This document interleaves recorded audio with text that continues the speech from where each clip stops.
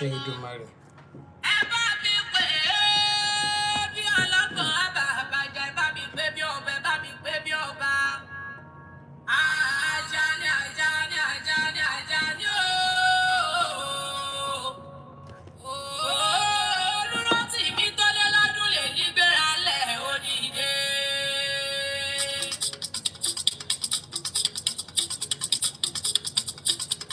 Wọ́n lè wò bá, wọ́n wá wọ́n rí. Ọ̀nà tó mi bá wọnú àgbọn, wọ́n wá wọ́n rí. Olúwa rántí mi Àjàní Awíkókó kọ́ lọ́rọ̀ ó pẹ́ ní Ọlọ́run yẹn ní Ọlọ́run dákẹ́ ní kò lè pani. Orí adé ni ó Àjàní ó. Wọ́n lè wò bá. Ọ̀tá lè wò bá. Oṣó lè wò bá. Àjẹ́ lè wò bá. Òdìlé olódi òdìlé àbínú ẹni. Àjàní mo pé wọ́n lè wò bá. Wọ́n wá wọ́n rí. Ọ̀nà tó mi bá wọnú àgbọn, wọ́n wá wọ́n rí. Alájàní o, Àjàní o, Awíkókó ṣọdún o, Alájàní o. Alájàní o, Daniels, Alájàní o, Olúrántí mi o, Àjàní ti lé lọ́dún o, Alájàní o. Ìwọ lọmọ Olúmọ, ìwọ lọmọ Olúmọ Àjàní, ìwọ lọmọ Olúmọ. Ọdọọdún láàárín orógbó Àjàní, ọdọọdún lára Hausa. Ọdọọdún lára mọ̀mí láti Olúrántí mi gbéralẹ̀ òdìdọ́dún ẹ̀ lóde. Ọdọọdún ló mọ̀ bẹ̀rẹ̀ ọ̀bẹ ní ìbẹ̀sùn Àjàní gbéralẹ̀ òdìdé pírí lólogójì. A kì í fọkùnrin wẹ́yẹ lórí ìtẹ́ o, ìta gbangba lábẹ́wò àdílété ní òjòjò. Òjòjò oníṣòwò pamọ́ lè nájà àkókò lára tọ́lẹ̀ Àjàní owó Àjàní ọmọ Àjàní ọ̀la àtọkọ̀ rẹpẹtẹ. Lábàbínú rẹ̀ ikú gbóná ni ó polúwa lódìlé ọ̀tá òdìlé òjò òdìlé amọ̀nìṣẹ́ ni Àjàní ti lé lọ́dún o. Olúrántí mi Olúwarántí mi ọ̀sọ́dún èyí ọ̀sẹ̀ tẹ̀mí tọmọtọmọ. Ikú ò ní gbọmọ lọ́wọ́ rẹ̀, ikú ò ní filé rẹ̀ ṣòde. Wọ́n ní báwọn náà jà wẹ́rẹ́wẹ́rẹ́, ò ní báwọn náà jà wàràwàrà. Awíkókó ò ní tètè kú torí mo rójú ọ̀la lójú jẹ. Mo pe ìwọ lọmọ Olúmọ, Olúrántí mi Daniels. Ìwọ lọmọ Olúmọ, ọmọ ẹgbẹ́ òyàyà, ìwọ lọmọ Olúmọ. Àjàní o, ẹgbá nílé o, ẹgbá nílé o, ẹgbá nílé o, ẹgbá nílé o. Ìwọ lọmọ òkè òun pẹ̀tẹ́lẹ̀, ẹgbá nílé o. Adésọlá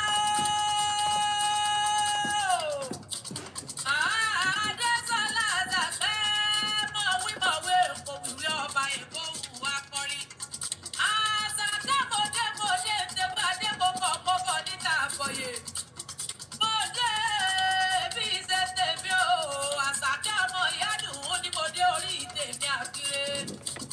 Nítorí Olúrántí mi o, Àjàní tó bí ẹ bá gbèké. Àjàní tá pètèpèrò pé ká tọwọ́ ẹ bọ́lẹ̀ pípele ló tún pele sí. Awíkókó kọ́lára ó gbọ́ ní tìlé sọ̀kò pátá lẹ́yìn òdìdí. Mo pé bí kòwé bá di ẹ̀yẹ́kẹ́yà ṣe wẹ́lò nínú oko. Àjàní o,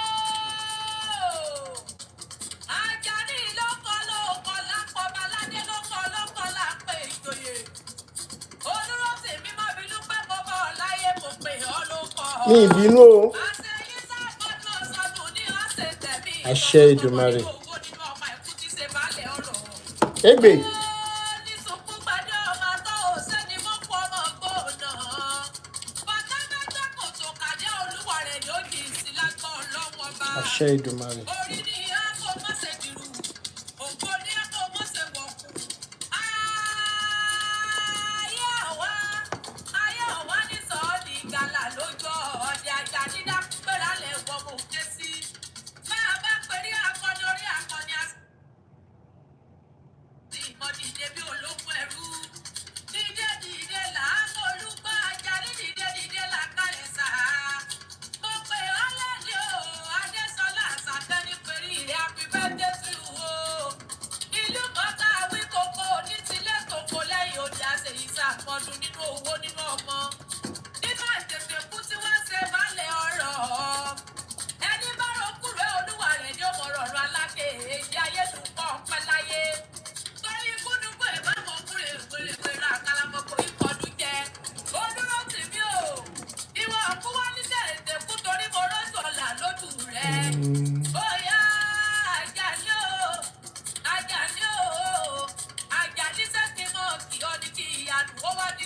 bàbá tó gbé bí ọlọ́mọ.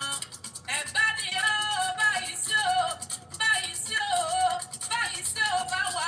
Ọmọ aládé jọ bí ọmọ aládé ṣe ẹ̀gbọ́n ọmọrò lọ́ta ẹ̀gbá tó mọ fífi òrò tọ́sẹ́ tẹ eégún mọ́nú. Olúgbọ́jọ bí ọmọ asẹ́sí mú mi kíkọ́ kíkọ́ mọ̀ òṣìlẹ̀kùn palẹ̀ òkè. Ọmọ fìdí fọlọ́ tẹ mọ́lẹ̀ ẹ̀. Ẹ̀gbọ́n ọmọ aládé jọ bí ọmọ òkú ẹnìjọ́ mẹ́ta yẹ kí n tẹ̀ sí ìráyè ìfẹ́. ilé kọ́mọ ti yí sábẹ́ olúmọ bàbá rún níbẹ̀ lóde ẹ̀gbá alájẹ gbàǹkúrẹ́ ọba ní ọ̀sìnlẹ̀ ọba ní olúbàrà ọba ní olówó olùkọ́ ọba ní ṣe ọmọ alájẹ jọ bí o mo ní ẹwà kò ó lé bàbá yàn mí pẹlẹbẹ gbilẹ̀ tún lè lọ́wọ́ ọwọ́ adẹ́lẹ̀ èkejì ẹ̀wẹ̀wẹ̀ ọmọ alájẹ jọ bí mo tún lè wá kò ó lé bàbá yàn mí kàkà kẹ́ ẹ̀ fọ́rọ̀ ọwọ́ mi pẹlẹbẹ gbilẹ̀ tún lè lọ́wọ́ ìgbà tó kù tẹ́lẹ̀ ẹ̀kẹta ẹ̀wẹ̀wẹ̀ ọmọ alájẹ jọ bí mo tún lè wá kò ó lé bàbá yàn mí kàkà kẹ́ ẹ̀ tún fọ́rọ̀ ọwọ́ mi pẹlẹbẹ gbilẹ̀ tún wá múlẹ̀ lọ́wọ́ àṣẹ wọ́n mú lòrò ókè àgbà tó bá tẹ́wọ́ mú òkú ó sọ̀rọ̀ òṣèlú bí wọ́n ti ṣe mẹ́kà nínú ṣẹlẹ̀ òde ẹ̀gbá láti àjàlí mọ́tò gàràfà mẹ́kà bàbá yìí kò lúmọ wọ́n mọ̀ mi sẹ́mísẹ́mì ní mẹ́kà ẹ̀yìn mọ̀ mi ògùn nílé àwọn bàbá ti yẹ ni ọmọ àjọgbẹ̀rú má máa jọgbẹ̀ ẹ̀kọ́ torí ẹrú ní síni ẹ̀kọ́ wọn kì í sìyàn ẹ̀gbá tọmọ fífòrò lọ́sẹ̀ tẹ eégún mọ́nú ọmọ alákéjọbí ọmọ olúgbójọbí ọmọ àṣẹ́tì mú mi kíkọ ẹ̀gbá ọmọrò lọ́ta àjàní o èyí onílé bàbá ọmọ ṣe nílé ìyá tó sọ lọ́kọ rẹ̀ wá sí ayé onírọ́sì mi o Daniels mo pẹ́ ìlú wà mọ́lẹ̀ ìyá rẹ̀ gangan mo pẹ́ nìbàdàn ni o nìbàdàn ni o nìbàdàn ni o bílé olúyọ̀lé ọmọ àjẹgbẹ́ All right.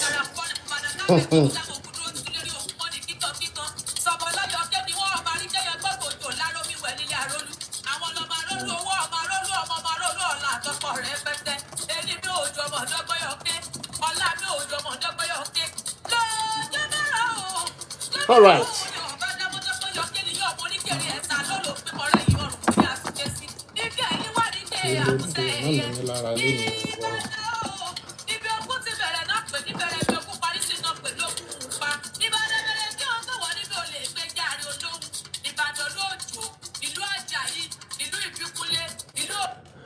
Good morning, good afternoon, good evening from wherever you are going to be watching this. Please, as you are coming in, I beseech, I beg.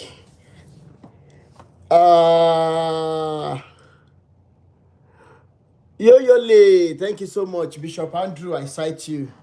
Samarerico, thank you so much. Dam Fem Catherine, àwọn ọlọ́wọ́ ṣíbí nìyẹn, thank you so much for joining. Ibà ṣe yóò wú. Thank you so much for joining. Baba mi ń kọ́ bẹ́ẹ̀. Abiola Kiesola, thank you so much. Alaga.ton Bebody, thank you so much for the gift. Thank you so much. Thank you. I appreciate you, ma. Adebayo Adedoyin, I cite you, ma. Thank you, brother Folorunsho. Last come, I appreciate you always for the encouragement and for always standing by. Ayobami, thank you so much. My very good sister Mosame, thank you so much. Jokes, thank you so much, ma. Rebecca Bisong, thank you so much. Bukan Vogue International, thank you so much. Why you dey vex? So sister me. Now, don't forget that I said we were going to be having a... Thank you so much, Sister Adebayo Adedoni. Thank you so much for the at me. When you send the at me, it's going to highlight others that were online. So please, if you can help me do that. YouTube, Facebook family, brother Olayemi Amolegbe, thank you so much, sir. Brother Taiwo Olagunju, I'm happy to see you. I am encouraged always by every one of you. Thank you so much. On YouTube, Joseph Olawunmi Onyade, thank you so much. Sport is medicine. Thank you so much. Thank you so much. And once again, like I said the last time, the CAC registration is out. So, and thanks to everybody who helped us with this. Thank you. Today is going to be litigious. Today I said we're going to be running a show about a guy who has multiple profiles on Facebook. I came across his TikTok page profile, and I know that probably has more than one again. He's an alleged scammer, a fraudster, whose primary targets are vulnerable single mothers everywhere, most especially if you're in diaspora. You are his target, and his mode of operation, I said I was going to explain to us today, and the steps we have taken to apprehend this guy so that nobody will fall victim to him again. But the primary victim that brought his case to me is not available tonight.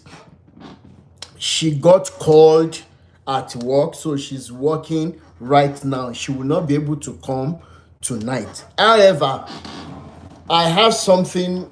I don't know. I'll try and reschedule with her because ẹnu oníkọ̀lá tí ń gbọ́pọ̀ hàn, ẹnu ẹni yẹn ló ti máa dùn nǹkan tó ṣẹlẹ̀.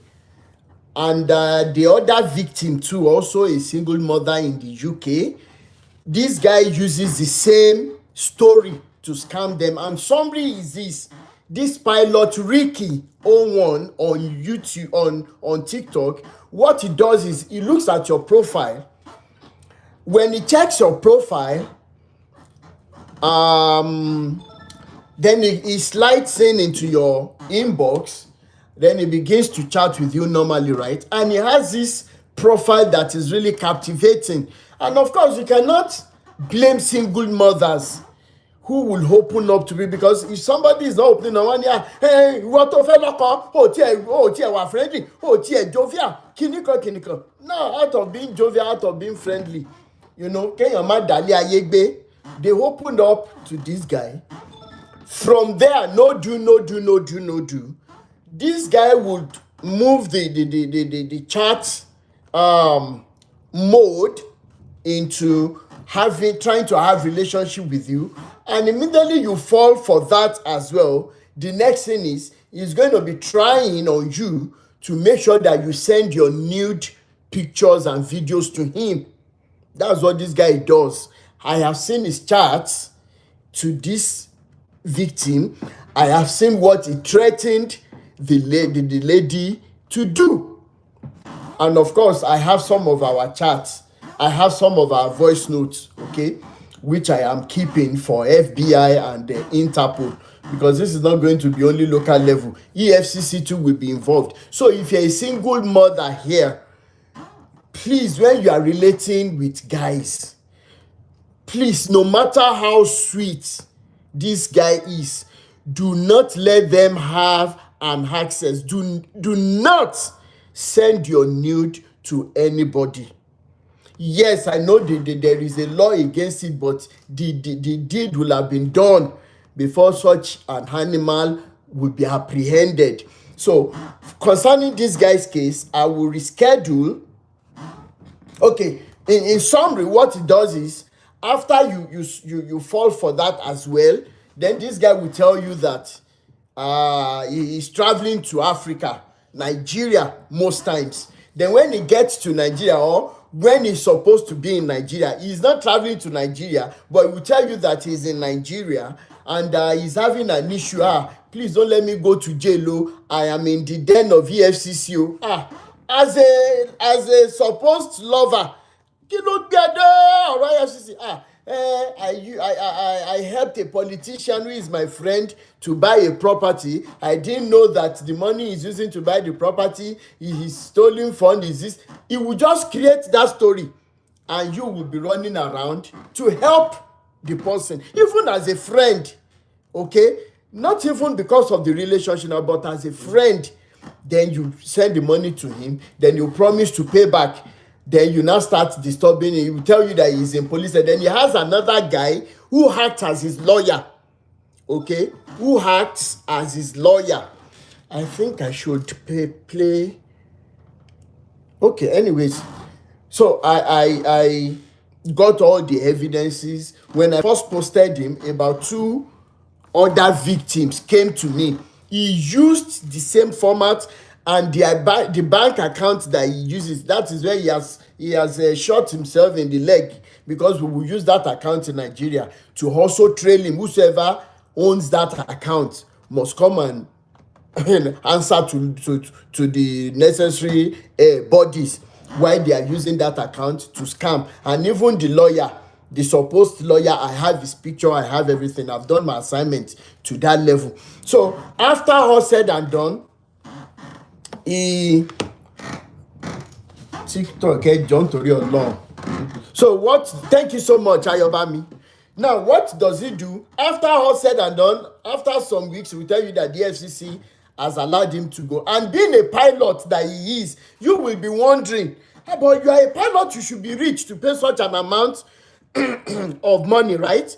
This guy will now tell you, he will tell you EFCC has frozen his account and he cannot even have access to his account abroad. He will do this.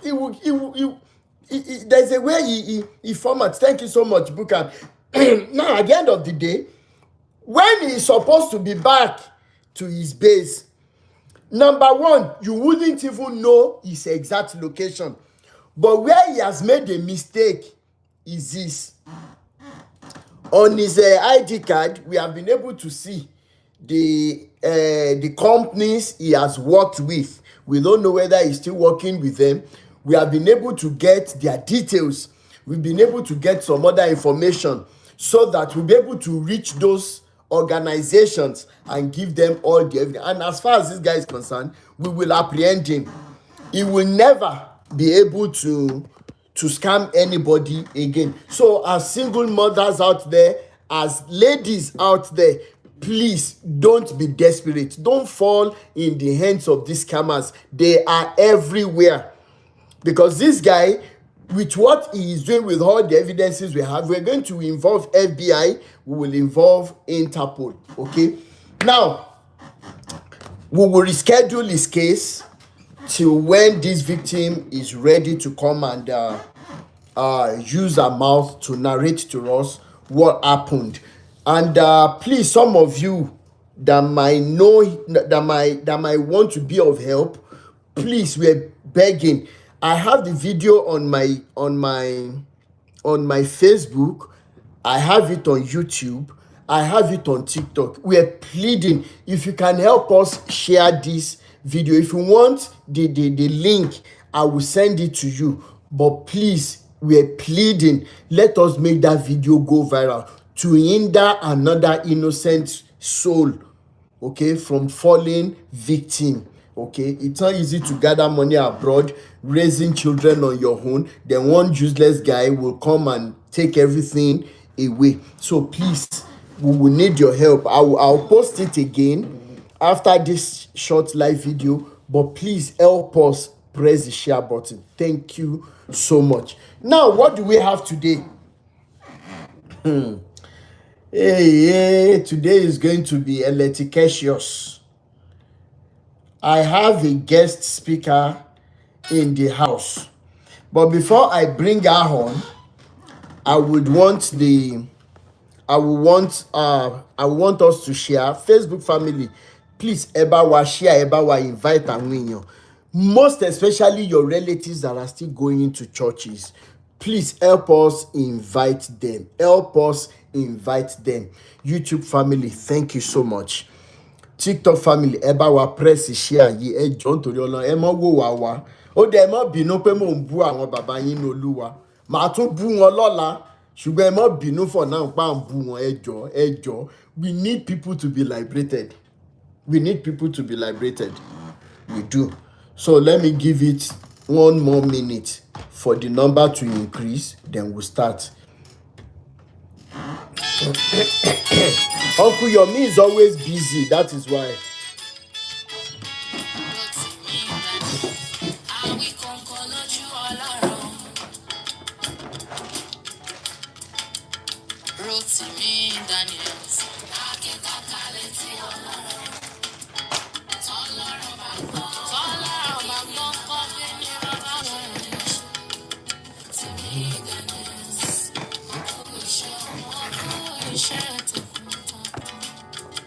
Egbe. Bàbá ẹwà Olúwa. Ọkú iṣẹ́ ọpọlọ. Ọkú iṣẹ́ ọpọlọ. Lákàá rẹ̀ kò mà ní dọ́gba o. Agbára Ọlọ́run. Ọmọ àmà ní ìṣòro sọ. Òní tẹnu gbọ́ bí ọ̀wọ́. Òní tẹnu gbọ́ bí ọ̀wọ́. Àṣẹ ìṣàmọ́dún ọdún ayọ̀ ló máa ma ṣe. Òní ṣọdún ìbànújẹ́. Lágbára Ọlọ́run. Tìmí Daniels. Tọ́ bá kọrin akọni òun, a ó fi dà lálẹ́ gàràgà. Ìwọ ló nínú rẹ̀. Ìwọ lọ́lọ́kan rẹ̀ òun. Ọkùnrin takuntakun. One man battalion. Man with wisdom, man. Ṣé ti bá mi share ẹ̀? Knowledge. Akẹ́kọ̀ọ́ká. Ọlọ́run. Ṣé ti ń share ẹ̀? Rotimi Daniels. Àwíkọ́nkọ́ lójú Ọlọ́run. All right, let's get into the business. My guest speaker is an ex-Winners member. The husband or the ex-husband is a member of Winners Chapel. They have kids. What happened? What are the things that happened? Before I call her in, some of you have been angry that I address this man the way I have always done. Hey.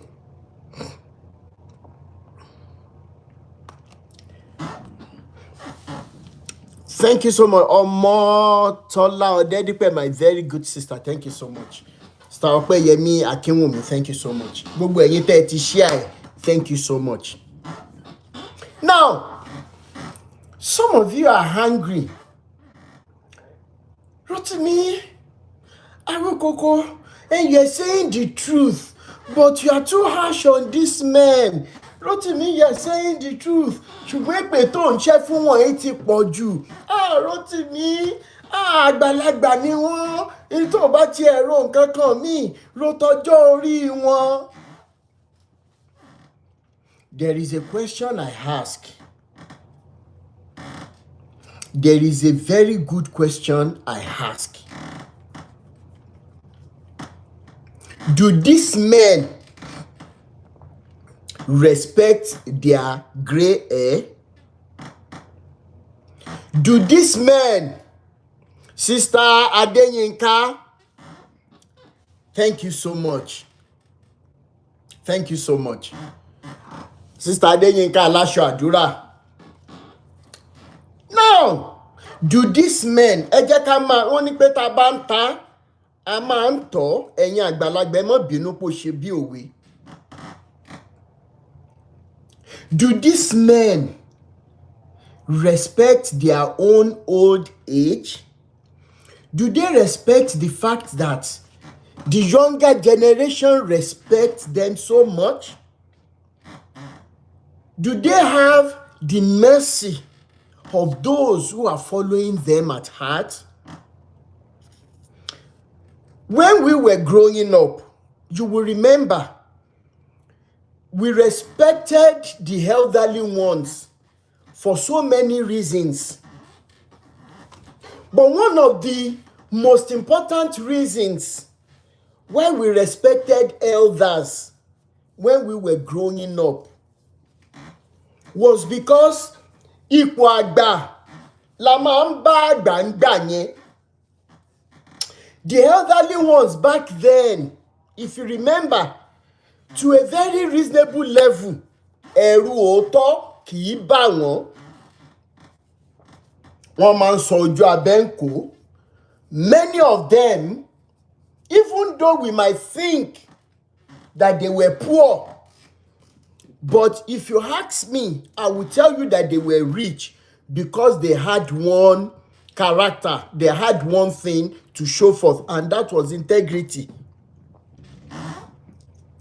And of course, the generation of Baba Adeboye Oyedepo and all these men, it was their generation that taught us that elders deserve to be respected. And they went further, paragraph B. They said such elders that would want to be respected must always do the right thing at the right time and must be able to call a spade a spade. And when I looked at the reasons they gave us then where an elderly person should be respected, when it comes to all of these men, those qualities are not there. Where do we begin to define their wickedness? You think it is some of you actually think that I derive joy. Some of you think that it is something that gives me, that boosts my ego when I have to talk about them in the way I do.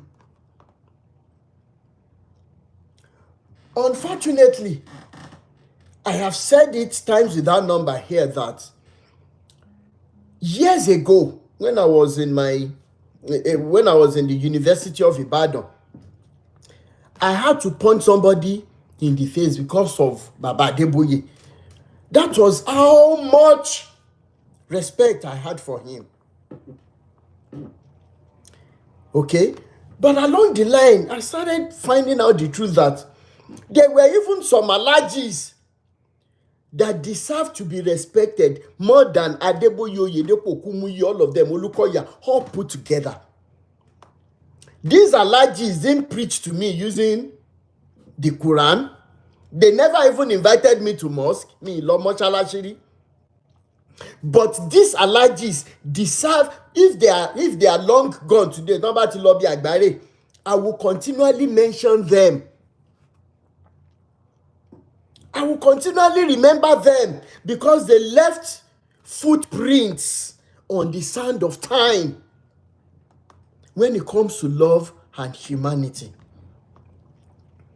Now, some of you that are complaining, number one, it's either that you are also aspiring to have private jets, to have the material things, irrespective of how these things will come. Number two, you have never been a victim of their policies that they themselves know that are wicked, that are enslaving. Because Yoruba lọ Yoruba bọ̀ wọ́n ní èèyàn méjì ò kí ń pàdánù rọ́. Tẹ́ni tán bá ń parọ́ fún ò bá mọ̀. Ẹni tó ń parọ́ mọ̀. Worse still, Yoruba tún lọ wọ́n bọ̀ wọ́n ní ìkà ò kí ń gbọ́ àlọ́. Then number three, maybe in your wildest dream, despite all the evidences that we have provided, there is nothing that can touch your heart and make you say, Irọ́ bàbá ẹ̀ láyé. No, don't talk about him. No, don't talk about him. No, I don't want to hear it. Baba is a saint. Baba is a saint. Baba is God's general. Àwọn bàbá tó yẹ pé bí wọ́n ṣe ń ṣe sá fẹ́ yẹ lọ́sàn-án náà ń ṣe má fẹ́ kú lóru. Tí wọ́n dẹ̀ lè fi nǹkan tó dájú wọ́n lè fi búra láíláí. Ń tá a mọ̀ tá a gbọ́ ni. Táwọn tó dẹ̀ sọ fún wa ò lè parọ́. Bẹ́ẹ̀ ni. Ṣùgbọ́n kí n má bàa bá ọ̀rọ̀ lọlé olóko torí mi ìfẹ́ kí live video ní kó gùn jù. Ẹ jẹ́ kí n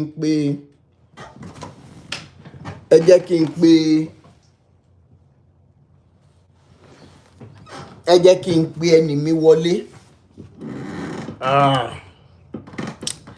Kí wọ́n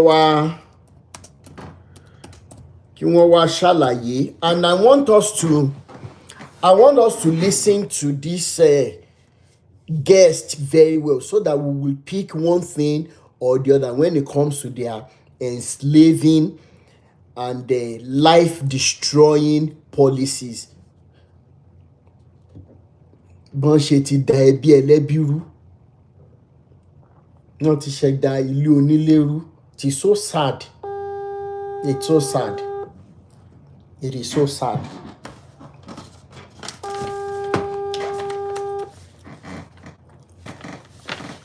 Sister Vicky Joyful Heart. Hello? Hello? Ibẹ̀ kọ́ kíní yẹn jìnnà kò jáde dáadáa. Bóyá kẹ́ kúrò lórí TikTok. Hello? Okay. Yeah. Ẹ̀yin ará ilé ẹjọ́ ṣé ń gbọ́ YouTube, TikTok, Facebook. Can you hear?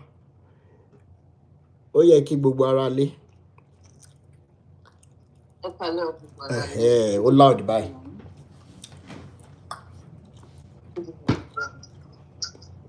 So I would like to remain anonymous.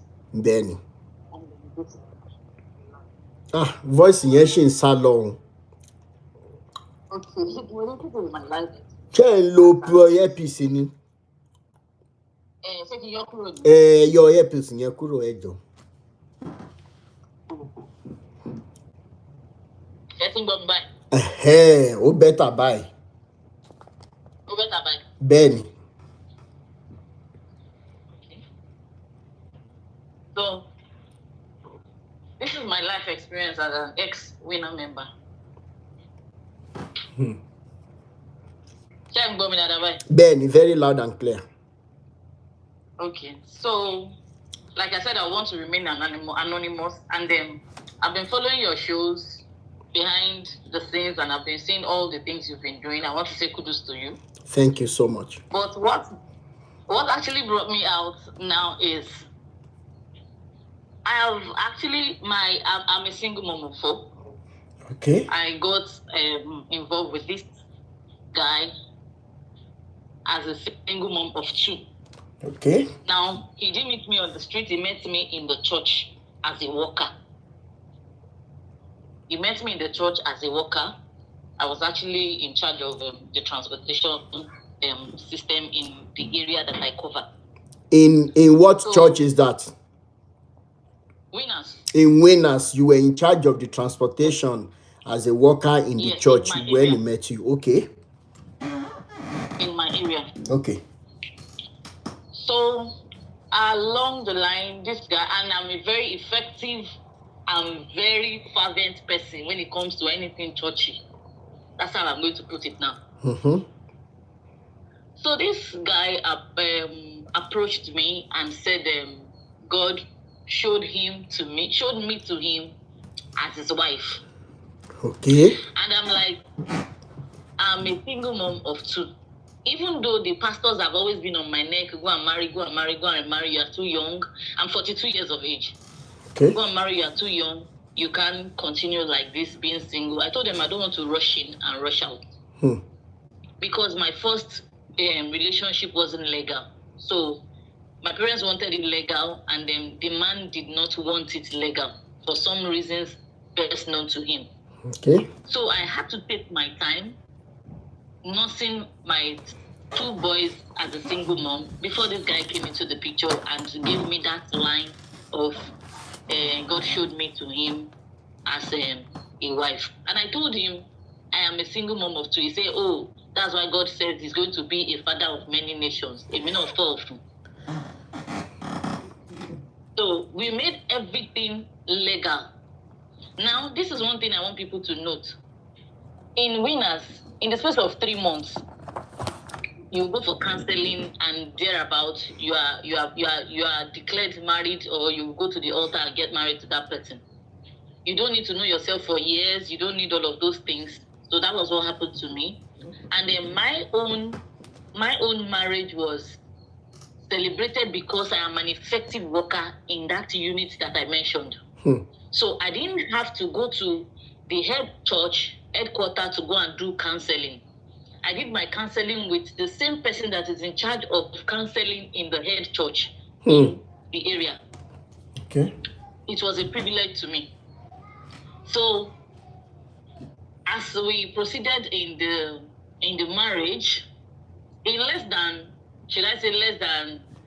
2-3 years, this guy decided to, he decided to drop his job for becoming a full-time pastor.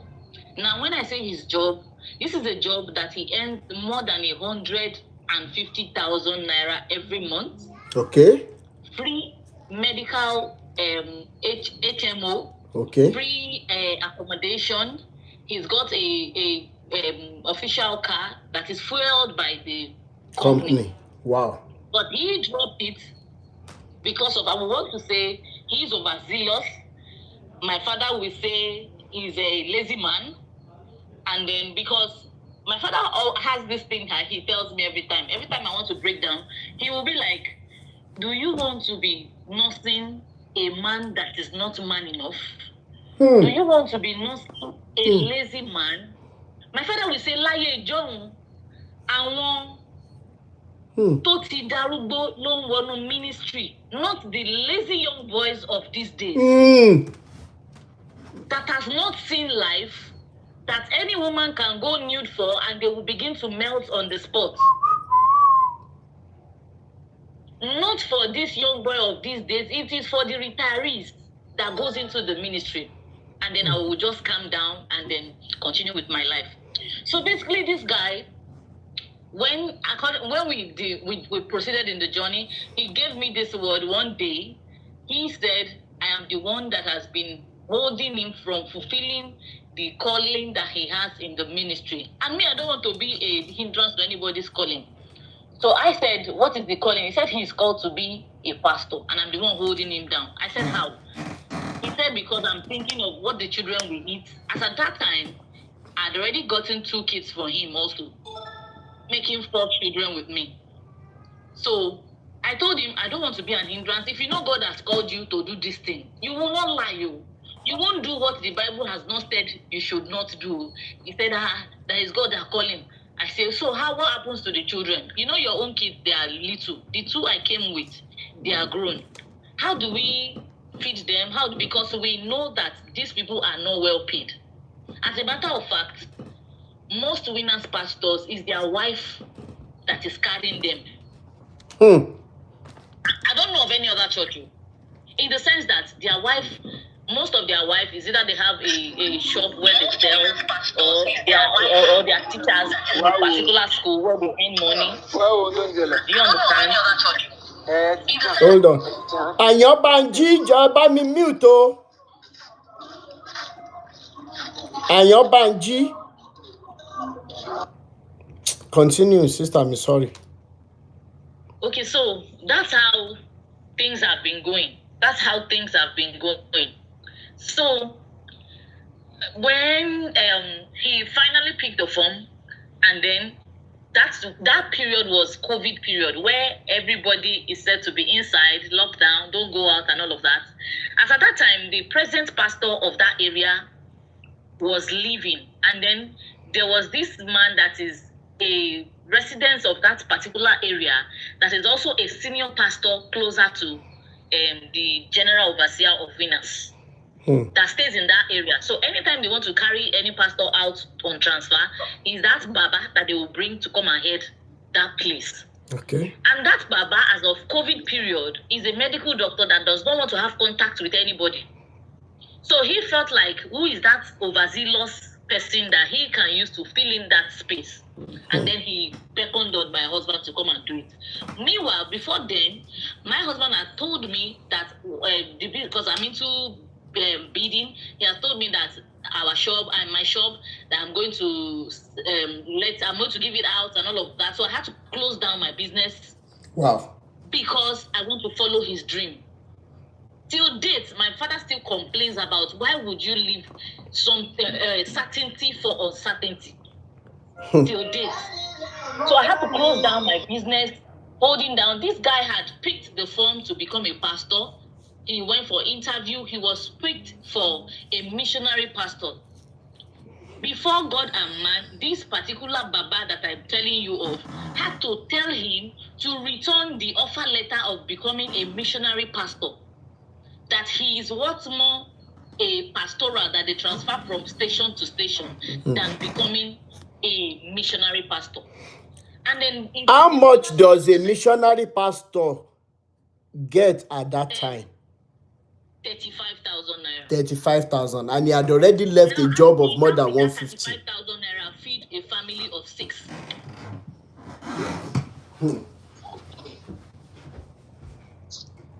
So the man advised him to return the letter. He returned the letter. It is in Winners, like I was saying earlier. It's in Winners Church that I know that they use degree and certificate to become a pastor. I thought it's supposed to be by the calling of God, by the leading of God. Meanwhile, this guy, where he was working, he was there with an ND result and was earning 176,000 plus with all of the benefits.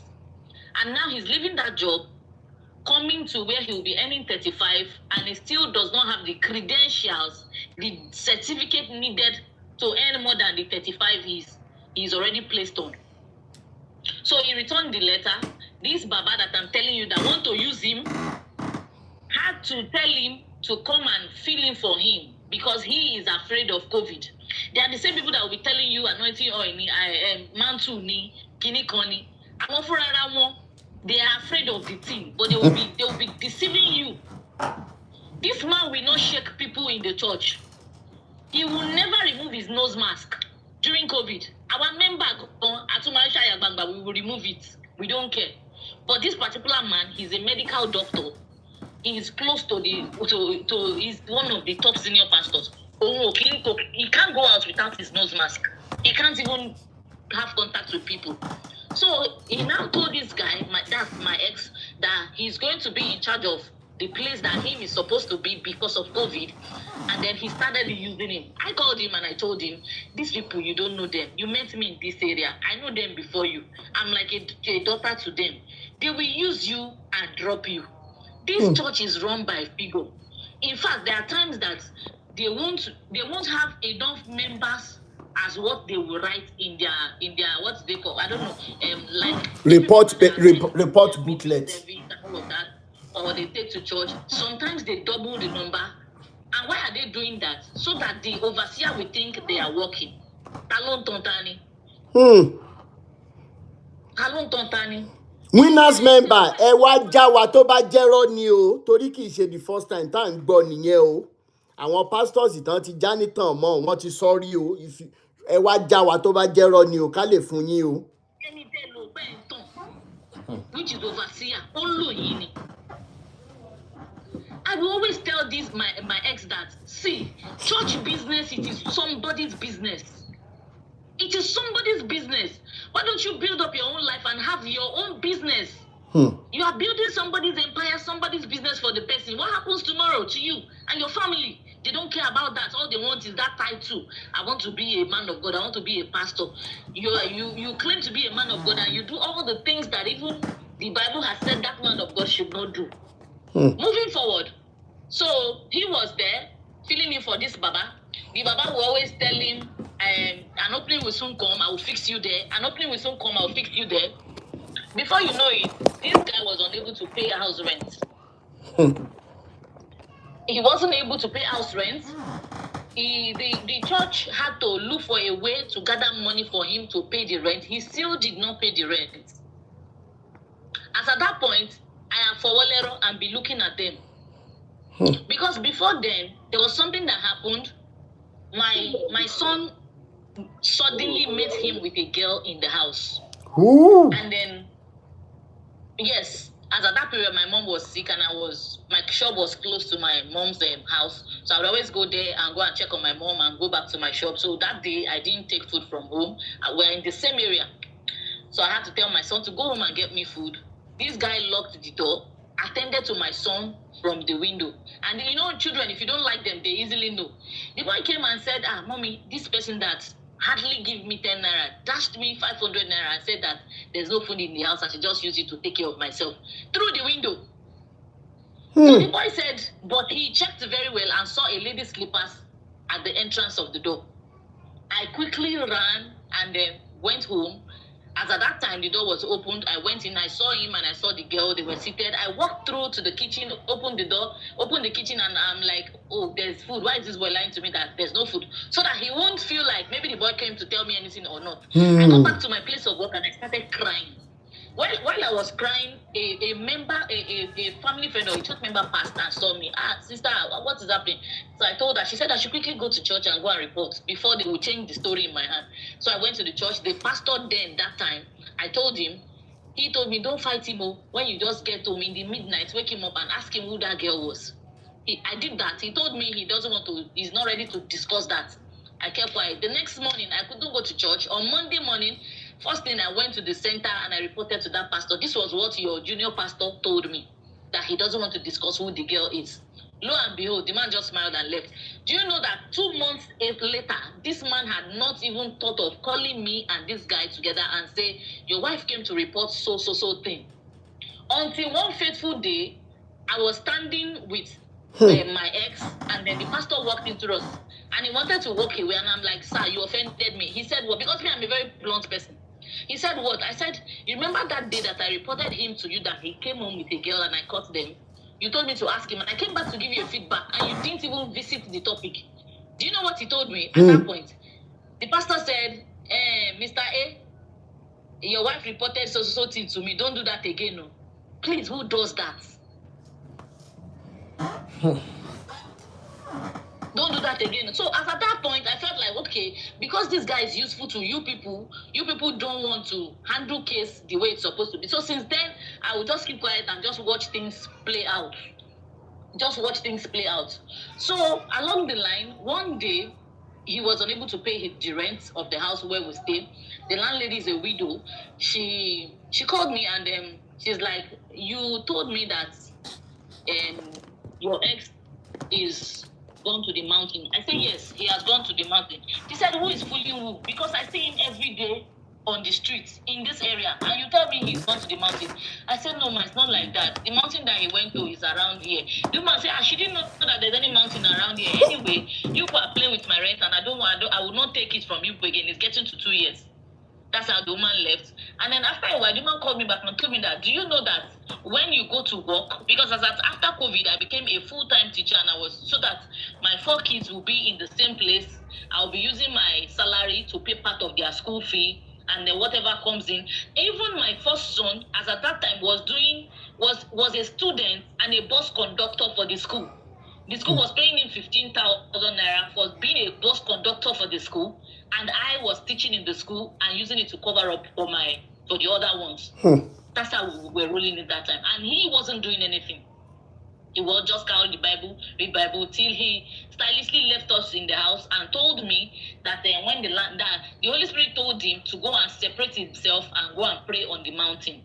Meanwhile, me and him knows that he was dodging the rent that he's supposed to pay. So I kept quiet. When the woman told me that he comes home every time everybody has gone out, that her children told her that this guy will come and pick some clothes and go every day. She said, am I not noticing it? I said, I'm so carried away with how to feed the kids and all of that. So my mind does not even go there.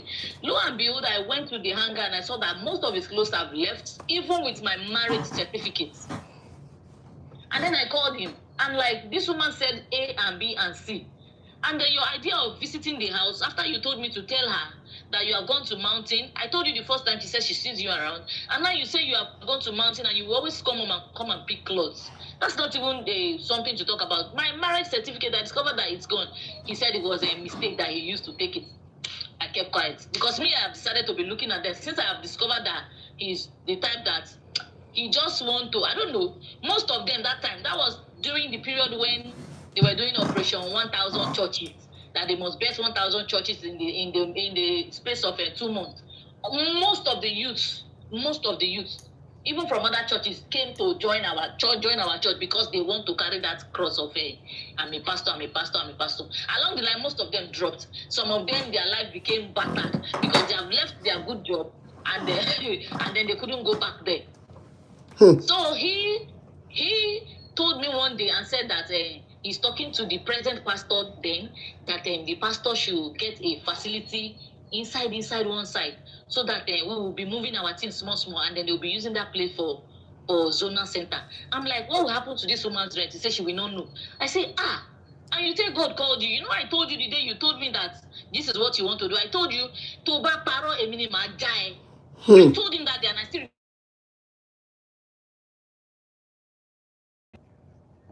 I will not follow you and go anywhere.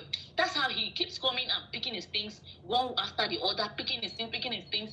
Until one fateful day, the woman called me and said, Otitoge, madam, please, I learned that your mom have a place where she used to stay before she passed on.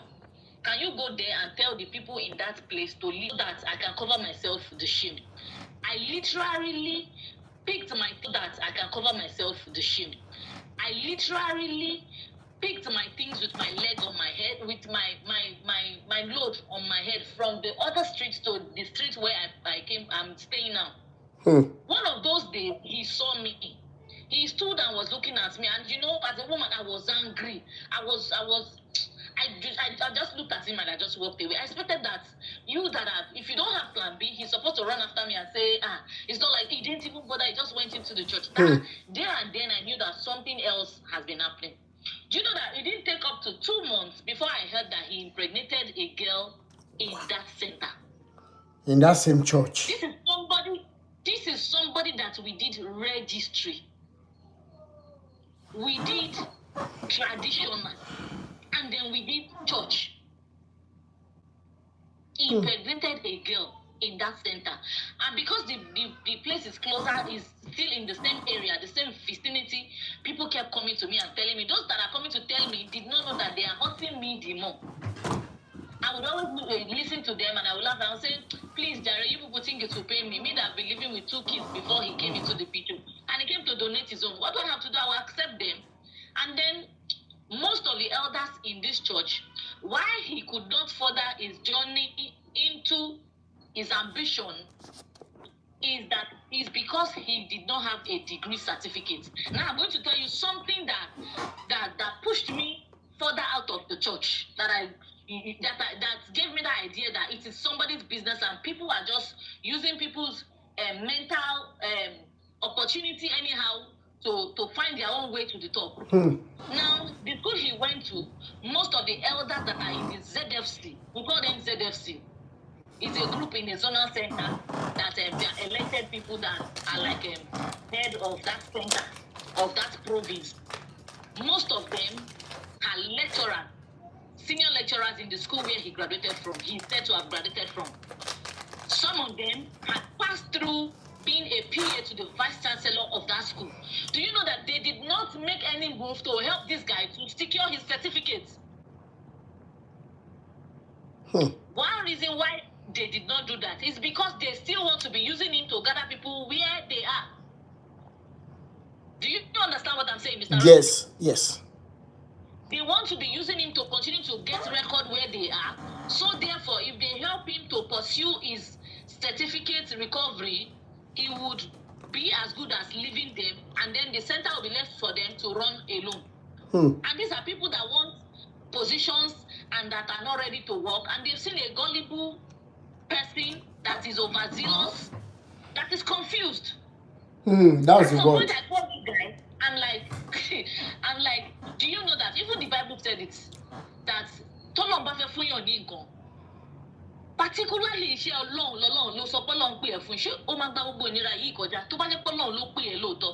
If God has really called you, will all of these things be difficult for you to secure?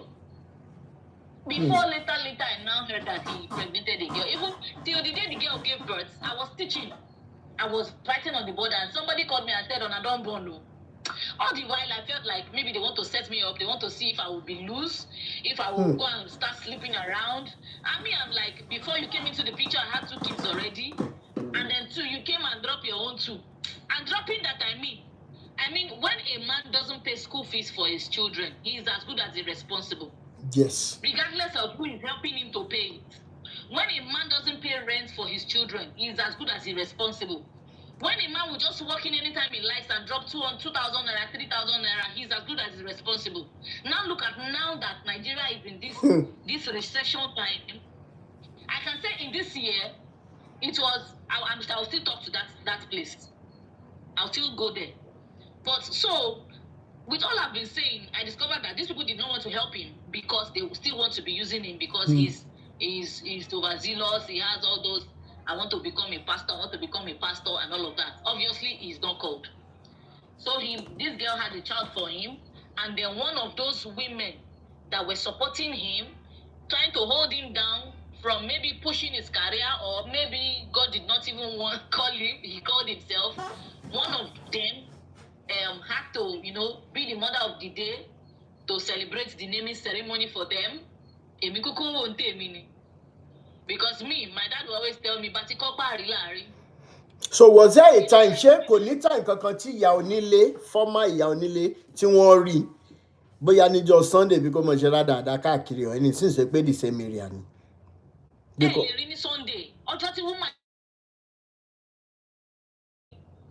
we are Monday morning. I'm like, they share flyers a lot now. Yes. Flyers on my church lọ́jọ́ Sunday. Around Monday, woman till the dress entrance.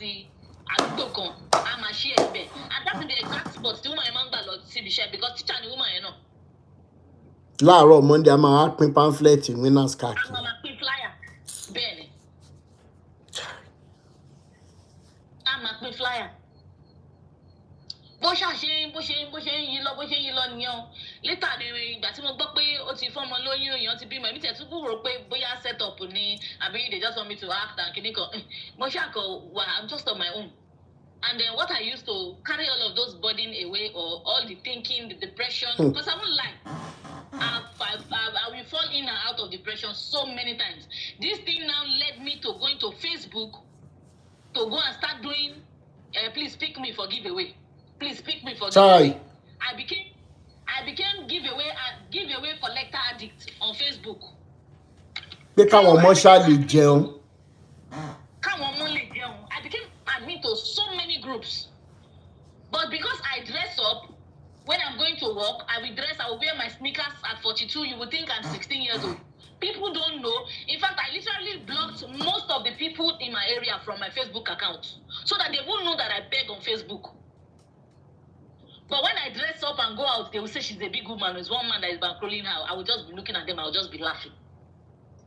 And then I will put on my sneakers, wear my canvas, my t-shirt, give face cap, go to my school and go and teach and come back.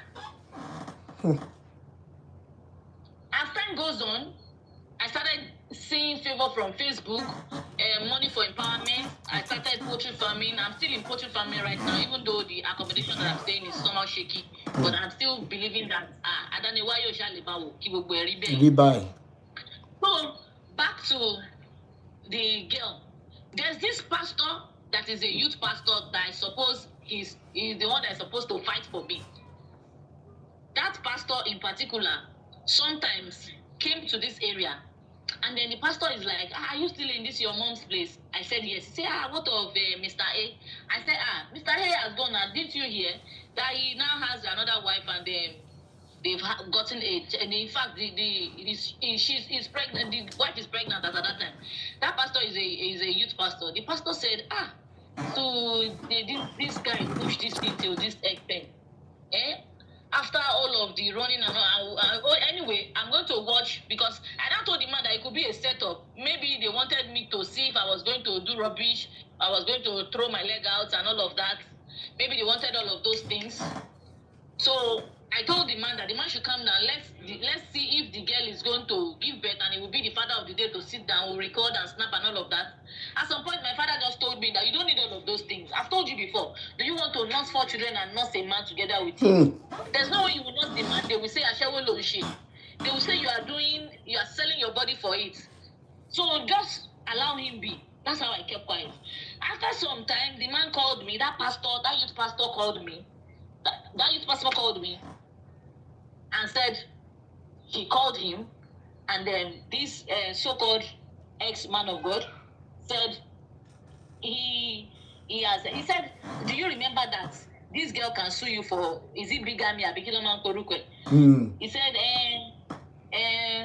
it's not like that. He said, what is not like that? The one you impregnated now, she have two heads? He said, no. He said, the one you impregnated now, are you legally married to the girl? Have you forgotten you're legally married to your the mother of your children? He said, yes, that they've done introduction. The man said, who and who followed you to go and do the introduction? I want to know the name of the pastors that followed you to go and do the introduction. He said he couldn't talk. He just said his mother and then those church leader mothers. They're the one that followed him. The man said anyway that he doesn't have anything to say about it. But why I came out this night is to tell you that while I was in all of this, while he was in his house around doing all of the things he's doing, about 2 pastors have been replaced in that area. When I mean 2 pastors, I mean a pastor has left and another pastor has taken and he's still where he is. All those periods, they did not see that this guy committed atrocity. When one pastor now came, the news of what he did to me now got to that one's ears. In fact, this pastor that I'm telling you that came did not use 2 months in this station before he left. Because all of the atrocities happening, he could not even, he can't stand it. This man had to tell them that they should go and remove him from that position where he is. Now, the same Baba that I told you that was using him that time, it was that same Baba that went to that center during a midweek service on Wednesday and then called my ex to stand up from the altar seat where he's sitting and come and sit in the congregation. And then collected the mic and said, he is no longer a pastor in Winner again because of the atrocity he committed in the service after using him. Now, this same person called me 2 days later. This same Baba called me 2 days later and said, I would like to see you. I said, so you still have my number, sir? He said, yes. I said, I hope there's no problem. He said, because of, did you know that Mr. A has been dismissed from Winners? I said, why will you dismiss him? He said, do you want to say you're not aware of the atrocity he committed? I said, is it now that he just committed the atrocity or he has committed it since? Why is it that now you people are removing him as being a pastor? I said, let me be factual with you, sir. I said, sir, every time I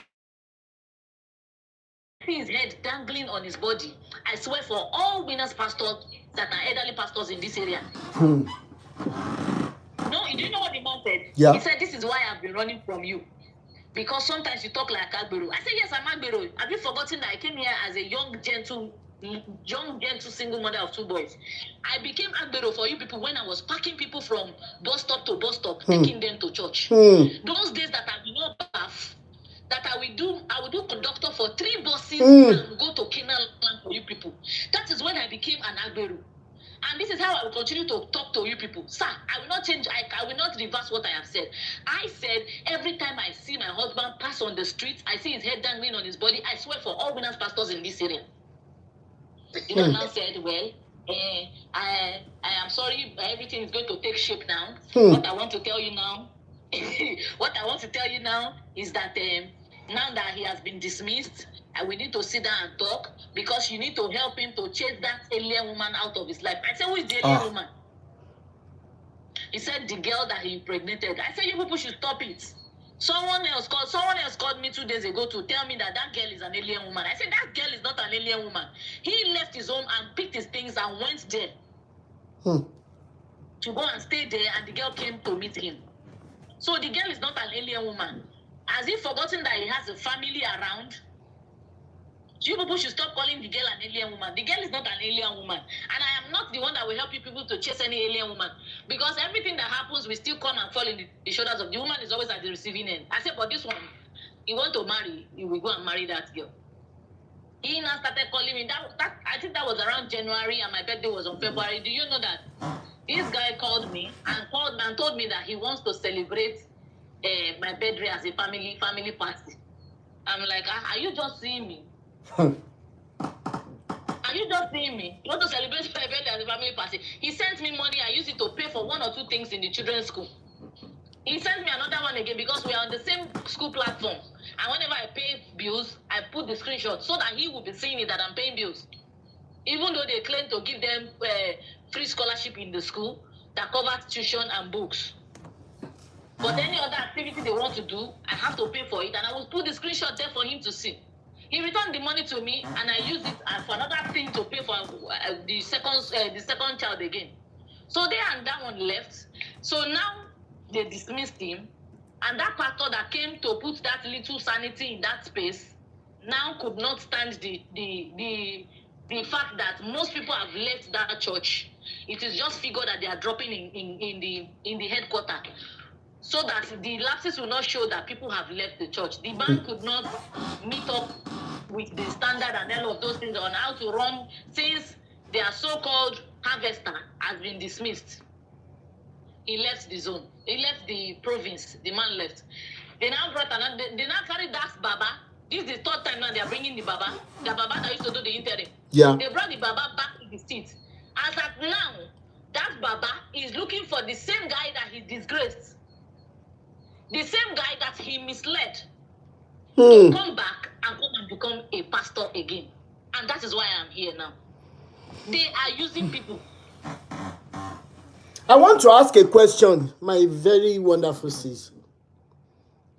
When they double up or they write fake figures to show this good-for-nothing man who calls himself Bishop Oyedepo, when they double figures and everything, it is expected that the ghost members that do not exist, that they are paying money as expected. Where do these pastors get the money they use to cover the lapses? No, when you take bus to church, the amount of people you say you carry to church is the amount that the church will. So there's nothing to cover. Tight when it comes to. Let me deviate a little to that, or it's similar as mine. Okay. The man will use his salary, the 35,000 naira, and use it to pay offering and say it's the members that are in that center. Meanwhile, he does not have member up to 10. Chai. Yes. Oh my God. His wife is also a teacher. The wife carries let me say 90% of the responsibility of his children too. It's his wife that carries it. As a matter of fact, I'm even I even assist sometimes. The man we use, I've sat with the woman one day. There was one Christmas that the woman came and said, there's nothing to eat. Is that this? I said, the little one I have, let us share it. He said that people will think these men are doing good, and they are not doing anything, and that even she said she will call now. She called the man. The man said, he said, we're still expecting the money you say you will send, though. He said, why will I talk to you in faith and you'll be believing it? You will hold me responsible for the faith stuff that I told you. I promise you something in faith and you are holding me responsible. Yes, go red.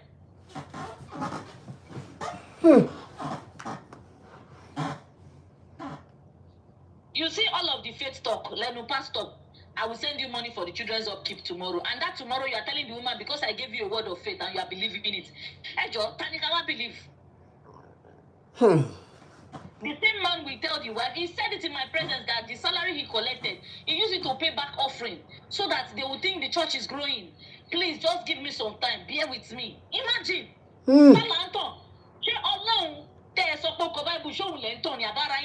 Because I don't understand. I'll keep saying it. Bible is inspiration written by somebody.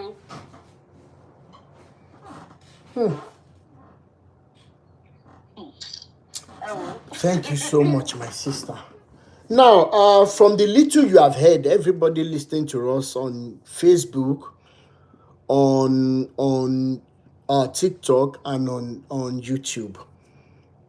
Several times since the last year, I have consistently defined the body of Christ as the body of deceit, body of filthiness, body of bloodshed, body of mental slavery, body of, give me all synonyms that are related to this. And so I remember the first time I posted the video, so many pastors came. Why will you be downgrading the body of Christ? Why will you be bringing down the church of Christ? Some even cause themselves, not me. They say you are fighting the body of Christ. God will punish you. God will shake Kinikam. This last year that they were cursing me, I was the only one going up and down, I was home alone.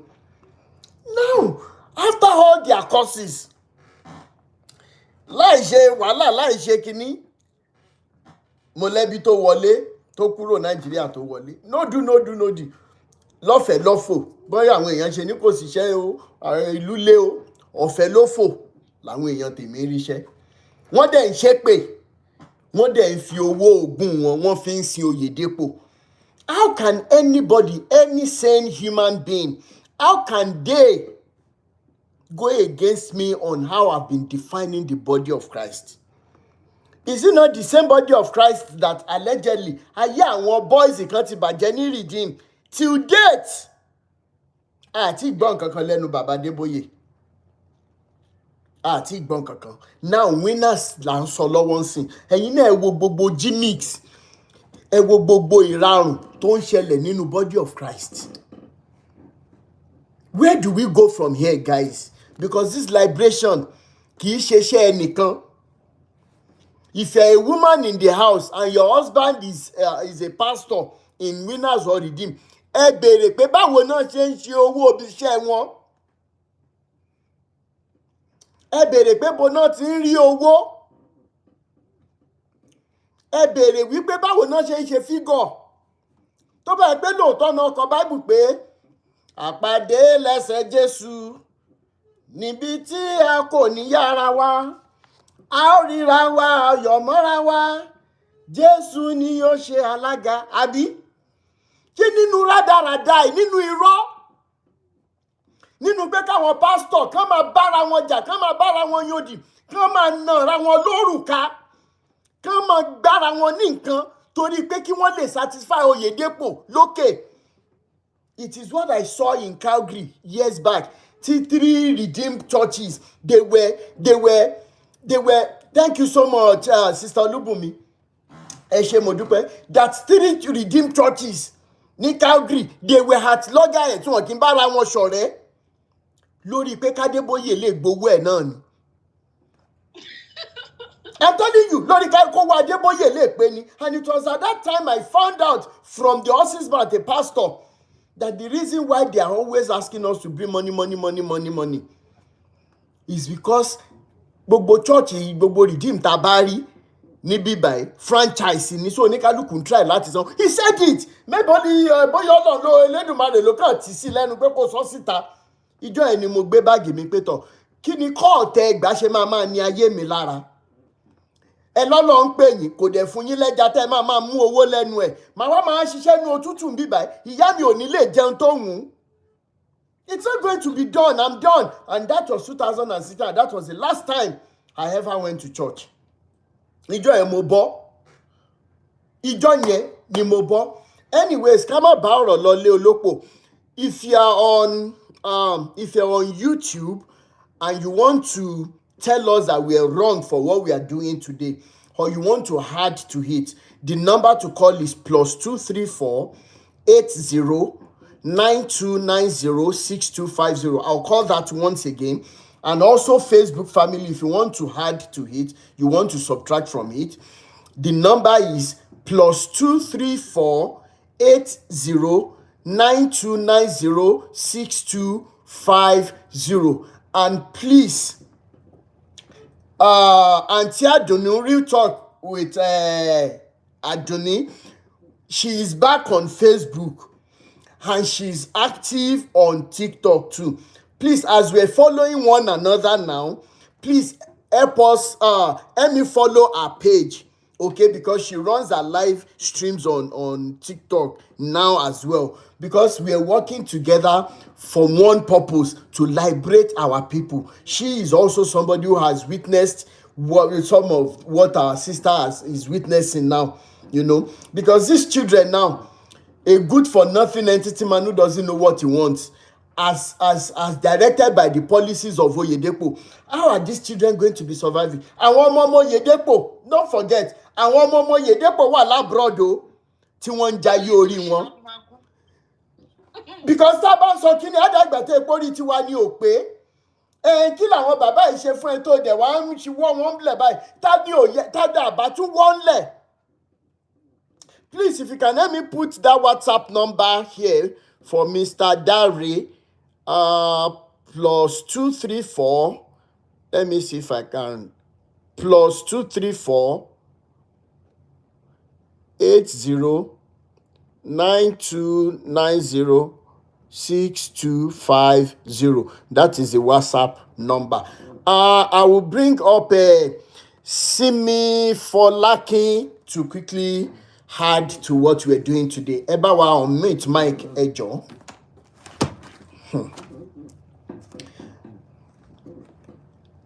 Sister Simi Eba wa on mute Mike. Are you there?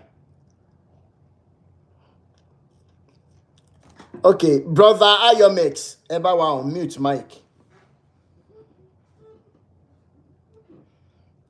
She brother Ayomex so ambe. Okay, brother Adewale Adeniyi Shewambesa. Shewambesa.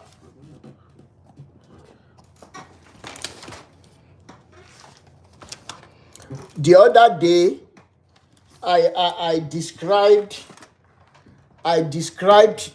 how Baba Adeboye and the likes, how they see you people. Do you know that after that live video, although I must be sincere, I must be very, very sincere in a very polite manner, some people came to antagonize me in my inbox that, bros, you are so wicked though. Why would you describe this man like that? I said, àwọn Baba Adeboye gan lè sọ para àwọn yá. Oyedepo lè sọ para òun yá sẹ́. Baba Kumuyi on his own side, Olukoya, ká tó wá sọ àwọn ìkérégbè tó kù láàrin wọn or lábẹ́ wọn, wọn lè sọ para àwọn yá sẹ́. The reason is that, okay, sorry, Osita Benson. You know, these men can never claim that they are sane, that they are mentally okay.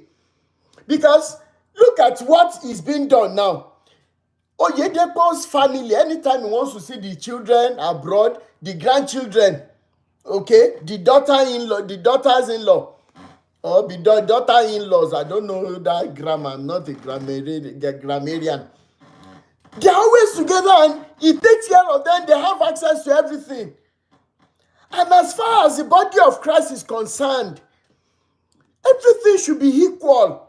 And some of you that are still saying, you don't talk to an anointed man of God, you don't talk to Kini. Before I describe their mental sickness, please, let's open to the book of Acts. Maybe today you will stop going. Matthew, Mark, Luke, and John. Acts. The book of Acts, chapter 4. Let's even open. Hey, shush. Me, I cannot do without going to church. Me, I cannot do without going to church. And you know, don't give them my money again. I just go. When I go, I just come back. Then I've asked some of us, what exactly do they do there that makes you to feel that you must be there?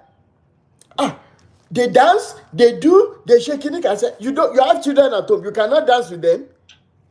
You have husband, you are married, or you have wife, you cannot dance at home. And I've told us several times, I said, it is not even because of your money. It is not even because of your money. Because if it were to be by money, trust me, these men don't even know how much they have in their accounts. Thank you so much. Where Pastor and Oshupa Day. Now, please, let me quickly open because of time. Me, if I can live video, the book of Acts.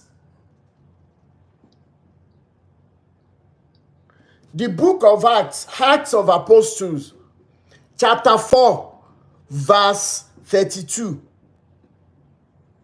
I will read it down to 37. Let's discuss what a church is. Because if they truly understand what a church is supposed to be, there wouldn't even be any in Nigeria. My very beautiful sister that just narrated her ordeal to us today wouldn't be in this predicament. The children will never be without their father. Ooh. Acts of Apostles, comment section. What the heck?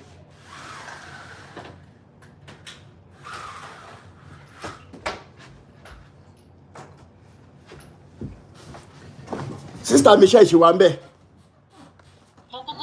All right. Acts of Apostles. Ooh. Chapter 4. From verse 32. Verse 32. So please, if you're down there, and you want to contribute, please let me know, okay? Sister PBO, Ìyá Jésù, inú mi dùn pé wà ń bí by lẹ́ni. Mo fẹ́ràn Jésù gan. Mo fẹ́ràn Jésù gan. Mo fẹ́ràn Jésù gan. Mo fẹ́ràn Jésù gan. From verse 32, let's quickly read.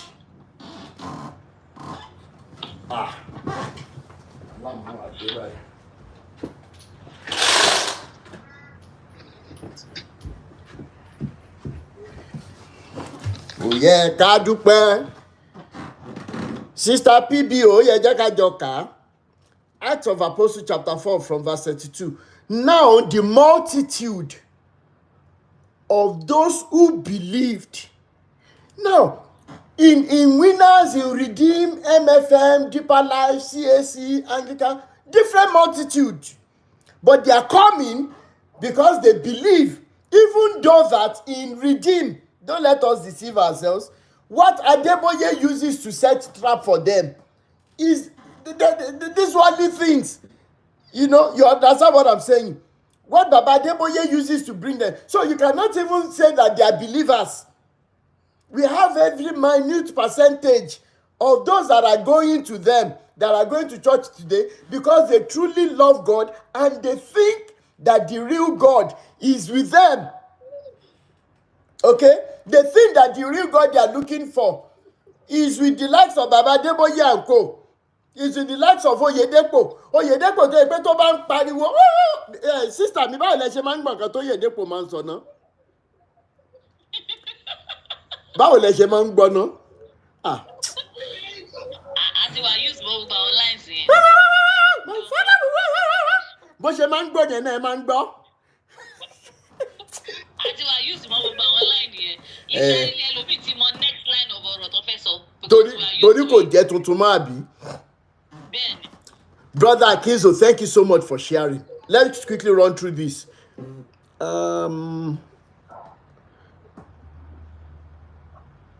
Okay. Now the multitude of those who believed were of one heart and one soul. Look at the first characteristics of those that must come together. In fact, this is the first qualification, that a husband and wife, they are a church already. They are already a church. Now, in addition, Tabatu one loma. Tẹ́lẹ̀dùmarè yẹn dẹ̀ ti ṣe ìsọ́ọ̀tì wẹ̀ pé ẹ máa rọ́ ọmọ ọdún méjì mẹ́ta tí wọ́n mọ̀ gbá pangolo, tí wọ́n mọ̀ gbá tẹ́bù, wọ́n mọ̀ lùlù. Sísítà mi yìí dẹ̀ lélẹ̀ bóyá wọ́n tún mọ orin kan bọ́n ṣe ń kérò sínú bọ́ọ̀sì Winners, wọ́n mọ̀ kọrin Ọlọ́run sí ẹ́. Ìjọ ti dúró straight. You know, ìdí tí àbá kan ìjà dópin ogun òsì tán. Olùgbàlà jagun mòlú, orin ayọ̀ la ó máa kọ, hallelujah. Àbí ìjà tẹ ló dópin lénìí níjọ́ Tuesday, tẹ bá dé níjọ́ Wednesday, ẹ tún bá bẹ̀rẹ̀ ó yá gbogbo agbára tó ní kí n má débi tí wọ́n ti sọ wádìí wèrè tí pé àwa là tètè gbọ́n. Nígbà tẹ bá kọ ìjà dópin lénìí tẹ fi parí service, bẹ́ẹ̀ dẹ̀ ṣe ń kọ ìjà dópin owó yín ẹ̀gbọ́dọ̀ yáyà offering time blessing time offering time bẹ́ẹ̀ ṣe ń kọ nìyẹn wọ́n wá ń fún yín sí mood pé you know your mood is being changed to the fact that all your problems are over, you know, and after that you share the grace. After the grace, you do carry me. If you're wearing a new wristwatch, you want people to know you're wearing wristwatch. If you're wearing new shoes, People must know. It is at that time that people will know. If you're wearing new clothes, or if you have bought another Corolla, Toyota Corolla, even though the engine is engine of Mercedes B200 and the windscreen is just managed by Mazda, you are living on Sunday. Brother Lagbaja, mọ́tò yìí máa wà padà. Wọ́n ọ̀dẹ̀ tí ẹ̀ ní mọ̀ pé ibi tó free ló páàkì ẹ̀ sí torí báàkì ẹ̀ ò ní start. Tán bá dẹ̀ lọ́tọ́ ló máa yọsẹ̀ fún nǹkan ẹni wà máa lọlé. Àbí but wọ́n gbúdọ̀ rí pò ra mọ́tò. Because these are the madness that we are parading all in the name of going to church. Avenge church and the church and the church and the church. Right? Now, immediately you finish that on Sunday. Sister Samuel. Immediately you finish that service. The last song was Ijadopin Ogun Sitan. But when you come on Tuesday, Redeem we do digging deep. I don't know what they call it in Winners. Torí service wọn ò kí n tán. Ibi tí pastor ti máa bẹ̀rẹ̀ ni pé òun lálàá kan. I had a dream on Monday, and we should pray that the devil will not have way in our midst. That the devil will not. Lẹ́yìn ìgbà that you call Ijadopin tán. Who is fooling who? Come out of them and have peace for your mind. Can I tell you something, sir? Yes, ma. Can I tell you something? Yes, ma.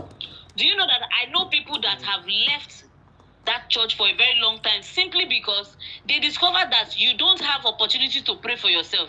If you have to pray for 100 prayers, yeah, 99 is for the church and the owner of the church. Bẹ́ẹ̀ni, ẹ wá ń sìn gbà. Ṣé ẹ mọ̀ túmọ̀ kéèyàn máa sìn gbà? Do you know the meaning of kéèyàn máa sìn gbà? Gbígbà tán fi yàn yàwó. Now let's go back. We are breaking this down because some of you say, I'm going to church.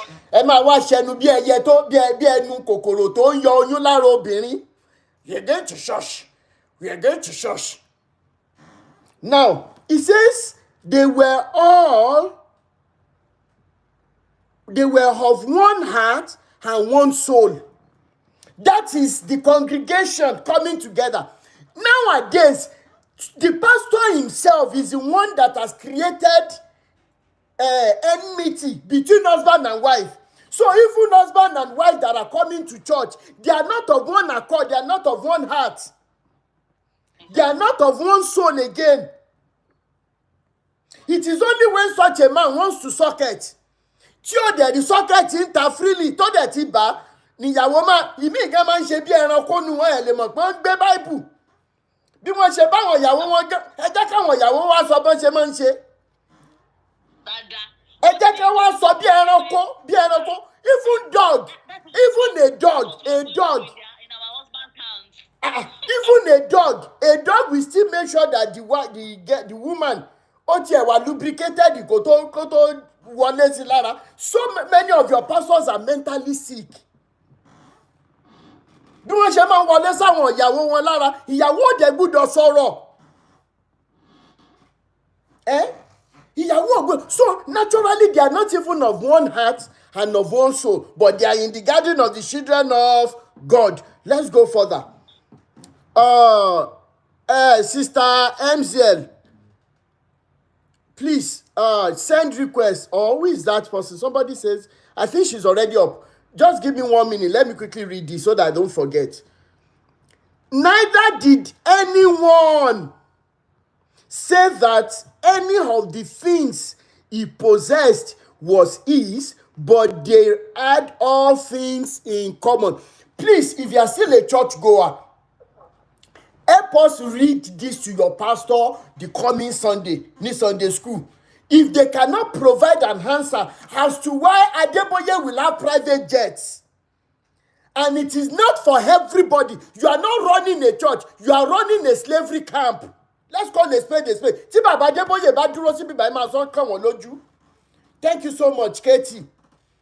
You are not running a church. You are not running a Christian organization. You are running a purely slave. Kì í ṣe even business organization. That is not even business. That is slavery. If Oyedepo stands here today, when your members cannot feed, you could spend millions of naira to get permits to be able to run your private jet. Are you not already insane? Are your members not insane already because you have enslaved them? Bible says that at least they become Nimoko. Baba to Kilewi. Money, can I add something to what you're saying? Benny. Do you know that there used to be a time Thomas of Wakaloma win so one suffering you pay Tebari anybody don't lost Catholic. And we saw one born again. No. Tebari anybody don't lost Kerubu. And we saw one born again. No. Ṣùgbọ́n recently mo rí lórí Facebook tí bàbá àti kí lorúkọ woman yìí ní Island Bukky Ajayi Esther Ajayi pẹ̀lú Adébóyè bẹ́ẹ̀ ni. Mo rí wọn bẹ̀. Ìgbà yẹn dẹ̀rẹ̀ wọ́n máa sọ fún wa báyìí ni pé CNS until born again no preach fún wọn they have to give their life to Christ but àwọn lọ síbẹ̀ o. You see? Now there is a video, and I was even at that meeting where Baba Adeboye said, and I quote, that anybody that was at that meeting and was coming from a white garment church, that you were not a born again Christian, that you just have to you'll have to go through baptismal class, you do baptism, which we did back then. Unfortunately for some of the people in our guy generation, ọ̀rọ̀ tí mò ń sọ ẹ̀ tí ń bá parọ́ ẹja mi ẹ dẹ̀ record ẹ̀ kẹ́ mọ́ fi hàn àwọn èèyàn káàkiri tẹ́ fi máa rẹ́ni tó máa gbà mí lẹ́rìí jẹ́. Our guy generation 2009 2010 or so, our guy generation Jesus Chancery Awolowo Ibadan. Pastor Osinolágbèsè was our pastor then. Pastor Peju Adeoti was the assistant pastor then. And we finished our baptismal class. They wanted to take us to the river to do baptism. Then we were supposed to pay 1,000. Then, don't forget that we have been paying tithes before that time. But our tithes was making our lives to be tight. Because we could not even, some of us could not even pay 1,000 naira. Now what happened? I recorded me keni mo paromo Baba Adeboye or redeem. Do you know what happened? That night or that evening, anyone in our midst that could not pay 1,000 naira then for the baptismal activity, do you know what Pastor Peju did? Wọ́n yọ bàtà kọ̀ọ̀kan lẹ́sẹ̀ wọn. Wọ́n ṣe kí ni ẹ̀rẹ́ ọ̀rọ̀ burúkú tó ń tẹ̀rín. Wọ́n yọ bàtà, they collected one of the pair of shoes from their legs. Now, ẹ̀dẹ̀mọ̀ pé gbà yẹn, that shall not ask him. Èmi gan tí mo sán lórí, wọ́n ti pa gbogbo sísán lórí mi. When I was in Redeem, all my madness was just calm.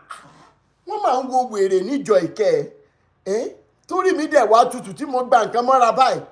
So one of us, I will mention her name, Toke was her name. The parents were attending maybe Baptist or Anglican, I can't remember. Elderly, respectful people, professor. You know, àwọn bàtà kọ́kọ́ shoe yẹn. So Toke said when she got home, the dad was watching maybe NTA network news or whatever.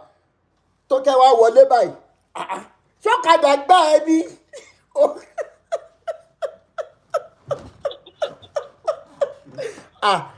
Ló bá ó ti ro wọlé dájú ẹ̀ ní were you hit kí ló ṣe bá síbí? Náà ọ̀kadà gbá mi wọ́n gba bàtà lẹ́sẹ̀ mi nì. Ta ló gba bàtà lẹ́sẹ̀? Redeem náà ti church náà ti gbà torí àfi wọ́n ta. And it's not that Toke didn't want to pay, but she felt it was wrong for Redeem to be collecting so much money from people, and you will still be asking us to pay 1,000 naira for baptism. Baba Adeboye, kí ọlọ́jọ́ tó dé, ẹ ní àtúnṣe láti ṣe. Baba Adeboye, if nobody is going to tell you the truth, I will look at your face and tell you, not out of hatred, but out of the love I once had for you. Ṣé wọ́n fi ṣe yín ni? Oyedepo, ṣé wọ́n fi ṣe yín ni? Bàbá Kúmúyì, àìsàn burúkú tó ń gbé yín dè, tẹ̀sẹ̀ wá ń jáwọ́ díẹ̀díẹ̀. But because you people taught us that half truth is still a lie. Ẹ̀yin bàbá jákujàku yìí, ṣé ẹ fẹ́ ẹ ti bayé jẹ́ ẹ ti bọ̀run jẹ́? Kí mo pariwo kí gbogbo èèyàn máa gbọ́ mi báyìí kétékété. Ẹ̀yin bàbá kúmámọ̀nà ọ̀run tó bá gbé báyìí láwọn ẹni ìṣáájú ṣe ṣe. Ṣẹ́yìn máa bá business center láyé ká ní bàbá Kídayọ̀mí ṣe ní pé àdákù lówó chọ́ọ̀chì ṣé wàá dé bóyá àrígbé? Ṣó máa rí nǹkan gbà? Oyèdépò ṣé bójú ṣe ríre tá a fi ń jobì lọ́jà ẹ̀jẹ̀? Ẹ̀yin ti ṣẹlẹ̀ kò yọ yín sílẹ̀. Ṣé báṣọfà ṣe ń fi okó bó ṣe ń fi na àwọn ọmọ ọlọ́mọ kiri rèé? Ẹ̀yin ti CNS, ẹ̀yin alápòtí ẹ̀rí ìsọnù, ọ̀rọ̀ ti kàn yín. Ṣé báwọn ẹni ìṣáájú ṣe ṣeré ìpìlẹ̀ tí Jésù fi lélẹ̀ léyìí? Àbí bẹ́ẹ̀ ṣe ń kọ́kọ́ nìyẹn? Tí bàbá aládùúrà ń tọ́ kẹ̀dà má ṣe rò pé ó yẹ kúrò níbẹ̀ ó dúró lé Kristi àpáta. Kèrúbù ẹ̀yọ̀, Séráfù ẹ̀yọ̀, ẹ fi ìpìlẹ̀ lélẹ̀ lórí òtítọ́ lẹ́wà níbi tẹ́ ẹ ti ń yọ kó ti àwọn ọmọ ọlọ́mọ, níbi tẹ́ ẹ ti ń gbé àfọ̀ṣẹ burúkú tó dájú sínú àpótí ẹ̀rí, àfọ̀ṣẹ burúkú lábẹ́ yín. Ẹ̀yin bàbá rádaràdà, ṣé bí bàbá Mósè Orímọládé ṣe leléyìí? Wọ́n wá yọ bàtà lẹ́sẹ̀ ọmọ ọlọ́mọ, ó wá tiro délé, dáàdì ẹ̀ wá ní ṣọ́kadà gbá ni. Do you know what happened? This is a confirmed story. I was part of the younger generation of Jesus Chancery. Agai generation. Go and ask anybody. So what happened? The dad now said, don't worry. They now escalated the whole issue all the way to camp. Tẹ́bá lórí yín jí ní Jesus Chancery. A máa escalated ọ̀dọ̀ àwọn tó dọ̀gà yín. Ṣé ẹ fẹ́ fi bàtà nígbà tán tiẹ̀ ti rí lẹ́tà tán kọ? Ṣé ẹ fẹ́ fi bàtà ṣe? Ẹ fẹ́ fi bàtà àwọn ọmọ ọlọ́mọ ṣògùn ni? That was the allegation then. Nǹkan kan ò gbúdọ̀ ṣe àwọn ọmọ wa tán bá wọ bàtà yẹn. Mo rántí, and I'm not missing word. Pastor Péjú Adéòtí had to be put in wọ́n wá lọ kó àwọn bàtà ọmọ ọlọ́mọ wá láti inú ọ́fíìsì. Tẹ́ẹ̀dẹ̀ ní ojútì, a multi-billion naira church. Ẹ̀ ń gba bàtà lẹ́sẹ̀ àwọn èèyàn torí 1,000. Ní nísinmi. Ẹ̀yin bàbá Adébóyè, owó tẹ́ ẹ rò pé ẹ ti kójọ yẹn fún àwọn ọmọ yín àti àwọn ọmọ ọmọ àti àwọn táwọn ọmọ yín máa bísẹ̀, wọ́n máa fi wo àìsàn ni. Wọn ò ní rójú ráyè ṣe ilé ayé wọn. Ìwọ bàbá Oyèdépò, ìran kẹrin tó olóò ti kówó pamọ́ fún yẹn, wọn ò ní dé bá wa láyé, wọ́n mọ̀ pasán ni. Lẹ́yìn bàbá rádà, Mr. Kumuyi náà wá gbé kíní wèrè ẹ sọ́tí. We are looking for people who is going to be talking against prosperity teaching. Àti wọ́n tẹ̀ ìjìnlẹ̀ ń wẹ̀ tó máa sọ̀rọ̀ prosperity teaching. Àwa tá a ti sọ láti 2018, máa sọ fáwọn members yín pé kí wọ́n mọ̀ bú wa mọ́ pé òótọ́ là ń sọ. Lẹ́yìn bàbá òfò ẹ̀yin bàbá játijàti, ẹ wá ní pé I respect the whole day jí wọn. How can we respect them? How can we respect their grey hair? Irun funfun wọn ò ṣe fi tọrọ. Wọ́n ti báyé generation ìjẹ́ kọjá ibi tó lápẹẹrẹ. Ẹ jí gìrì. Àwọn ọmọ kan là ń sọ lẹ́nìí sí yìí tí Oyèdépò ti báyé wọn jẹ́. Because if Oyèdépò had founded the foundation of winners on truth, love and humanity, these children will not be fatherless today. Do you know what it means to be raising 4 children? All by a woman in the current day Nigeria. Ẹ sọ fún mi, ẹ wá ní ká má ṣépè fún wọn. Àìsàn ṣe bẹ̀rẹ̀ sí ní gbé wọn dé ní. Ṣé bẹ́ẹ̀ ṣe rí special water mu nígbà tó bá yá wọ́n tún lómi ń gbòdì lára yín. Ẹ̀yin èèyàn jákujàku olórí burúkú aláyébàjẹ́ yìí.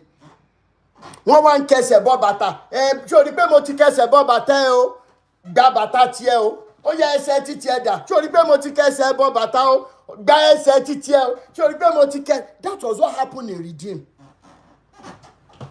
And Pastor Austin Ologbese said, and I quote, one of our workers' meeting back then, he said, if Redeem decided they wanted to build UCH Standard Hospital between Lagos and Ibadan Express Road, the same road, he said, and I quote, the same road where their activities were always causing accidents, that Redeem will not even know that they have spent money.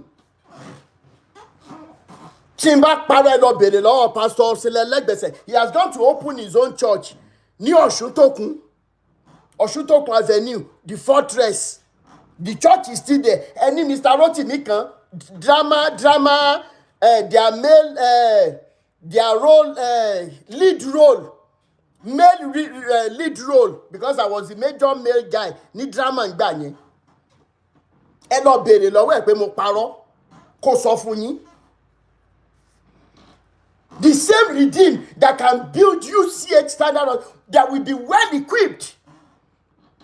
Àwọn olórí burúkú wá ń gbé news. Ẹ ṣe ti rí o, bàbá ti lọ donate ventilator 3 o, bàbá ti lọ donate ventilator 4 o. Thank you so much, Ayọ̀bámi. Bàbá ti lọ donate o, ẹ wá ń gbé káàkiri. The same person that can. Ẹ má jà sọ̀rọ̀ jù. Church goers, ẹ súnmọ́ bí. We want to liberate you. This is not a matter of ẹ fi wá sílẹ̀ ẹ̀jẹ̀ irọ́ ni. A máa fàyín síta, a máa gé okùn tán fi so yín. By fire by force, ní option. Ní option. Torọ́ ni táwa gbọ́n nígbà táwa kékeré was ìgbàlà ọ̀fẹ́ la mú wá tí Jésù fẹ́ jẹrẹ̀ ṣe. Ìgbàlà ọ̀fẹ́ la mú wá o, ẹ wá gba ìgbàlà ọ̀fẹ́. Ẹ̀yin bàbá Adébóyè, ṣé ìgbàlà ọ̀fẹ́ làwọn èèyàn ń gbà lẹ́yìn? Ibi tí wọ́n ń tẹ̀ láwọn kámpù yín ìjẹ́ ilẹ̀ mímọ́ níbí, kíyèsí sí ìdáhùn yẹn kó mọ já yín fún jẹ. Oyèdépò ibi tó pè ní kí lẹ máa ń pè sísà mi, kí lẹ máa ń pè bẹ̀yẹn náà prógrámù yín? Canaan Land. Ṣílò ìjẹ́bi táwọn èèyàn ń tẹ̀ ìjẹ́ ibi mímọ́ ni, kí ìdáhùn yẹn mọ já yín jẹ. Bàbá Kúmúyì Ṣógunró, Olúkọ̀yà wò Ìbàdàn bí ẹni wọ̀ yóò lórí burúkú kan náà ní gbogbo yín. Ẹgbẹ́ abaniláyé jẹ́lẹ̀ wà. Ẹ̀yin àgbà tán fi ń ṣépè fàgbàlagbà, tán fi ń ṣàpèjúwe àwọn olórí burúkú. Ẹ wá kó owó, ẹ ti gba owó mẹ̀kúnnù, ẹ wá kó jọ, àwọn èèyàn wá ń wò yín gẹ́gẹ́ bí èèyàn gidi. Ẹ̀yin èèyàn rádaràdé ìkejì ajá yìí. Ní ìmọ̀dílé tẹ́ ti jáde. Ẹ jẹ́ n kà síwájú kí n gbéyàn wọlé. And with great power the apostles gave witness to the resurrection of the Lord Jesus, and great grace was upon them all. Nor was there anyone among them who lacked. Kò sí ẹnì kankan nínú wọn tó ṣe aláìní. Èmi kọ́ ni mo kúkú kọ́ ṣe ti rí. Bíbélì ní nígbà tán péjọpọ̀ tí oníkálùkù wọn mú títí nǹkan tó ní wá tí wọ́n tà, tí wọ́n fún oníkálùkù ní nǹkan tí wọ́n nílò. Ó ní kò sí ẹnì kankan tó ṣe aláìní. More than 99% of your members are lacking one good thing or the other. Ẹ̀yin dẹ̀ kó ọrọ̀ ayé jọ débi wípé mọye tẹ́ ní lákàntì mọ́, gbogbo yín ò ní kúre lẹ́yìn bàbá yìí. Kókùjọ́ kan tẹ́ lò láyé, sunkún kíkorò kúrò láyé ni. Lẹ́yìn bàbá olórí burúkú yìí, ó là ń ká yìí. Ó ń rè. Ẹ jẹ́ n kọ́kọ́ gbé Sister Simi, ẹjọ́ ṣe ti padà dé. Ètò tí ń gbóná. Sister Simi, Brother Ayomex ṣe wà ń bẹ̀.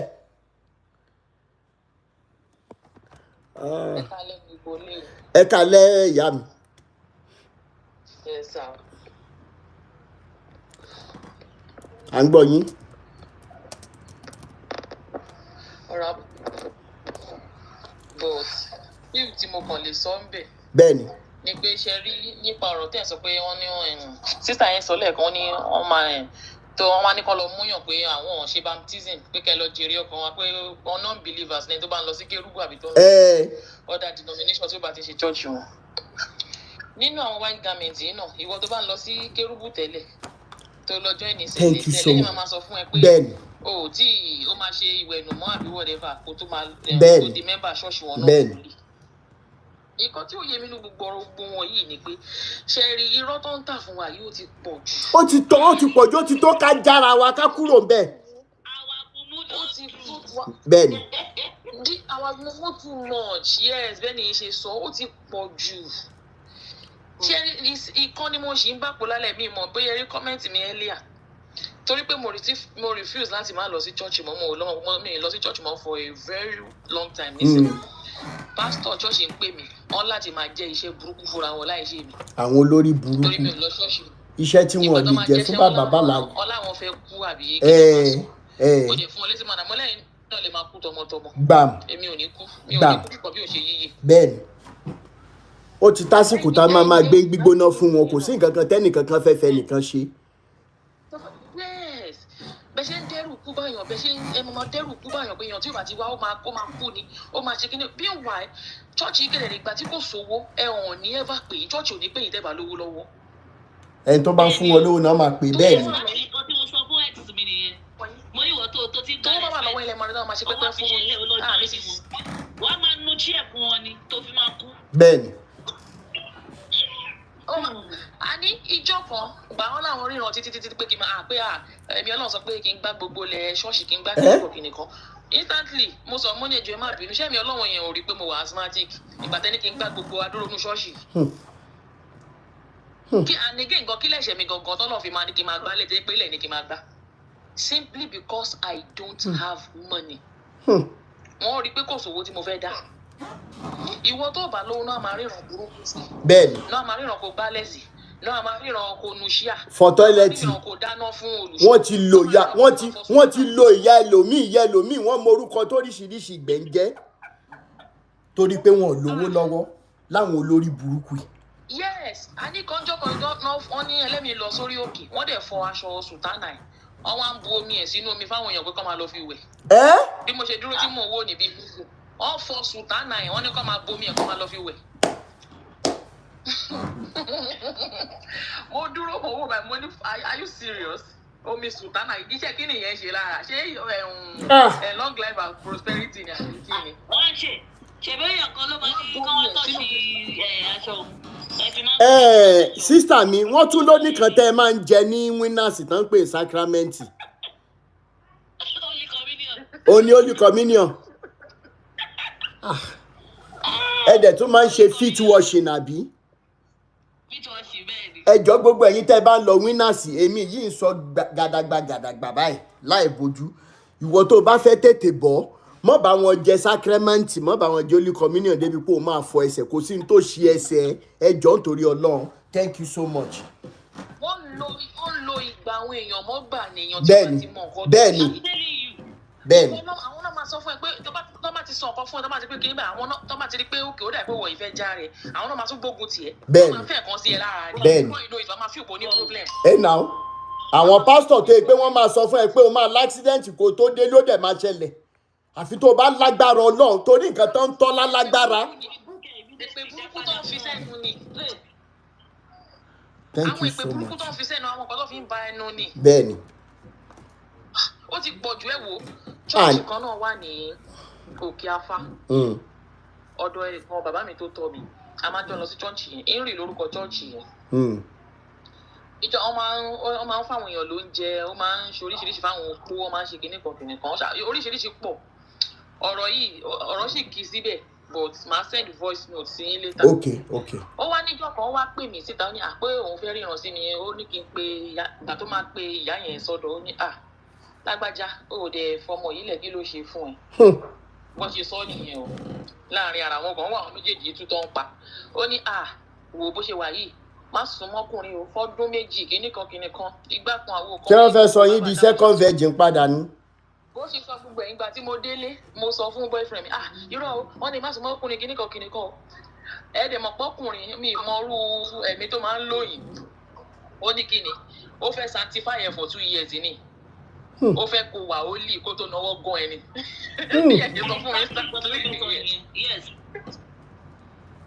ó ní ó fẹ́ keep ẹ̀ ó lì for 2 years ní kó tó náwó gan ẹ̀ mo ní àwọn ṣe máa ronú bẹ́ẹ̀ yẹn Ọlọ́run ní ìgbà tí mo ṣe mọ̀mú nìyẹn o.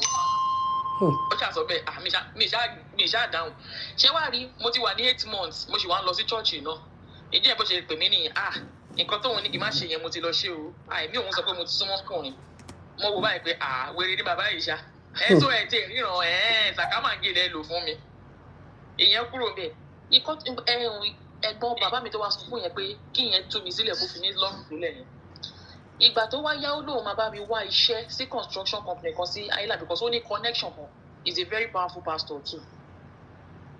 Ìgbà tó máa sọ wípé kí wọ́n ṣe yes ìyá ìwọ̀n bàbá mi yẹn láti máa sọ fún mi pé wọ́n pè mí sí inú ọ́fíìsì àti máa sọ MZL ẹni sùn sister Simi ó yẹ sáré fi 1 minute round up kí n gbé MZL wọlé. Ipe ìlẹ̀kẹ̀ tó bá fún mi ní ìlẹ̀kẹ̀ yẹn pé kí n má wọ ìlẹ̀kẹ̀ yẹn sọ́wọ́. Èmi wá bí wọ́n pé kí ni ìlẹ̀kẹ̀ yẹn ṣe kí ló dé tó wọ́n ní kí ṣáà má gbà lọ́wọ́ ẹ̀. Létà làṣírí oríṣiríṣi wá ń tú iye ọmọ mẹ́mbà tó bímọ fún tọ́dẹ̀ ń gbé fáwọn ọkọ wọn òun ló ń lọ lọ́ọ̀kan yẹn. Tọ́dẹ̀ já wọn ọmọ ẹ̀. Chọ́ọ̀chì yẹn wà lókè àfà ó wà lókè àfà. It is well. Henry lórúkọ ẹ̀ Henry. Ní òkè àfà kí lorúkọ pásítọ̀ yẹn? Primate Ayọ̀délé. Primate Ayọ̀délé kan náà. Ẹ má tọra yín o. Èmi ò bìlífù nínú kankan. Àwọn ilé ẹni tó fẹ́ kú pàjẹ́ ní máa pa lọ́rẹ̀ ní àti wọn. Àwọn ilé. Ẹ wo obìnrin. It is well. Àwa la máa ń fọ̀ victim. Bẹ́ẹ̀ni. Àwa ni ká mọ wọn ara wa. It is well. Oríṣiríṣi náà fi ń ṣe wá. It is well with us. Ẹ ṣé ìyá mi. Ó yá sister MZL. Ó yẹ on mute mic torí ara yín ti wà lọ́nà yàjòyàjò látẹ̀kan. Ó yá o. Can you unmute? Ẹ mà kálẹ̀. Yes, I've done that. Yeah, Shewa. Àmúwà o. Ọ̀rọ̀ tí mo ti fẹ́ sọ. Ọ̀rọ̀ tí woman tó drop nísìnyí tó sọ. Bẹ́ẹ̀ni. Ìgbà tí mo wà ní Sisi about 10 years ago, about 30 years ago, mo yẹ̀ ṣe parí ND program ni pastor church wa bá ní ń pé àwọn rí bọ̀bọ̀ yẹn Ọlọ́run ní pé kí n fẹ́. Ẹni ò toast mi o. Ọlọ́run ní pé kí n fẹ́. Mo ní Ọlọ́run ní ṣe máa ní kí n fẹ́. Church wo ni ẹjọ́ church wo lẹ ń sọ yìí? Báwo ni bọ̀bọ̀ yẹn ti jẹ́? CAC, okay. Christ Apostolic Church. Okay. Wọ́n ní Ọlọ́run ní kí n fẹ́. Wọ́n béèrè lọ́wọ́ rẹ̀ mọ́ mi yẹn pé báwo ni bọ̀bọ̀ yìí ṣe jẹ́? Lọ́wọ́ ní bọ̀bọ̀ yẹn máa ń kọrin ń pé ó ti wá kúrò ní church yẹn. Èmi dẹ̀ kàwé wọ́n sọ fún wọn pé ń gbé ẹni tí ò tó sí báwo mo ṣe máa lọ wọ́n ní tí bá ti rí kí n sọ fún pé Ọlọ́run sọ fún un pé kí n fẹ́ ń pé so wọ́n lè padà wọ church. Mo wá sọ fún mi pé mi ò fẹ́ kò ń ṣèyàn tí mo like pé mi lè fẹ́. Wọ́n wá ní kí n jẹ́ káwọn lọ pray sí i máa yẹn gbóná ẹ mọ àwọn ìyá yẹn bó ṣe máa ń sọ̀rọ̀ wọ́n ní ń gbé rárá o pé mi ò lè fẹ́ Ọlọ́run ní pé èèyàn Ọlọ́run ni o bí n ṣe gbà báyìí bó ṣe sọ fún mọ́mí mi pé Ọlọ́run ní kí wọ́n máa gbé church mú mọ́mí náà bá ní Ọlọ́run ní kí wọ́n máa gbé church bá gbé church fún mi 5 years church ni mò ń gbà lọ bí iṣẹ́ church ni mò ń gbà lọ ṣe gbogbo nǹkan tí mo ń ṣe mo ní irú church wo lélẹ̀ ìgbà tí yẹn lọ there was a day tá a wà nínú service bó ṣe ní àwọn tó ń wojú Ọlọ́run kọ́ bọ́tà àwọn tó ń wojú Ọlọ́run lọ́ba bọ́tà lọ́ba ní Ọlọ́run ní pé kí àwọn tó tọ́ sínú cup káwọn èèyàn máa mú wọ́n ṣe pa àwọn kan ní àwọn obìnrin Ọlọ́run ní ìparọ́ mọ́ wọn àwọn obìnrin lọ pè wọ́n síta wọ́n gbé tán wá tutọ́ sínú cup wọ́n wà bẹ̀rẹ̀ sí láì ṣolúborí tó ń ta tọ́ ní £1,000. Àwọn obìnrin ẹ̀wọ̀ ojú ti rí. Ẹjọ́ ìlú wo ni CAC yẹn wà ṣẹ̀dẹ̀ rántí orúkọ pásítọ̀ yẹn? Ogun State ni Emmanuel lórúkọ. Emmanuel, Pastor Emmanuel. Ṣé rí ó ti tó àsìkò tó yẹ pé especially tẹni tó bá ti ní dealings pẹ̀lú àwọn people lọ́wọ́ tó evidence tó ní proof àti gbogbo evidence tó ṣẹlẹ̀ láàrin wọn. Mo fi títóbi Ọlọ́run bá bẹ̀yìn. Ojú àfọ̀ọ̀fọ̀tán ìjà ló ń dálẹ̀. Ẹ jẹ́ ká bẹ̀rẹ̀ sí ní máa tú wọn láṣìírí. Rotimi Daniels Foundation for Peace and Equity ti wà ńlẹ̀. A ṣiṣẹ́ yẹn dojú àmì tí evidence bá ti wà. Tí n bá ní okun àtagbára lọ́la, ó ní pásítọ̀ kan tí mò ń bọ̀ wá tú, tí mò máa wá tú láti rí síta, n tó bá fẹ́ ṣe kó lọ ṣe. N tó bá fẹ́ ṣe kó lọ ṣe. Lára àwọn pásítọ̀ tẹ́ máa ń lọ pè káàkiri náà ni ó lè àbàbá wa nu Olúwa dé. Ẹ̀ẹ̀mejì abẹ́ ẹ̀mẹ́ta ọ̀tọ̀ọ̀tọ̀ lóbìnrin ti ṣẹ́yún fún wọn. Opó olópó ó ṣẹ́yún fún wọn. Wọ́n buná lù. Bàá mọ̀ sọ́ lọ́la. Bàbá mi Kismo mo ń bọ̀ jàre. Sister mi MZ, thank you so much for that wonderful contribution. Thank you so much.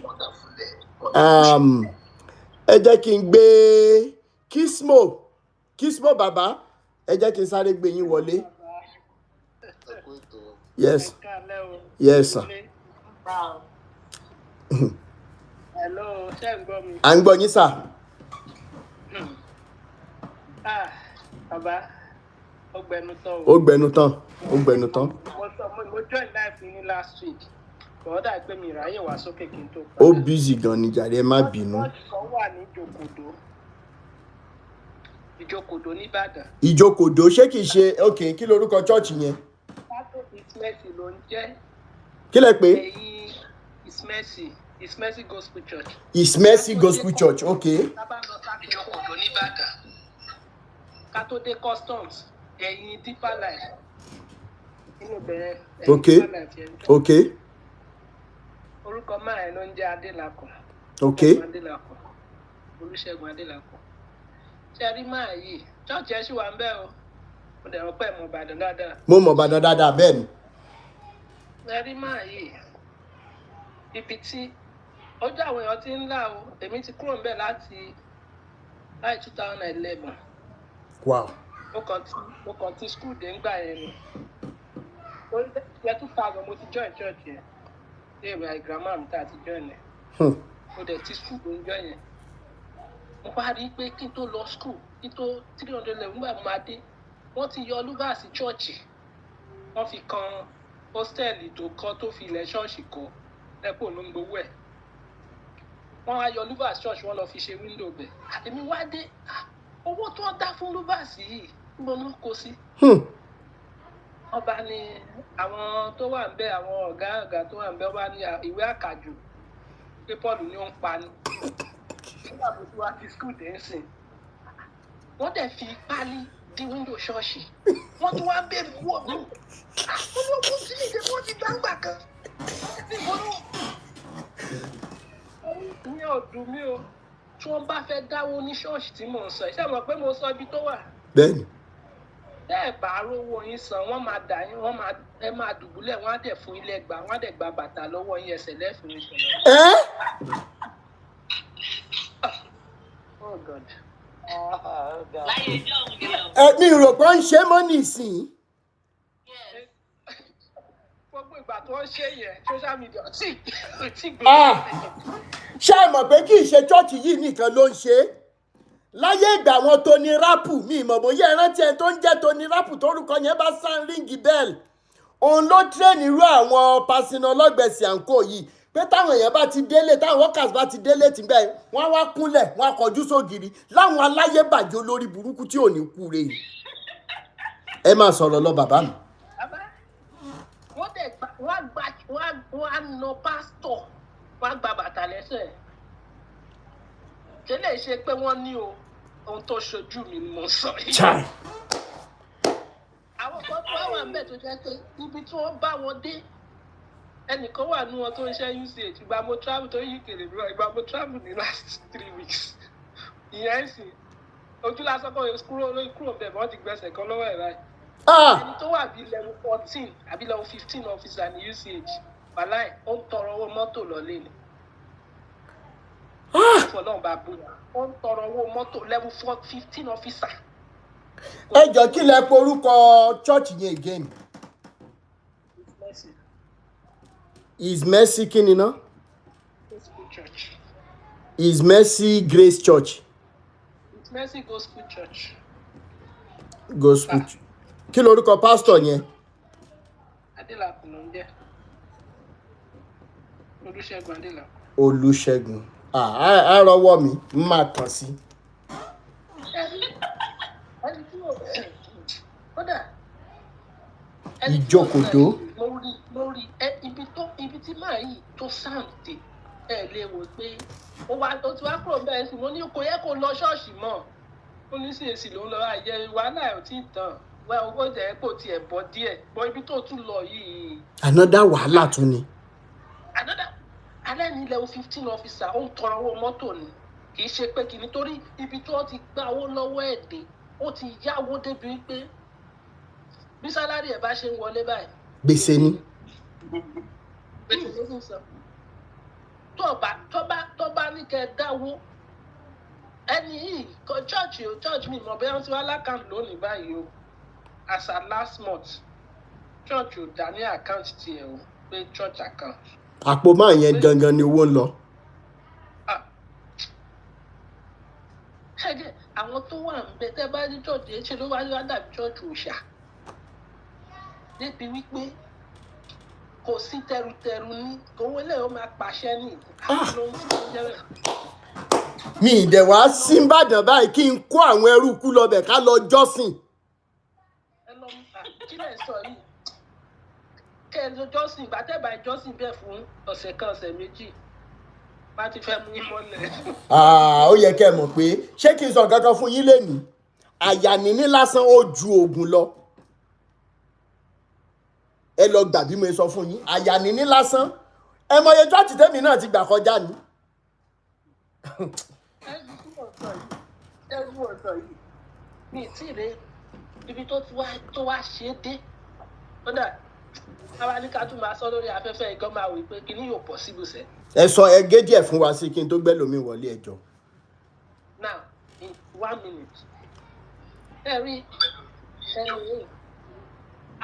kò sí agbowó a sọ pé kí wọ́n fẹ́ fowó ṣe nǹkan báyìí ní ṣọ́ọ̀ṣì á dẹ̀ yáwó lọ́wọ́ àwọn ọmọ skul àwọn èèyàn lọ àwọn yẹn dẹ̀ máa wá ṣọ́ọ̀ṣì wá máa sìn kò dẹ̀ ní sanwó ẹ̀ á máa sá lọ sílé mẹ́mbà á máa lọ sùn bẹ̀ á sá kúrò ṣọ́ọ̀ṣì kò ní sanwó ẹ̀ dìbí kò sí owó tó yá lọ́wọ́ àwọn èèyàn tó san débi wípé àwọn èèyàn ya lówó skul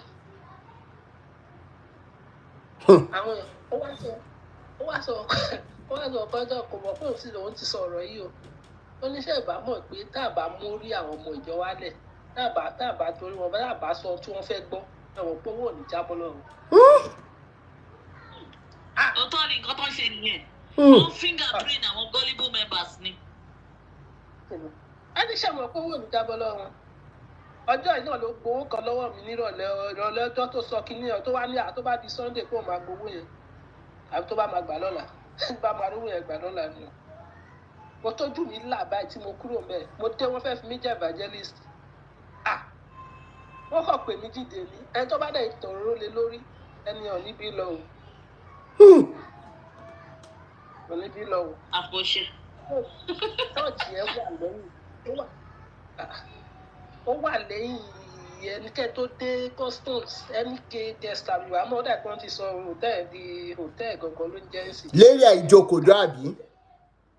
ní ìjókòdó ẹ bá ń lọ sápẹtẹ kẹ tó dé customs quarters. màá wá bẹ́ẹ̀ kan. behind. a máa débẹ̀ máa rí a máa kàn sí ẹ ṣe fún information yẹn ẹ ṣe bàbá mi àwọn ọlọ́pàá bá wa ṣiṣẹ́ lọ́tẹ̀ àti láwọn kọ̀ọ̀kan lọ́wọ́ ẹ ṣe. Ayomex bàbá ẹ sáré bá wa gbóhùn sókè sà. ẹ kú ètò. Yes bàbá mi. ẹ ní ṣiṣẹ́ sí o. àṣẹ Ìdùmarè. n tẹ́ ń ṣe yìí Ọlọ́run máa tì í lẹ́yìn. àṣẹ Ìdùmarè bàbá mi. ẹ̀yin olódodo ni Ọlọ́run máa ń wà. bẹ́ẹ̀ni. mo kàn ní question kékeré kan tí mo fẹ́ béèrè ni. ok. mo dẹ̀ fẹ́ kí tẹ bá lè dá mi lọ́wọ́ àbáwọn tó wà ní tẹ̀gbẹ́ sókè. ok. ẹ jọ ṣé Ọlọ́run máa ń ná owó. ok. àti pé irú owó wo lọ́lọ́run máa ń ná. ok. ẹlẹ́kẹta owó wo ni a máa ná lọ́rùn. ok. ẹ ṣé bàbá mi. irú àwọn sísítà mi tán gbé ètò ìkalẹ̀ lẹ́ni àwọn ti pẹ́ lẹ́nu sí Olúwa torí bus conductor tún láwọn àwọn.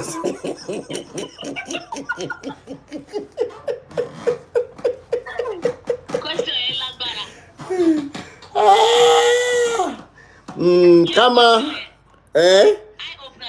eye opener ni àfi tá a bá fẹ́ tanra wa ló yà kù Gbogbo ẹ̀yin tẹ́ bá ṣe any one of you because of for the purpose of those who don't understand Yoruba, the question that my brother just asked now is, what currency does God spend money? If the answer is yes, what currency does he spend? Of course, such currency can never be from Africa. Now, then when we get for people that are believing in this heaven and hell ideology, what currency do they spend in heaven? I think Michael Okonkwo, Duncan Williams, Baba Adeboye, they would be in the right position to tell us the currency because they have been to heaven before. And this one other guy that said he was shot and the bullet didn't go in, they will be in the best position. But as far as we are concerned, if you are still in this covenant called church, you are not going to a church. You are going to a slavery camp where people are working like on sugarcane plantation to serve their gods, who is a white man who told us that their own God is white and our own whatever is black and it's evil. That is good. Thank you so much for that question, baba mi. Sister Watomi, ẹ jẹ́ sáré bá mi gbóhùn sókè, ẹ on mute. Very lovely question. My wonderful sister Watomi, ṣé wà ńbẹ̀ mà, ẹ on mute.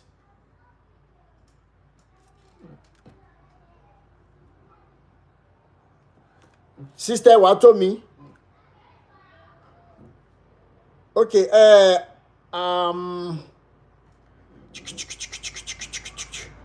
Olórí Okono. Jojo Lee. Ó yẹ sáré bá mi on mute kẹ́ gbóhùn sókè. Jojo Lee. Okay. Thank you so much, Baba mi Yoruba Demon. Okay, I think bouncing.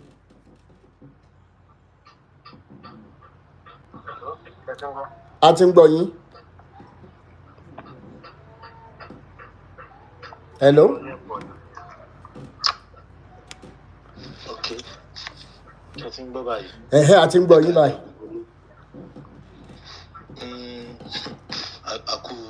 Àkú ètò. Àtàárọ̀ ni jàre bàbá mi. Nǹkan tí mo fẹ́ chip àwọn nǹkan kan yín ní gbogbo nǹkan tí everybody ti ń sọ látàárọ̀. Number one, kò nídìí kò sí àbújá kan lọ́rùn ọ̀pẹ. Ẹni tó bá fẹ́ gbọ́n kó gbọ́n kó járe. Everybody, most people náà ti mọ̀ pé irọ́ ni gbogbo kinní yìí. Bẹ́ẹ̀ni. But kí la ti máa gbọ́? Wọ́n bí wa sínú nǹkan kan ló ń ṣe most people, ló ń ṣe ẹlòmíì tó ń ṣe lè kúrò. So ẹni tó bá wù kó gbọ́n, ẹni tó bá wù kó sì máa tán rẹ̀ jẹ, kó máa tún kó generation ẹ̀kan ló ń bàjẹ́ o, generation tó ń bọ̀ àwọn ọmọ ẹ̀ ló ń ba iye wọn jẹ́. Bẹ́ẹ̀ni. Tí gbogbo wọn bá fọwọ́sowọ́pọ̀, a lè jàjà yìí lẹ́ẹ̀kan náà. Bẹ́ẹ̀ni. Ká face government, ká jàjà religion. Religion ká wá lọ. Thank you so much. Jerry, ó ní sí nǹkan tó ṣẹlẹ̀ Abẹ́òkúta ni mo ti school, mo lọ sí Mapoli Òjìrè bẹ́ẹ̀ mo ti ṣe tán. Ọ̀rẹ́ mi kan ń gbé níta ẹ̀kọ́ ẹ̀mọ̀ àwọn tó máa ń design aṣọ yẹn. Ó wá ní màmá kan tó ń gbélé wọn, mọ́mí abẹ́ la máa ń pè wọ́n, oúnjẹ ló ń ta ó ibi sí gbogbo àdúgbò ló máa ń róúnjẹ lọ́wọ́ ẹ̀ ní àárọ̀ àti ìrọ̀lẹ́ tẹ́lẹ̀ wọn bó ṣe ń tà sí ẹni tó wà òkè ni o. Ó bá lóun gbàjẹ́ màmá yẹn wọ́n láwọn gbà Jésù, wọ́n máa ń lọ a máa ń fi wọ́n ṣe a máa ń wáìnì wọn gan. Ó kàn díjọ́ kan wọ́n kàn dé wọn bá lára ń ro àwọn. Mọ́mí abẹ́ kí ló ṣe yín? Ẹ bá nu wọn paracetamol, ẹ bá kí ló ṣẹlẹ̀? Wọ́n wá nítorí pé àwọn miss prayer meeting ní Wednesday. Pastor church àwọn wá sá àwọn sí ọrùn, wá ní kí gbogbo àwọn táwọn wà káwọn lọ kúnlẹ̀ sí inú sórí class nínú ọrùn.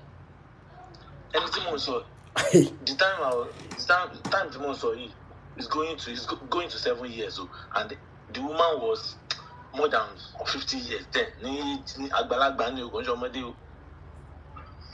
Àwa gbogbo àkọ́kọ́ rẹ́rìn lọ àfihàn ṣe ìyẹn. Ọmọ wọn dẹ̀ ni ọmọ wọn dàbí bí home boy sí wa tá a mú mọ́ra, so a lè máa fi mọ́mí ẹ̀rẹ́ rìn níṣẹ́ ìlú ọmọ àwa aláṣà dáwọ́ oògùn fún ọ̀tá mọ́ lọ sọ́sítítù ìyá abẹ́rẹ́ gbọ́dọ̀ lọ chọ́ọ̀chì yẹn mọ́ ìgbà tó máa tó bí ọ̀sẹ̀ kan wọ́n tún bẹ̀rẹ̀ sí ní lọ chọ́ọ̀chì yẹn woman yẹn ti lose gbogbo business tó ń ṣe oúnjẹ nǹkan gbogbo ẹ̀ ló ti lose by lórí pé ká lọ chọ́ọ̀chì láàárọ̀ ká lọ nírọ̀lẹ́ ká ojoojúmọ́ náà lọ chọ́ọ̀chì. So irú ọlọ́run wo lè yàn sí nítorí pé àgbàlagbà wá sí prayer meeting tẹ máa ní káwọn àgbàlagbà bíi 50 kan kúnlẹ̀ sínú oorun ọ̀sán gan ni o oorun 12-1. ọlọ́run àlejò dá. In fact, wicked soul làwọn dúró yìí wọn kàn mí mọ reason tó ojú àwọn yóò ṣe ṣe. ó máa ṣí àsìkò yẹn ti ṣe ẹ̀rí tàbí tó bá dé pé ibi pé ká ṣú fùrọ̀ máa là fùrọ̀ ti ń là díẹ̀díẹ̀ báyìí sẹ́ẹ̀. it is well ẹ ṣé bàbá mi ẹ ṣé. gbogbo wa la pass through gbogbo kíní yìí. bẹ́ẹ̀ni. èèyàn bíi tèmi náà èèyàn bíi tiyín náà lèmi náà ṣe drama Anglican church làwọn dàgbà sí láti kékeré. mo dẹ̀ kọ́mẹ́ǹtì lẹ́ẹ̀kan yẹn mo dẹ̀ pé ẹ mo Samuel àbí wọn kọ́mẹ́ǹtì mi pé èmi àtìlẹ̀ lèmi ti yàyà búyà.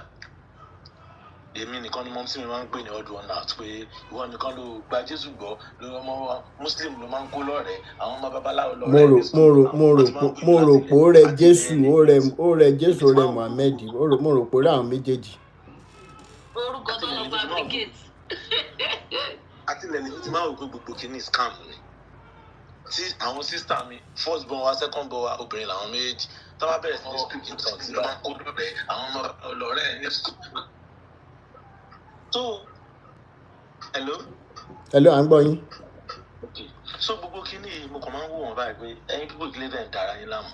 Mo wá fẹ́ sọ last every nǹkan tí mo fẹ́ sọ ẹ má bínú gbogbo lé o ní pé mọ́mísí mi ni first wife pọ́psí mi fẹ́ yàwó mi tí ó yẹ yín ilé olórogún ni mo ti jáde so àtìgbà tá a ti kó dé ọ̀dọ̀ wa ní torí ọmọ Ìbàdàn ní Ìwó road Bolúwàjí express àbá lọ sọ́nà challenge òní ilé wa àgbà tá a ti kó délé wa ní 1993 ní ilé yìí ò ti tòrò tó yẹ pé oníkálukú ó wà pẹ̀lú ọmọ ẹ̀ ní ṣóyè yín but àtìgbà yẹn lèmi ti mọ̀ pé gbogbo kí ni Christianity rọ ni because a máa pray láàárọ̀ 6 tó bá dalẹ́ 9 a máa pray as a family ni o àdè lè jẹun pọ̀ oníkálukú ń gbé flat ẹ̀ ni o ṣóyè yín so mọ́mísí mi ò láìkí woman yẹn àwọn woman yẹn náà like wa but èmi close mọ́ èmi wà ní try èmi máa bẹ everybody ṣeré tán bá gbóúnjẹ wá sọ́dọ̀ wa mọ́mísí mi máa ní ká dànù ni ṣóyè táwọn náà bá gbóúnjẹ lọ sọ́dọ̀ wọn the same thing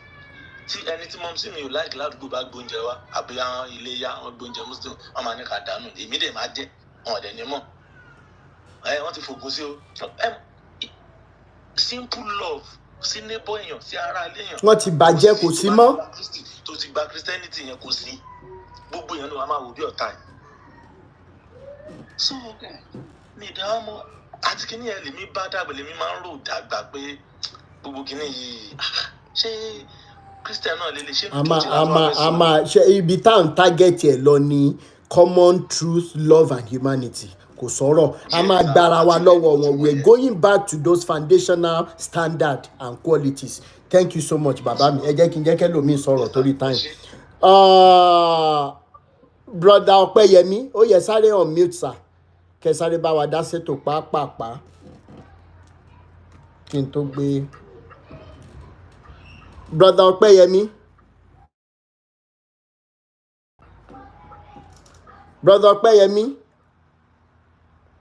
okay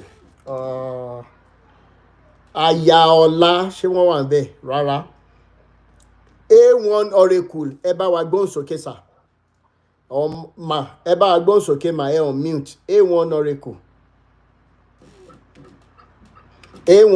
ma A1 oracle or AI oracle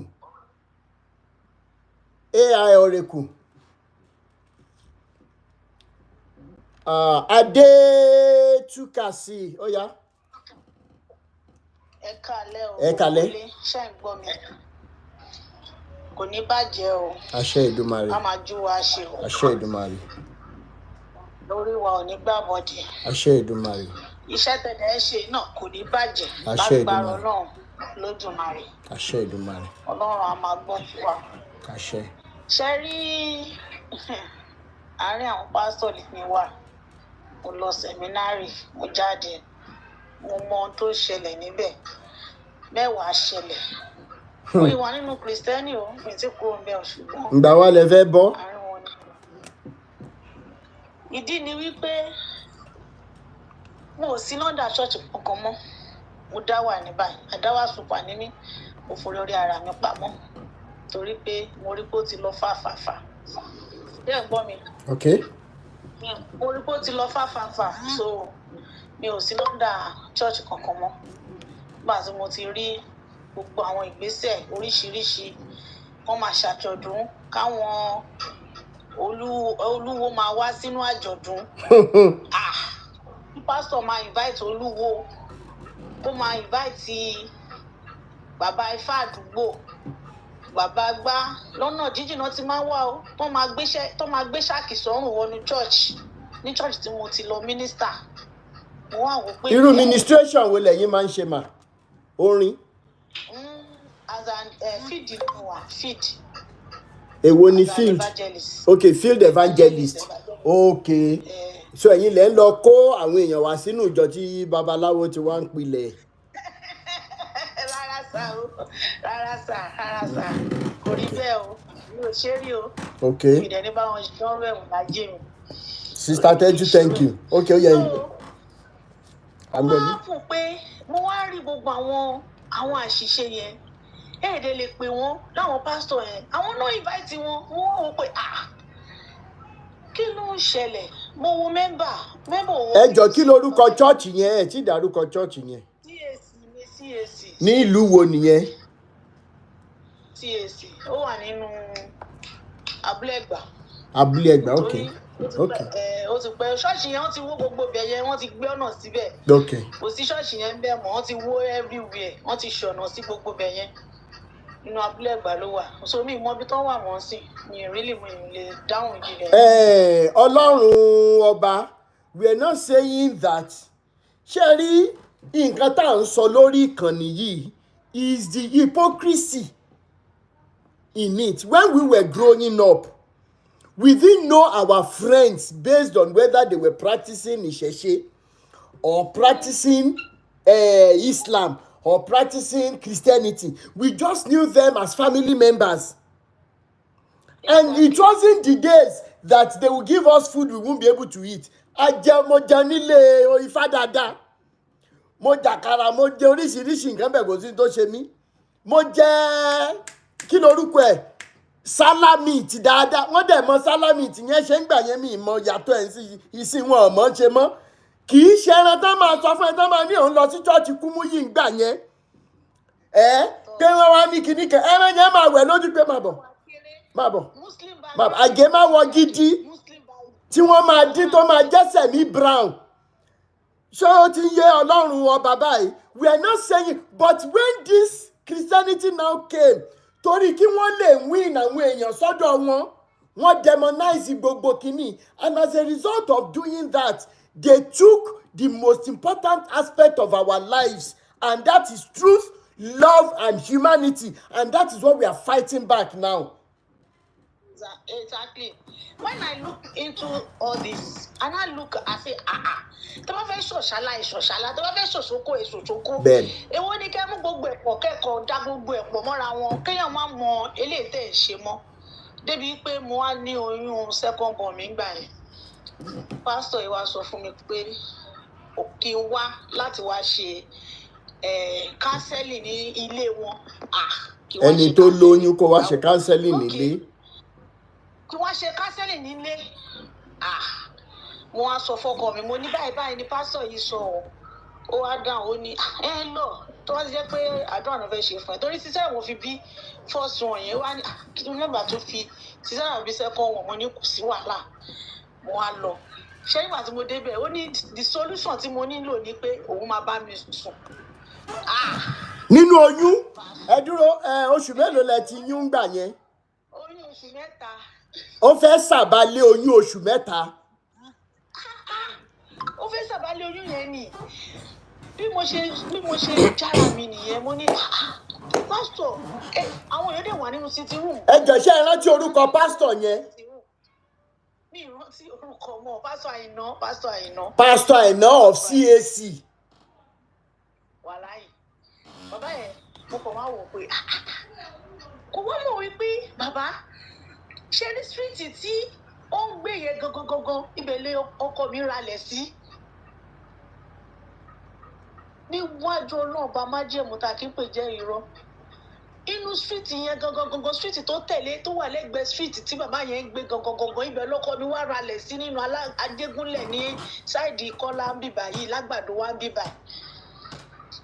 wọ́n rò pé street ibi tara. báwo wá lẹ ṣe bọ́ lọ́wọ́ ẹ̀ ń jọ yẹn.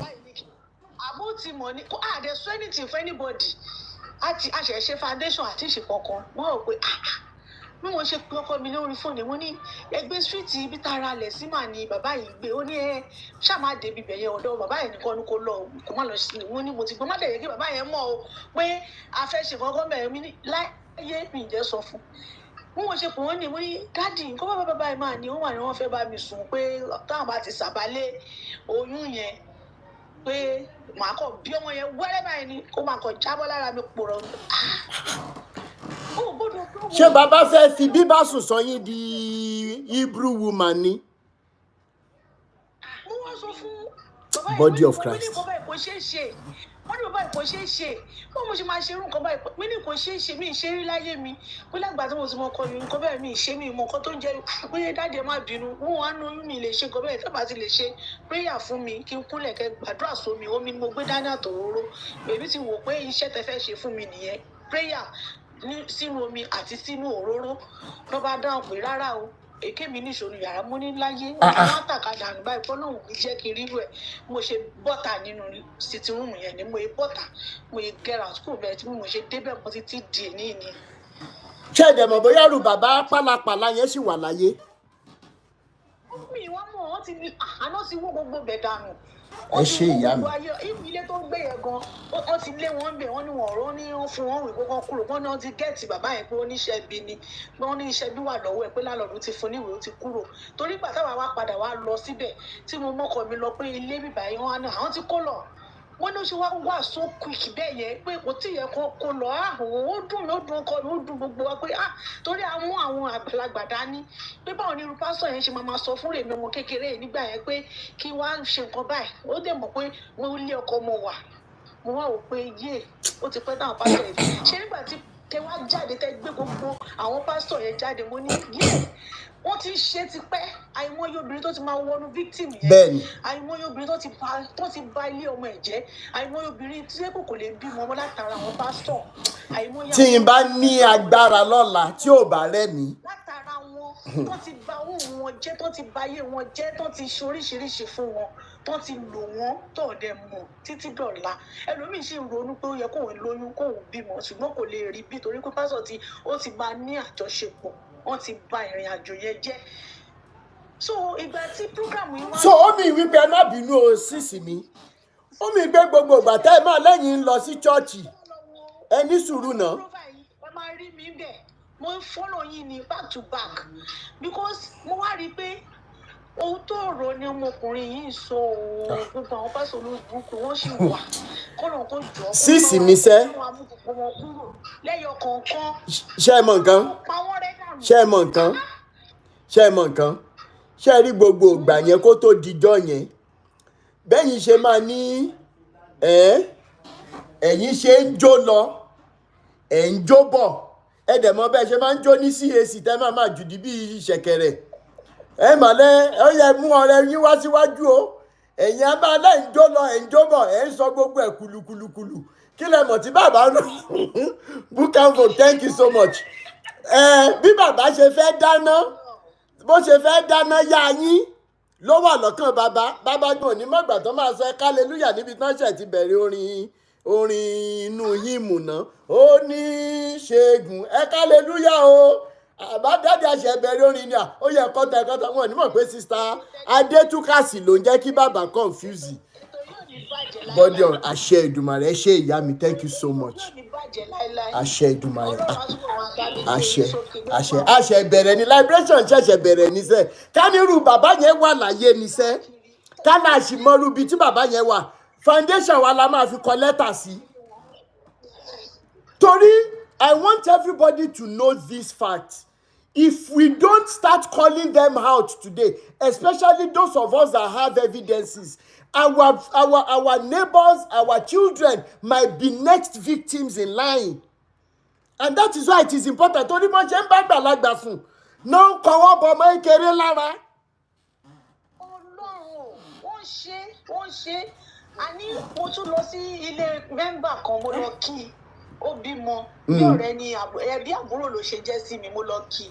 Bí pásítọ̀ yẹn ṣe wọlé nìyẹn, ó dẹ̀ kí wa, ó wá dáhùn pé ṣó ní anointing oil, kó fẹ́ fi anointing baby tó ṣẹ̀ṣẹ̀ bí yẹn.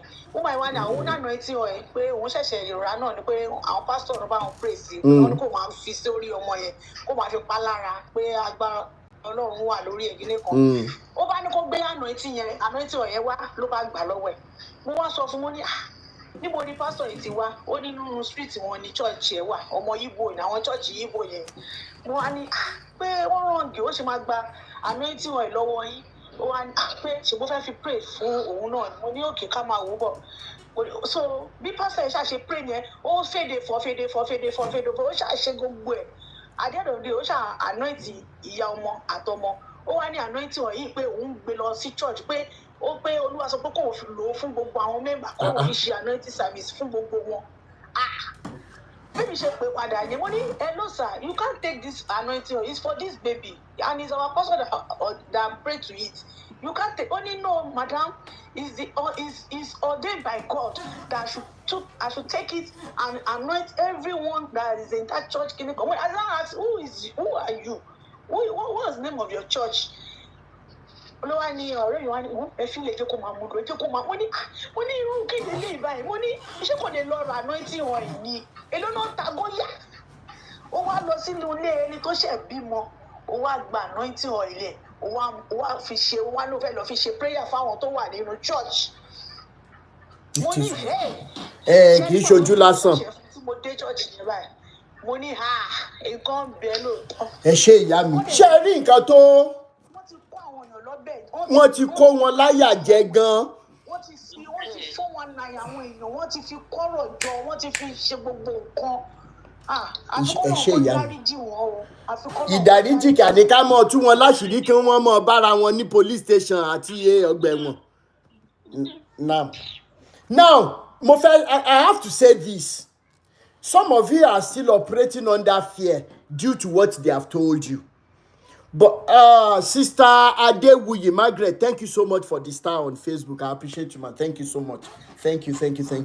Now, there is an understanding that ẹ̀ẹ̀kan lọmọkùnrin ń kú, ikú yẹn ni the highest thing tó fi máa ń ṣẹ̀rù bà wá. But unfortunately for you, okay, you are thinking that death is the most tragic event. I am telling you today, if you have already found a purpose for your daily living, tó jí láàárọ̀ tó mọ̀ pé nǹkan tó ríran ẹ wá ṣe láyé rèé, tó jí láàárọ̀ tó mọ̀ pé nǹkan tí ìṣẹ̀dá rán ẹ wá ṣe láyé rèé, ikú will be the least of your problem. Ìjọ́ tí mo ti discover purpose tèmi wípé lọ mọ́ pariwo wọn, lọ kéde wọn fáráyé pé èèyàn rádaràda ni wọ́n. To ṣe pé tí inspiration bá wá ń gbà mí ìbá, you can ask some people here. We'll be talking. Màkà sọ pé àlùjọ̀nù ti gbé nǹkan wá. I am telling you the truth. A kàn fẹ́ wá. Ìdí mi ìbá lè sáré record. I quickly write it down. And that is why you will always see me with books. Every now and then. Even when I'm at work. Àwọn òwe bí iṣẹ́ mi ló wà bẹ́ẹ̀, màá tún sáré kọ́. The day I have found a purpose, mo ti kọ́kọ́ try. And you know those days, late 2018, those were the days that you will post something on Facebook. Baba Deboye, you are not you will say it with respect. Baba Deboye, what you said also time, it is not right because the Bible because the Bible says that kinika. At that time, you will be the one to log out of your Facebook account. Because you wouldn't want to see the trash and the abuses and curses of people. So when I started, due to an event that happened at Orioke Olonkole, no, Orioke Akikemi, Nibadan. Now, when you open that your post, like 98% will be against you. So many don't bury Baba Deboye, Oye Rebo, Komoye, Kirika. Ẹ̀rọ tó bá mi ká pé ìwé Elédùmarè tó o fẹ́ pa mí ni. O sì fi mí lẹ̀ jẹ́ kémi náà tiẹ̀ gbégbé ayé nàmá kìíní kí ló kàn mí ń pa àwọn pípì. Ẹ jẹ́ máa power tap o ẹjọ́. Now, what am I saying? Gradually, their abuses and curses now started serving as springboard for me. Ká ní wọ́n mọ̀ gbà yẹn nìkan ara fi mí lẹ̀ àti sú mi.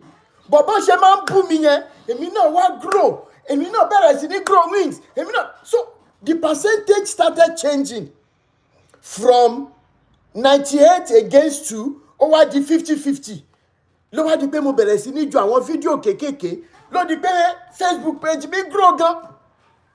Kato for one block allow, I open another one. One block the second one, I open another. The last one they opened was what led me to TikTok. And that is why we're able to listen to one another today. There is one old friend on Facebook, brother Bumayi.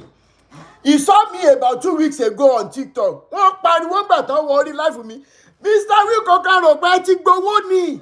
Ẹ̀ẹ́dẹ̀rí yín mọ́ lórí Facebook. Mo ti dèrò TikTok. Wọ́n ti block me. Now, what am I trying to say? Ṣé ẹ rí ọ̀rọ̀ àwọn bàbá yìí kí wọ́n máa lá nǹkan kan sí ètè kan sí gbogbo ẹ̀? Immediately you believe in your heart that nǹkan tó sọ yẹn, it is not for you. I am telling you wholeheartedly, it is not going to happen to you. In tó sì ń di ọ̀pọ̀lọpọ̀ nù yín mọ́lẹ̀ ní ọ̀rọ̀ tán ti sọ. Tí pásítọ̀ máa dúró tó bá ní gbogbo ẹ̀yin tẹ́ bá kúrò nù jọ yìí, tẹ́ bá lọ nǹkan ṣe yín, irọ́ tó tó láyé yóò sí. Irọ́ àbámọ̀dá ni. Irọ́ tó tó láyé yóò sí. And let me give us an illustration. When we were small, téèyàn bá kú ládùúgbò ń gbà yẹn àgbàlagbà, ìgbà yẹn wọ́n ní òkú máa ń yọjú pẹ̀lú àwọn movie aisho pepe àǹkó tá a máa ń wò ń gbà yẹn bàbá sàlá àǹkó pé òkú yọjú ó dé aṣọ funfun àtíkè òwú. So téèyàn bá ti kú ò ní lè dá lọ sí kitchen mọ́, ẹ̀rọ a máa bá ẹ́ ò ní lè tẹ́bá jẹun tán ni ó yá Rótìmí ìwọ ló kù gbábọ́ lọ sí kitchen o, wàá máa wá bẹ sibling ẹ jọ̀ọ́ sí mi lọ ṣé o máa fún mi lẹ́ran ẹ lọ́la, a máa fún ẹ ṣé o promise a máa wá kọ ṣé rántí bá ṣe máa ń kọ́ ńgbà yẹn ó yá kọ tó o bá ti fún mi. Because then we grew up to be boys and girls of our words. Immediately tó bá dẹ̀ ti gbóúnjẹ fún wa lọ́jọ́ kejì tẹ́ni yẹn gan bá gbàgbé wọn ló máa ní ṣé o máa ó yá mẹ́ran yẹn ẹni yẹn náà dẹ̀ mú. Do you understand? So at the end of the day, nígbà tá a outgrow ẹ̀ lárí wípé fables lásán ni bọ́rọ̀ àwọn bàbá yìí ṣe rí nìyẹn. Tó bá yẹ pé lóòótọ́ ni Ọlọ́run wọn ń wà active tí wọ́n ní Ọlọ́run tó lágbára, èmi yìí kò yẹ kí n mọ bá yín sọ̀rọ̀ mọ́ lẹ́nìí. Ó yẹ kí wọ́n ti dágbére pé mo ti kú. Mo dẹ̀ máa ń jẹ́ kó yẹ pé èmi gan fẹ́ kú sẹ̀ ẹ pa mí bí mo yẹ ń sọ̀rọ̀ ẹ̀tẹ́ bá mọ̀ pọ̀ náà yín lágbára. Mo wá rí wípé àṣírọ́ ni. Ẹnìkan scratch ojú òun Oyèdépò, ẹnìkan scratch ojú òun ní Àbújá, ojú ẹ̀dẹ́fọ́ ìwọ Oyèdépò ìwọ kan jákujàku yìí, ìwọ kan tó dàbí oúnjẹ gúnnugún yìí. Ìwọ ní ìwé wọ́n scratch ojú ẹ̀ lórí pépà yín tá a ti fi nùdí láyé UI. Pépà yín tá a ti fi nùdí láyé UI ó yẹ kí ìdíwá ti bàjẹ́ náà. Ṣé báwa rè lénìí? Ẹ bá ń sọ fún Oyèdépò pé irọ́ ni òfúùtù fẹ́tẹ́ ni gbogbo tó ń gbé káàkiri irọ́ ni sẹ́ẹ̀. Ká nígbàtà mi COVID tó pa neighbor mi tá a jọ ń gbélé ńgbà yẹn, COVID pa bá àwọn ẹbí ẹ̀ ló wá kẹrẹ̀. Ká ní mo ti kú ńgbà yẹn ni ó tẹ̀ yẹ kí n fi fọ́tò ẹ̀gàn hàn yín kẹ́ ẹ lè mọ̀ pọ̀ lọ́n wà. Ẹ̀yin lẹ̀ mọ́lọ́ ẹ̀yin tẹ̀lé àwọn bàbá ẹ̀gàn lẹ̀ gbà pọ̀ lọ́n wà. Kì í ṣeré. Ká ní mo ti dágbére ní 2021 yẹn ni mo jẹ́rìí bàbá Adébóyè tó bá fi lè sọ nípa TB Joshua lórí káàmpù wọn yẹn how much more èmi. Bàbá yẹn náà ní ṣé bá sọ fún yín pé tó bá ti ń dárúkọ wa because Ọlọ́run tá à ń sin Ọlọ́run tó lágbára ni. Ṣé ìrántí ọmọ kan wọ́n máa play fídíò mi lórí káàmpù wọn yẹn pé ṣe ni bó ṣe ń bú wa Ọlọ́run wá nà pa Ó yá gbogbo yẹn dìde, let's pray. Father, anything I will say against your child, don't let me say it if it will affect me. Wọ́n tún raise the prayer point fún yín. Ẹ̀ẹ́dẹ̀ ni mọ̀ pé COVID lásán ló mú mi lọ. Coincidence lásán. What are we trying to say? Àbámọ̀dá lásán ni wọ́n ní ẹ tètè jára yín. If this platform will not liberate you, I don't know what will. I don't know. Fear. And because you don't even have the knowledge of that Bible, only He has not given you the spirit of fear, but of love and of sound mind.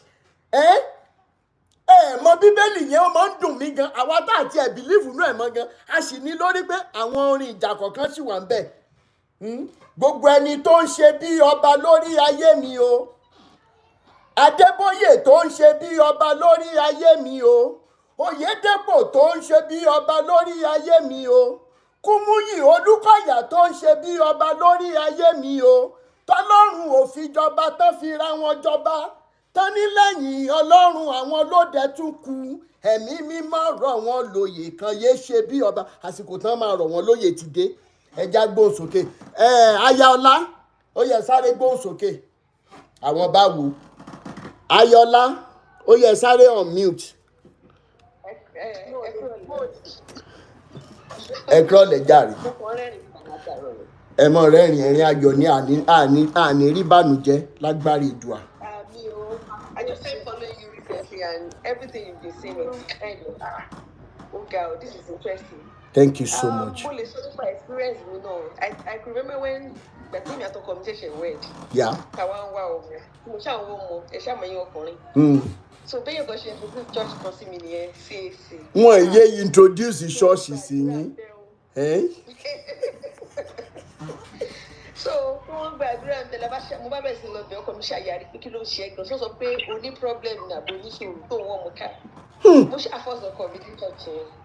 Ọkọ mi ṣe àwọn máa wòrán báyìí ẹni tí ìjọba ti sọ máa wò ó. So nǹkan tí mo kọ́ notice mẹ́ta ẹ̀pọ̀ wọ̀ fún mi ni pé tí pásítọ̀ yẹn bá ti ń bọ̀ bá àtọkùnrin àtobìnrin àtọmọdé àtàgbà wọn máa kúnlẹ̀ ni. Ṣe lè ní dúró ń jọ ìdíje àwọn òkú kí ló ń ṣẹlẹ̀ ta ló ń kúnlẹ̀ kì í. So bó ṣe déwájú mi báyìí torí pé mi ò kún ní kí ló níbo ló ti wá. Mo ní ẹ̀rọ ẹ̀sà pé mo wá rí yín láti bó tó tẹ̀sẹ̀ ń pariwo lé mi. Mo ṣàwọ̀ pé kí ló ṣẹlẹ̀ torí pé mi ò kúnlẹ̀. Ó kọ́kọ́ jọ mí lójú náà. Pastor yẹn is like, I don't know, maybe it's like an idol or. Idol ni wọ́n ti gbé nǹkan mi, wọ́n ti gbé nǹkan sára. Ẹ̀rù wà lára wọn gan. Bẹ́ẹ̀ ni, ẹ̀rù wà lára wọn gan. Àtàgbàlagbà, ó máa dọ̀bálẹ̀ ni. Àwọn tẹ́kọ̀ wọn ò kí ń kúnlẹ̀ fún ìyàwó wọn ni, àwọn ọkọ wọn nílé tó bá ti rí bàbá yìí, and kò ṣe pé bóyá wọ́n dàgbà náà gbà yẹn, bóyá bí like 40 years old. Everybody máa dọ̀bálẹ̀ máa kúnlẹ̀ mú ní eléyìí lágbára o, it is well. Ó tún ní pásítọ̀ kan náà mímọ̀ bóyá àwọn èèyàn wọn yẹn ẹlẹ́sẹ̀kẹsẹ̀ ló máa ń pè. Níbo ni ìlú wo nìyẹn wà? Olúwa ní pé kẹ́ bá mi dáwó sápò mi mú jẹ owó tí mo fẹ́ fi jẹun láàárọ̀ yìí. Ìlú wo lẹ́yìn ẹ̀ wà kí lorúkọ chọ́ọ̀chì ẹ̀? Èmi ò tẹ orúkọ ìbọn bàbá lẹ́sẹ̀kẹsẹ̀ náà máa ń pè ó wà lẹ́kọ̀ọ́. Mi mọ̀ bóyá àwọn èèyàn fún. Olúwa ní pé oúnjẹ tí mo fẹ́ jẹ láàárọ̀ yìí ó yẹ máa dáwó yẹn sí mi lápò ẹ̀ máa fi àwọn èèyàn máa rush láti lọ máa jowó sí lápò. All those things so strange, it was so strange to me that time, but mi ò rò pé mo dáwó fún rí.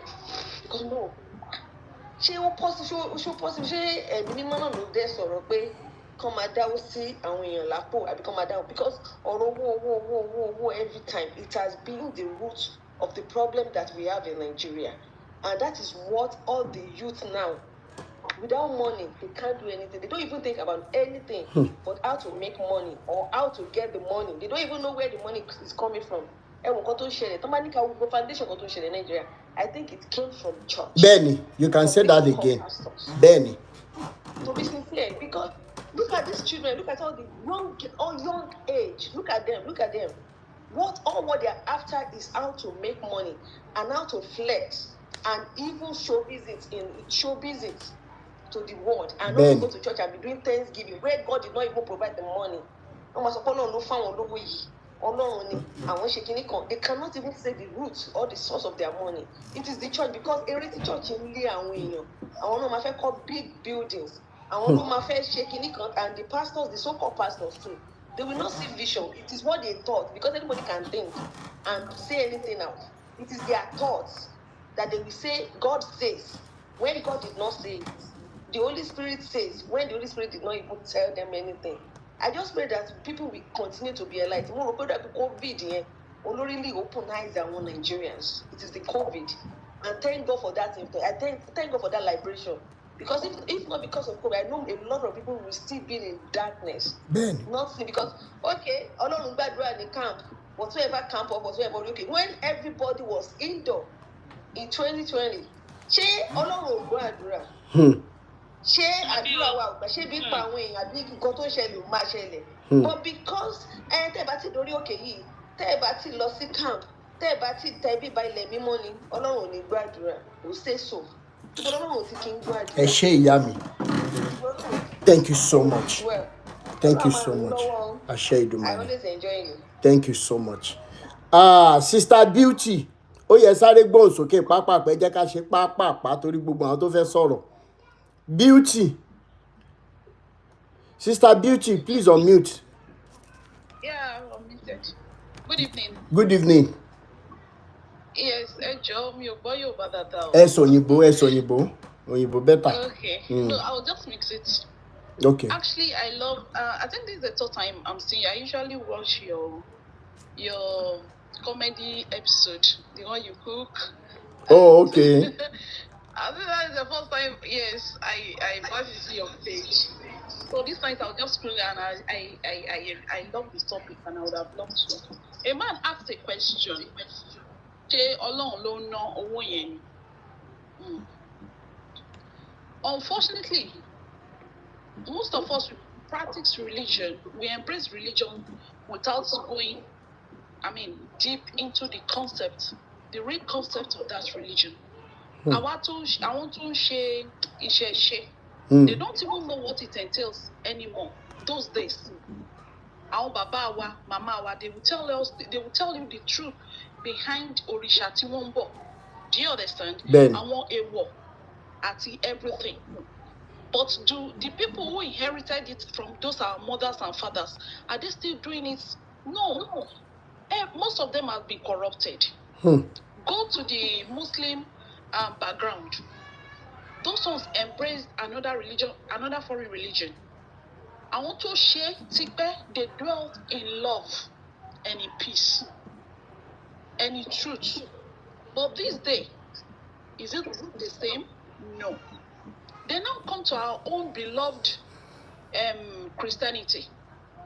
Like you rightly said, I was telling one of my cousins recently, I said, I remember those days when we go to village.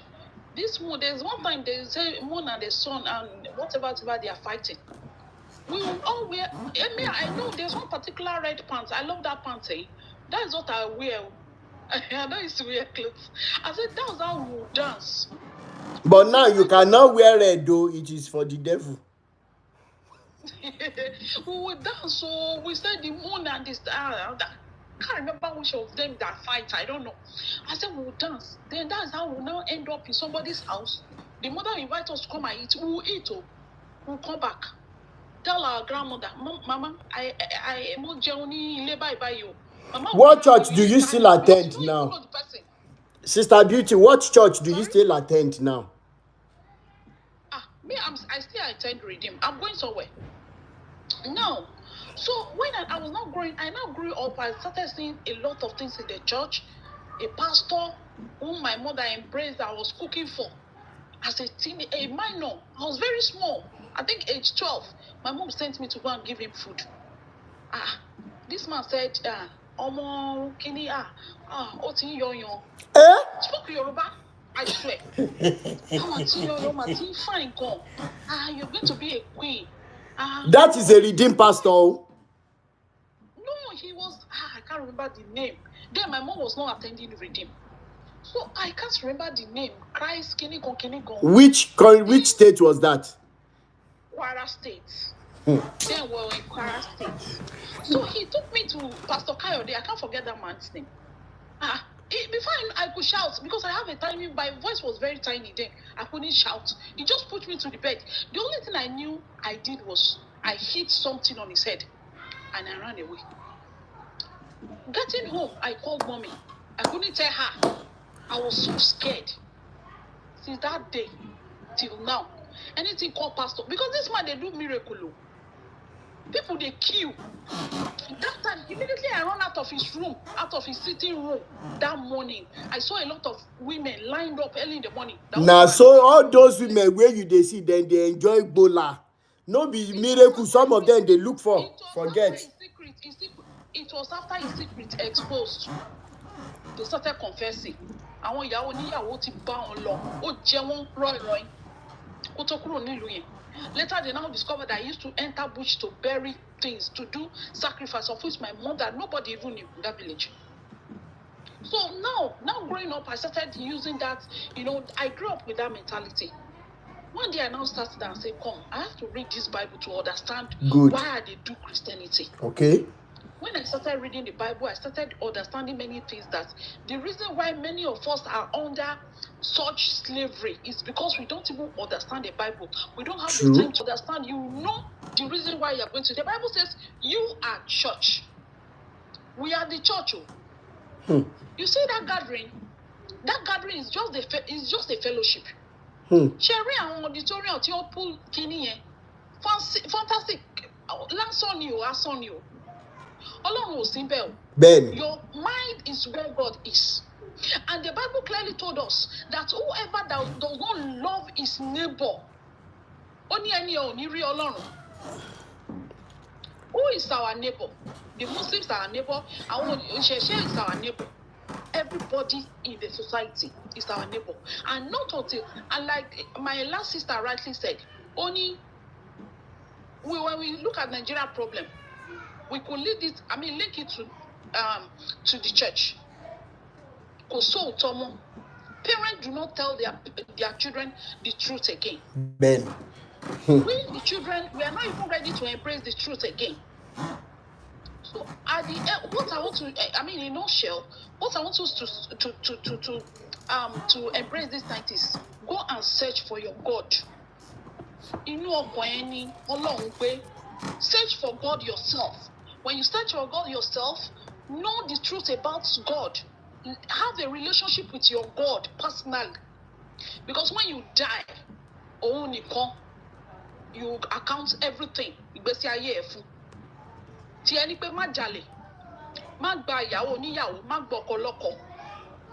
Don't do anything that is evil.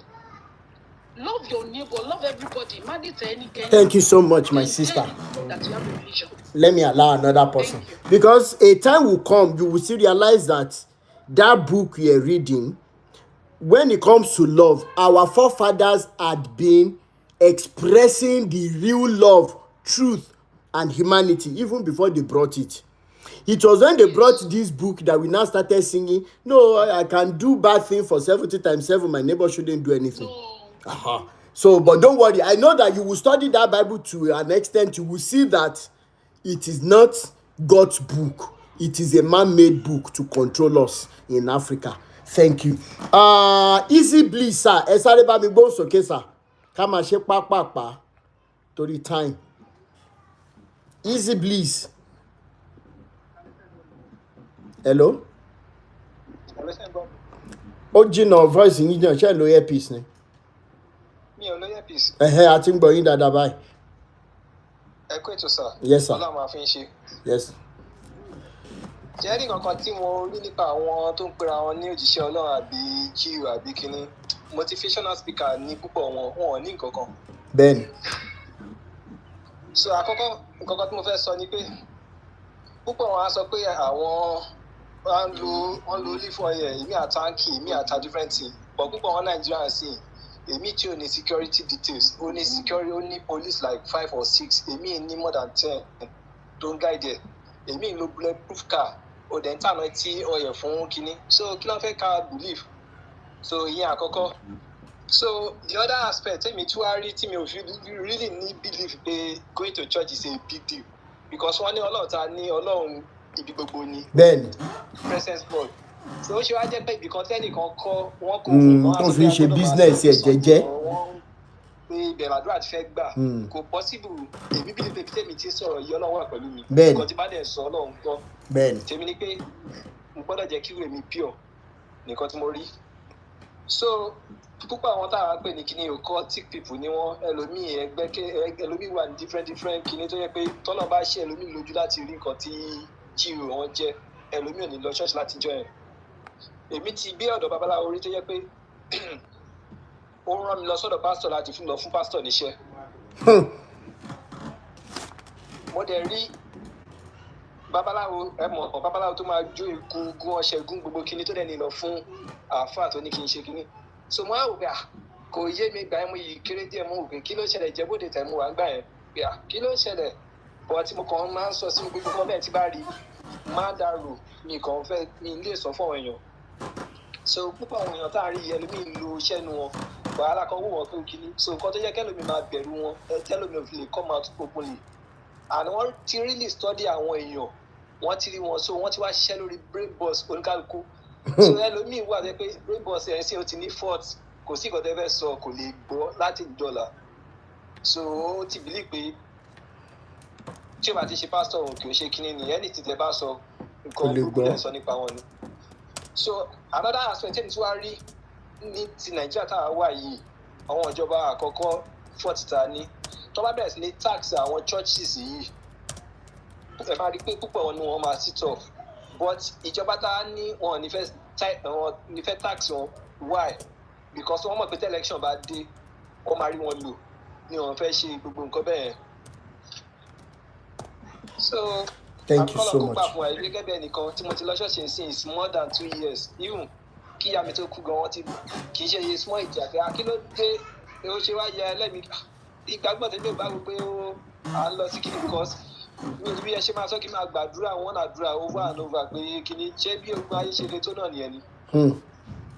àfikọ́lọ́ kó gbà wá ní. thank you so much bàbá mi òun lẹ tó ti gbọ́ yẹn o church goers church attendees thank you so much sister Fakoya oya ẹ sáré bá mi gbóhùn sókè pàápàá thank you so much easy bliss thank you so much.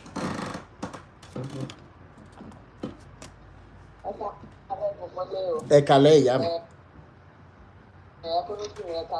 ẹ kálẹ́ mà. nẹ́tíwọ̀kì mi ó ṣe díẹ̀ nígbà iṣẹ́ tí mo wà yìí. yeah mo notice. Ọlọ́run á fún mi ní orí ọ̀fẹ́ yẹn kí n fi sọ̀rọ̀ tán. ṣe rí nǹkan tẹ̀ ń ṣe yìí it's getting to people àwọn ọ̀rọ̀ tá à ń sọ yìí. ó lè má ti sáré hàn ìpè ó ń ṣí ọ̀pọ̀lọpọ̀ níyì. ó lè má sáré hàn nísìnyí pé ọ̀pọ̀lọpọ̀ ti ń já wọ́n lè má ti lè come out láti wá máa sọ ọ̀rọ̀. But I can tell you that the more this kind of programs are going on to open people's mind and eyes, a lot of changes are happening. Ìgbà tí ó bá máa fi ó dàbí ìgbà tí wọ́n plant bomb ni tí wọ́n bá tí fi iná sí ṣe mọ̀ pé kò tí ní explode. So ó dàbí ìgbà tí wọ́n ṣì ń program ẹ̀ tí wọ́n ń ṣe gbá tí wọ́n ń ṣe àwo bí stage tó wà ṣe rí nìyí. Lánàá. Hello, last speaking. Are you okay? Yeah, all right, I'm fine. I'll call you back by 11.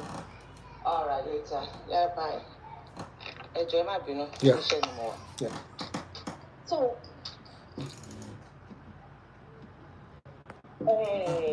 bó ṣe rí nìyẹn, àwọn èèyàn ti ń ṣe ojúbọ in the first place náà, àti dìpù nínú kinní yìí, ó dàbí ẹni tó ti bọ́ sísàlẹ̀ kànga ni.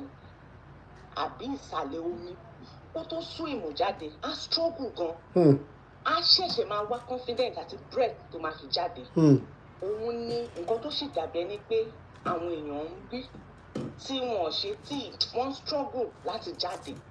ṣẹ́rí lẹ́nìí mo bá ọ̀rẹ́ mi kan sọ̀rọ̀ ní Nàìjíríà jọ sọ̀rọ̀ ó wá ń sọ fún mi pé ó ń ṣàlàyé àwọn ọ̀kọ̀ọ̀kan fún mi wọ́n á sọ̀rọ̀ church mo wá sọ fún mo ní gbogbo ẹ̀yin tẹ́ ṣe lọ sí church yìí náà I don't understand ẹ máa sọ pé ebi wà ìyà wà káwọn èèyàn fún yín lówó tẹ́ bá gbowó ìtàn náà church náà lè máa kó lọ kí ló ń ṣẹlẹ̀ wọ́n á ṣàlàyé nígbà àbúrò òun kan ipe ọ̀pọ̀lọpọ̀ àwa tá a ti kúrò Nàìjíríà ọ̀pọ̀lọpọ̀ wa ojú wa ti ń ṣí gan àti understand wípé ọ̀pọ̀lọpọ̀ ló ń ṣí àwọn tó wà ní Nàìjíríà lójú nísìnyìí àwọn tó fẹ́ lẹ́kẹ̀ẹ́kọ̀ọ́ wípé ó wá ń ṣàlàyé àwọn different pastors tó jẹ́ pé wọ́n ti fi àwọn ọmọ ọ̀jọ́ ṣe àtẹ̀gùn wọ́n ti wá sáwá sílùú òyìnbó ìfẹ́ àti sọ̀kan fún mi pé pásítọ̀ wà nílùú òyìnbó wọn àti ìyàwó ẹ̀ for years nísìn wọ́n fẹ́ sanwó rẹ́ǹtì church wọn ní Nàìjíríà wọ́n tún sì ń pe members ìfẹ́ member kan tó ti travel tó jábù rẹ̀ wọ́n tún pè ń bí báyìí pé ó mú owó wọ́n fẹ́ san rẹ́ǹtì church wa ibi tínú ti bí yẹn nìyẹn gbà pé tẹ́ bá tẹ̀ ń sọ̀rọ̀ church létí ẹ̀ náà ń sìn báyìí gbogbo àwọn ọ̀rọ̀ tí mo ń sọ yìí ló máa bínú ló máa sọ pé because àṣìwàgbọ́ ṣé ẹ̀dẹ̀ mọ nǹkan tí guinea fi spread sórí ẹ̀ nígbà míì tẹ́ bá ń sọ ọ̀rọ̀ àwọn tí wọ́n gan Adébóyè ní Oyèdépò rẹ̀ ìgbà míì máa ń rẹ́rìn especially tẹ́ bá ti bẹ̀rẹ̀ sí fún wọn ní àwọn àdúrà tẹ́ máa ń ṣe fún wọn yẹn mo máa rẹ́rìn níbi tí bá jókòó sí pé ṣé mo I looked at it and I tell people pé àwọn ló jẹ́ kí ọ̀rọ̀ pastor ó escalate ní Nàìjíríà level yẹn because gbogbo àwọn oríṣiríṣi pastor tó spring up àwọn náà ń wò lókè Pastor Adébóyè nígbà tó lè ní káàmpù tó tó yìí Oyèdépò nígbà tó lè gbádùn nǹkan tó tó yìí so every one of them started coming up with ó ṣe pé níbi the mind of wọ́n fẹ́ mú àwọn èèyàn sí Ọlọ́run wọ́n bẹ̀rẹ̀ sí ní mú àwọn èèyàn sìn wọ́n bẹ̀rẹ̀ sí ní mú àwọn èèyàn lẹ́rú wọ́n bẹ̀rẹ̀ sí ní jẹ́ kí àwọn èèyàn kí wọ́n máa feel pé àwọn gangan lọ́lọ́run wọ́n dominate àwọn èèyàn ọ̀pọ̀lọpọ̀ tí ìlàjú wọ́n sọ sórí kan fún ọ̀rẹ́ mi yẹn lé ni pé ṣé o mọ̀ pé nígbà tá a kéré díẹ̀ tí mo ṣe jáde secondary school a ní church tá a lọ a ní student union sọ ó láwọn kan tó máa ń lead student union yẹn ká ẹni tí mo fẹ́ sọ̀rọ̀ secretary church wa nígbà yẹn tó jẹ́ pé gbogbo everybody máa bẹ̀rù táwọn parents wa máa fi ẹjọ́ wa sùn wípé pastor ẹni yìí kìnnì kan ìgbà kan àwo kan ó ní kí n náà dá ìwé dé tí mo ṣe bóyá mo pariwo ayé kí mo dé he now called me to bring bóyá past question àbí textbook kan wá bá òun nílé ó ti má rí o ìyàwó ẹ̀ travel at that moment bó ṣe ní kí n mú wá bá òun ní ilé ìyàwó ẹ̀ gbọ́mọ lọ kí wọ́n ṣẹ̀ bímọ ni àwọn nìkan ló wà ní n bá wọlé n bá gbéwèé fún wọn wọ́n bá ní jókòó ní ìmọ̀ nǹkan náà tán tí ẹ̀ fi ṣe mí lálejò ọmọ tó ṣẹ̀ jáde secondary school I was 18-19 then because ayé ìgbà yẹn a máa ń pẹ́ ká tó jáde secondary school. ẹ ti wọlé yáǹgbà yẹn. mo wá jókòó wọ́n ń béèrè àwọn pẹ́.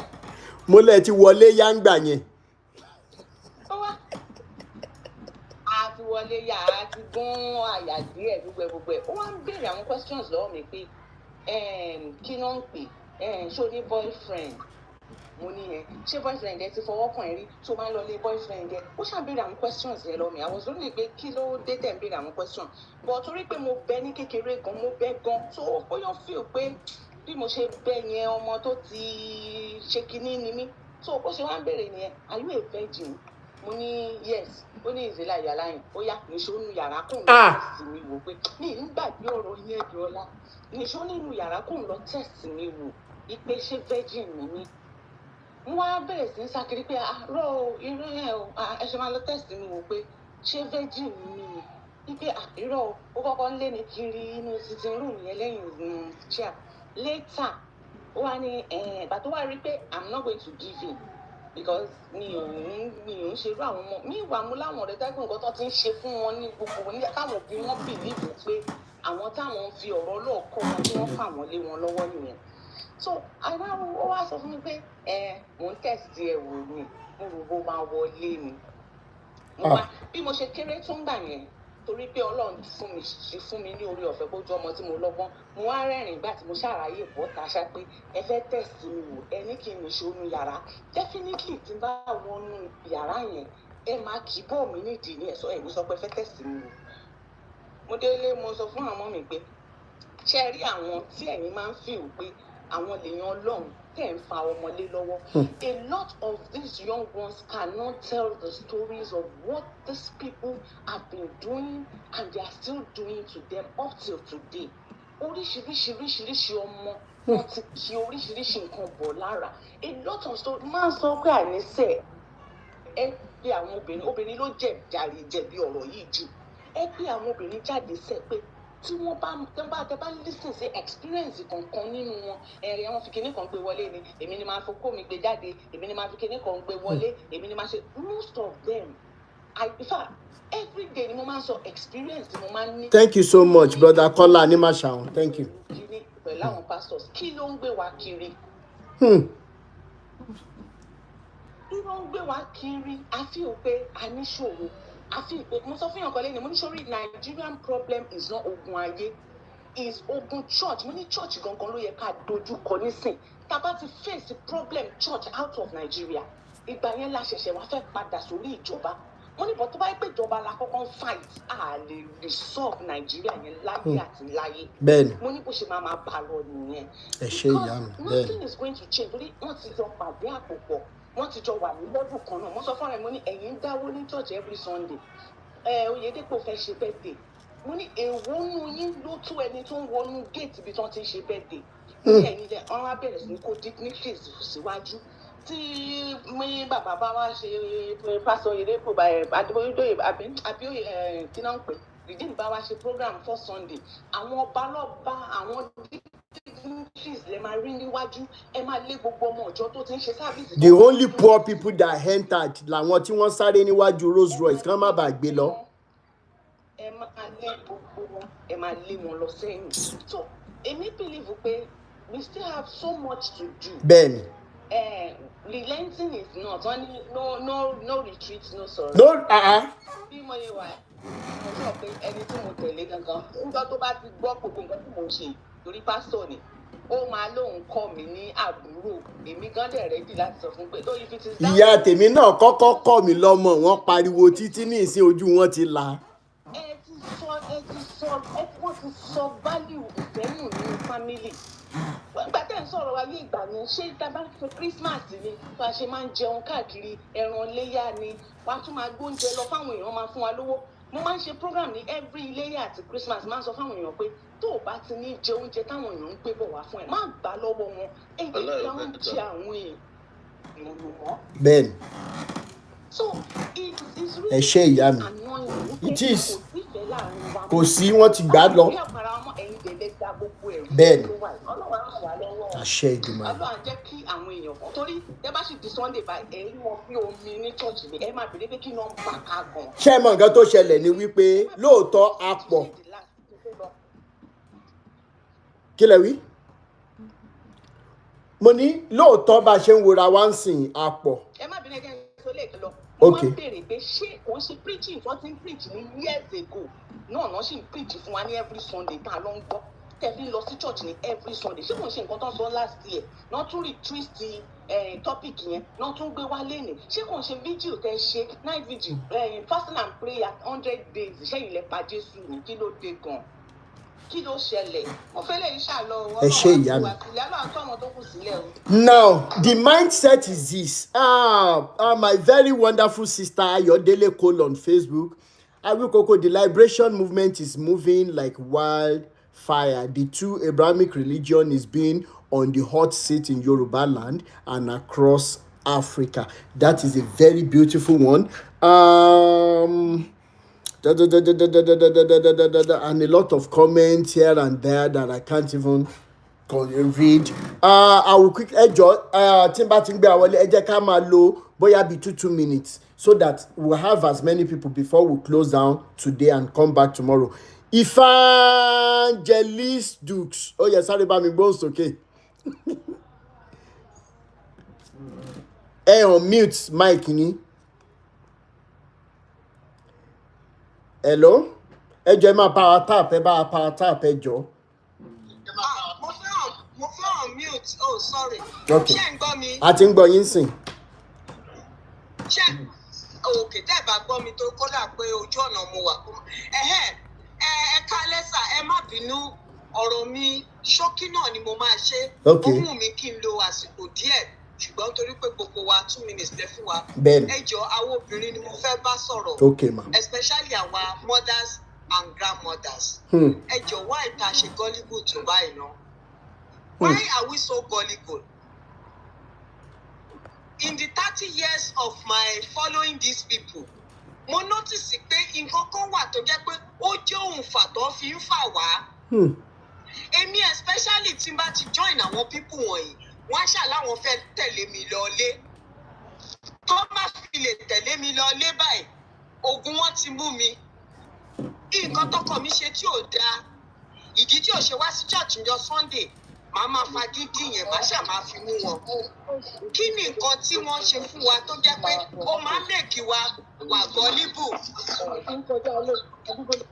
So, mo wá fẹ́ sọ̀rọ̀ nípa CAC Church. CAC Church, nǹkan tó máa ń ṣe, èyí tèmi ti attend nílùú òyìnbó, tí àwọn boys tí wọ́n pè ní pastor tí wọ́n bá ti ṣe ẹ̀ṣẹ̀ kan, wọ́n á wá gbé wọn, bàbá Bíára ni mò ń sọ yìí o. Bẹ́ẹ̀ni. Àwọn boys tí wọ́n ń kó wá ń gbà yẹn láti Nàìjíríà wá sí London, tí wọ́n bá ti ṣe àṣemáṣe ní church, or mission bí tó máa gbé wọn lọ, bóyá wọ́n fáwọn ọmọ ìjọ lóyún ni, àbí ọmọ àwọn ṣé parishioner lẹ́ ń pè wọ́n ní àwọn mẹ́mbà wọn. Bẹ́ẹ̀ni. Bàbá Bíára fúnra ẹ̀ ló máa fly wọn padà sí America. I know many of them. Ìgbà tí sister yẹn wọlé tó ní Ajétúkàsí làwọn ń jẹ́. There was one pastor, Ifátúkàsí lórúkọ ẹ̀. Bẹ́ẹ̀ ṣe ń sọ̀rọ̀ mo rántí. What did he do? Ó fúnyàn lóyún. Ó ti mess up ní UK. Ní London ni mò ń sọ o. And Baba Bíára had to fly him to Maryland. He stayed there in another mission. So tó bá tún fáwọn míì lóyún bó ló tún máa kó wọn lọ. I don't know. This is 1996, 1997 ní London. So àwa obìnrin a níṣẹ́ láti ṣe o. Tá bá ń sọ fún wọn wípé this thing kò kí ń ṣe tiwa, ẹgbẹ́ fáwọn tó ní, wọ́n ní à ń bọ̀ làwọn máa lọ. Níbo lẹ̀ ní lọ? Ibi tó ti gbé wá gan, wọ́n ń ṣẹ̀ṣẹ̀ ṣe ní Israel. Wọ́n ń pa adìyẹ tí wọ́n fi ẹ̀jẹ̀ tí wọ́n fi ṣe kinní sí orí ara wọn. Bọ̀tẹ́ bá máa sọ láwọn oníṣẹ̀ṣe, láṣìṣe ni wọ́n ń ṣe. Okay o, ẹ continue. The last one tí mo fẹ́ sọ. Àwọn pásítọ̀ tẹ́ bá wọ church wọn tí wọ́n bá sọ pé káwọn èèyàn dáwó, irú madam tó ń wọlé lẹ́ẹ̀kan tó sọ pé pásítọ̀ yẹn máa ń sọ pé òun máa ń lo language kan ní Yorùbá, so tó bá dẹ̀ ti sọ ọ̀rọ̀ yẹn tán, àwọn èèyàn máa dáwó fún wọn. Ẹ jẹ́ kí n sọ fún yín, àwọn àṣírí kan wà, àwọn gimmicks kan wà táwọn pastors máa ń lò. Wọ́n ti máa ń fún àwọn èèyàn lówó ní inú ìjọ. Wọ́n lè sọ pé who is going to give me $100 today? You will see 10 people tó dìde. Ẹ má jẹ́ kán tó yín jẹ. Àwọn fúnra wọn náà ti pín owó yẹn. Mo ní èèyàn tó ń ṣe tó dẹ̀ máa ń sọ àwọn gimmicks táwọn máa ń lò tó jẹ́ pé he wanted us to be in that caucus. Wọ́n torí ẹ̀rù pé I'm from a Catholic background. So ẹ̀rù kí pé pastors do not lack. It is ọmọ ìjọ ló ń fún pastors. This man ni máa fowó sí wa lọ́wọ́ báyìí. Á dẹ̀ ní pé sister mi ṣe ẹ máa ṣe preaching lónìí. Màá ní kí lẹ fẹ́ kí n sọ, ẹ ṣáà prepare program for next week. And he will put money in my hand. I will tell him pé I don't really need it. It is you that need it and your ministry. Ṣé mo fi ṣe pé mo bọ̀wọ̀ fún wọn ni. Lónìí ó ń dùn mí pé mi ò kí ń gbowó yẹn because owó ni màá fi wọ train lọ sí village yẹn náà. Èèyàn á kó àdúró owó yẹn sínú envelope wá kó fún mi. Màá dẹ̀ yẹ̀ wò báyìí. Màá wò pé torí pé mo bẹ̀rù Ọlọ́run wo ló ń bẹ̀rù. These people they are non-entity. Ibo là ń lọ tá a bá kú gan. Ibo là ń lọ tá a bá papòdà. Ilẹ̀ là ń lọ náà. Ṣé Ọlọ́run wá jókòó sórí high seat kan ni tó wá ń judge everybody? Ideology àwọn Romans lélẹ̀ yìí náà. Bẹ́ẹ̀ni o, louder. Bẹ́ẹ̀ni. Ta ló gbé weight wá? Àwọn Greeks ló gbé weight wá. Weight táwọn judges ń lò lónìí. Tí kò balance weight ni mò ń sọ. méjì tóbìnrin kan gbé ìkan lọ́wọ́. Bẹ́ẹ̀ni. Òrìṣà kọ́ lórúkọ obìnrin yẹn náà. Bẹ́ẹ̀ni. Obìnrin tó gbé wéètì dání gangan. Bẹ́ẹ̀ni. Òrìṣà kọ́ ni náà. Bẹ́ẹ̀ni. Just like bàbá ń ṣe Olympics. Gbogbo àwọn kíní Olympics náà ń ṣe òrìṣà ní náà. Bẹ́ẹ̀ni. So ẹ sọ pé nítorí ọjọ́ ìdájọ́ ṣé ẹ rò pé man kan wà tó wọṣọ funfun tí rògbẹ́ funfun tí ó wàá gbé ẹsẹ̀ tó gùn tó wàá gbé sílé ayé tí ó wàá máa ṣèdájọ́ àwọn èèyàn kò sí nǹkan tó ń jẹ́ bẹ́ẹ̀ yẹn it is image àwọn humans ló ideology ẹnìkan ni. Bẹ́ẹ̀ni. Ní Greek ìgbà tí ayé tí ojú bẹ̀rẹ̀ sí ní là like báwọn àwọn ìyá wa ṣe máa ń sọ àwọn ifá àkọ́kọ́ ṣe máa ń sọ fún wa nínú ifá pé ayé kejì là ń lò lọ yìí kò dẹ̀ síbi tẹ́ ẹ dé bẹ́ẹ̀ bá báwọn Indian sọ̀rọ̀ tán jẹ́ àgbàlagbà wọ́n á sọ fún yín pé ayé kan wà tó jẹ́ pé omi gbé lọ that is to tell you nípa ọ̀rọ̀ global warming tó máa ń sọ wípé omi ti wà ní ẹ̀kún ayé rí. So ẹ̀yin náà tẹ́ bá tiẹ̀ béèrè ọ̀rọ̀ ẹ máa tíra kẹ́ máa ṣe ìwádìí díẹ̀ ìmọ̀ ìjìnlẹ̀ tẹ́ ẹ bá tiẹ̀ ráwọn èèyàn tẹ́ ẹ mọ̀.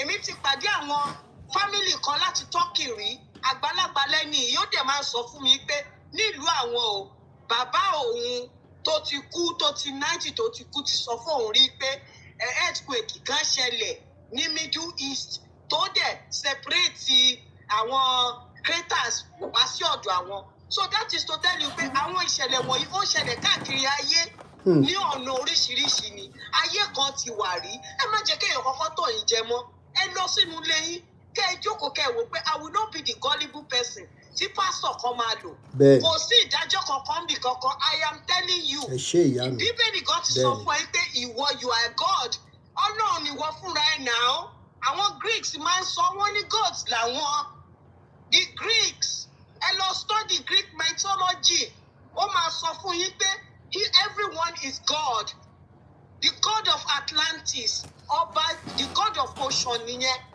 gbogbo àwọn zodiac signs tá à ń lò they were gods and goddesses they designed this world wọ́n design ẹ̀ bó ṣe fẹ́ kó rí àwọn Greeks kọ the colonial kílẹ̀ tí máa ń pè Greek Old Testament wọ́n jí historical look wọ́n join ẹ̀ papọ̀ wọ́n fi ṣe colonial Greek báwọn ṣe kọ Old Testament nìyẹn àwọn Romans àwọn náà they also they wrote the New Testament it was kílẹ̀ tí máa ń pè wọ́n fún wọn ní big contract.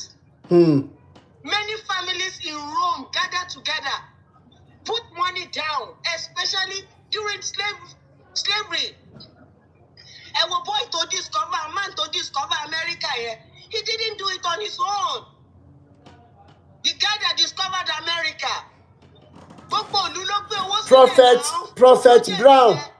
Prophet Brown says, Book of Hebrews says there is judgment after death, man. Authentic. I might not see direction. Sir. Prophet Brown, if you want to authenticate the Bible, it's going to be on another session, not today's own. Sir. So if there is judgment after death, must we destroy the life we are using right now? And so for you pay tabaku lama gbadu, but pastors are enjoying. Ṣé ẹ fẹ́ balẹ̀ ayé yìí jẹ́ ni? Ayé yìí ó yẹ ká cherish ẹ̀. Modern art, ìwọ fẹ́ kúrò lórí ilẹ̀ ayé, ó fẹ́ bà ayé jẹ́. Ṣùgbọ́n àwọn pastors wọ́n ń gbádùn ayé. Why don't you practice humanity as your religion? Ó yẹ kẹ́ tiẹ̀ káàánú ilé ayé yìí. Ẹ wo gbogbo nǹkan tí art yìí ti fún yín. Ó ti fún yín everything. Ó fún yín ní domestic animal. Gbogbo animal tí ò bá máa sá fún wa. Dogs are our friend, cats are our friends. A lè domesticate lion gan. Bẹ́ẹ̀ni wọ́n ti ń ṣe é.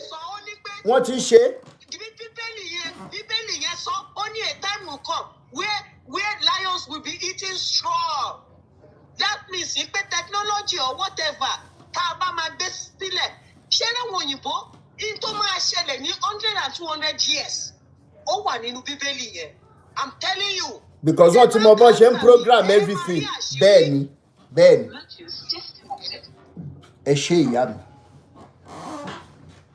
Thank you so much for that wonderful, powerful submission. máa sáré gbé goal getter. Ó yẹ sáré bá a sọ̀rọ̀ 2 minutes. Goal getter.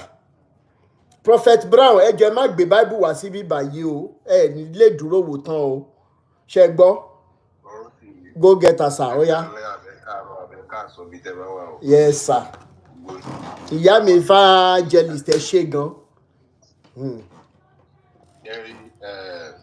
Ìkọ̀kọ̀ tí mi kàn máa ń ṣe like program yìí ni pé mi ò tí ìgbà kan sọ wípé there is no creator of the universe. There is, yeah.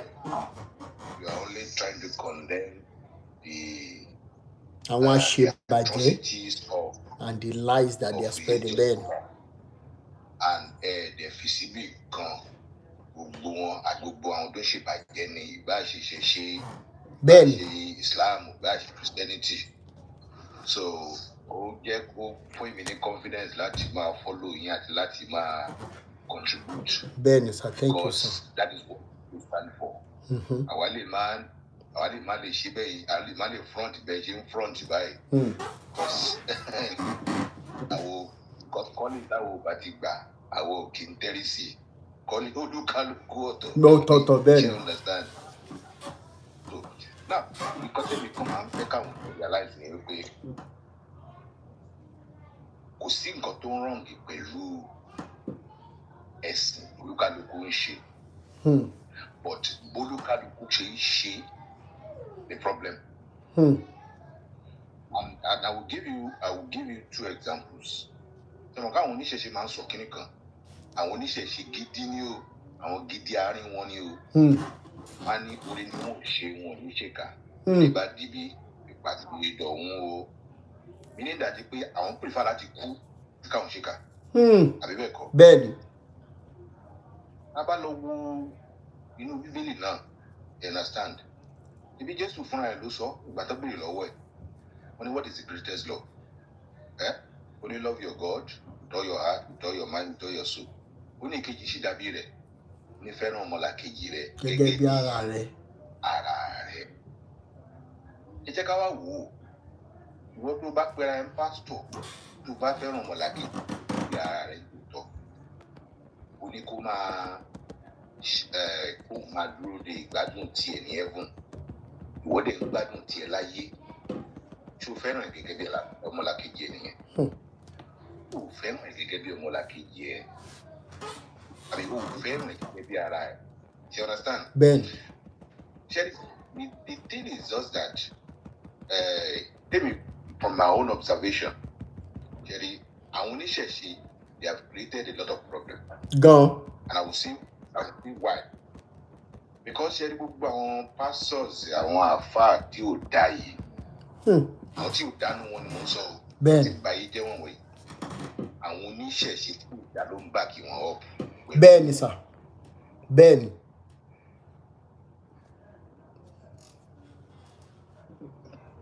Because kò easy láti máa control millions of people. I understand? Bẹ́ẹ̀ni. Láì lo gimmicks, láì lo ayé nǹkan, láì lo orúkọ Jésù dẹ̀kọ́ lẹ́ ń lò kì í ṣe Muhammed lẹ́ ń lò. Bẹ́ẹ̀ni. Èmi máa ń sọ for the past 4 years, over 4 years, èmi ò lọ church. You understand? Bẹ́ẹ̀ni. And I will continue to be a Christian.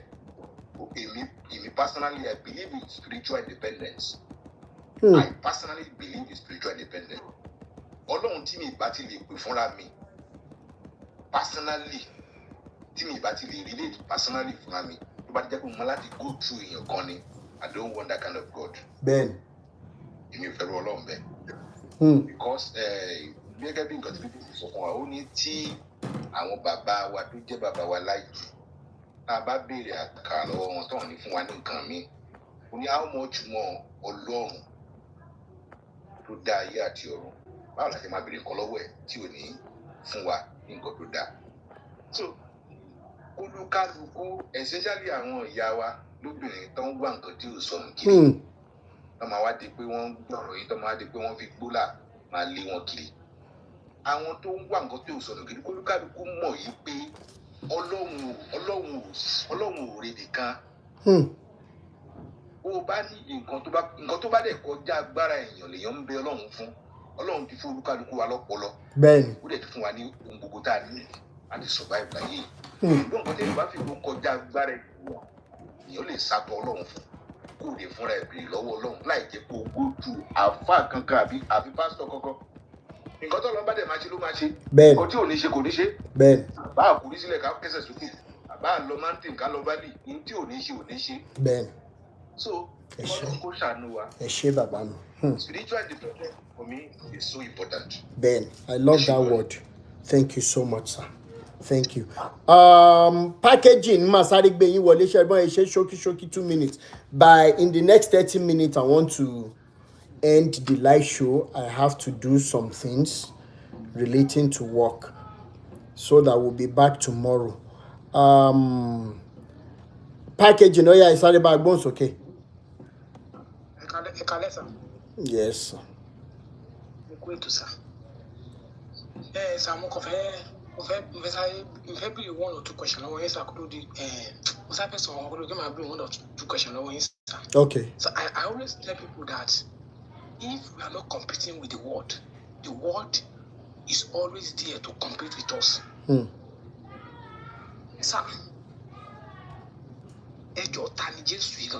who is this Jesus?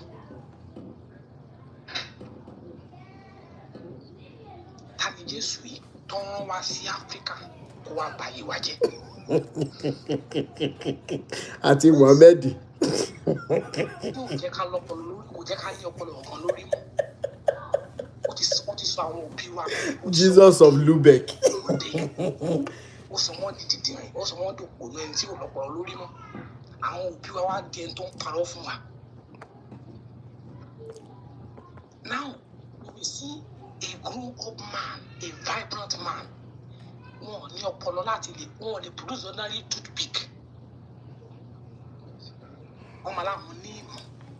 Ẹni tí ó lè produce the toothpick, ó lè sọ style, ó lè sọ story Jesus débi pé style tí Holy Spirit ti fi bá Mary sùn, ó lè sọ.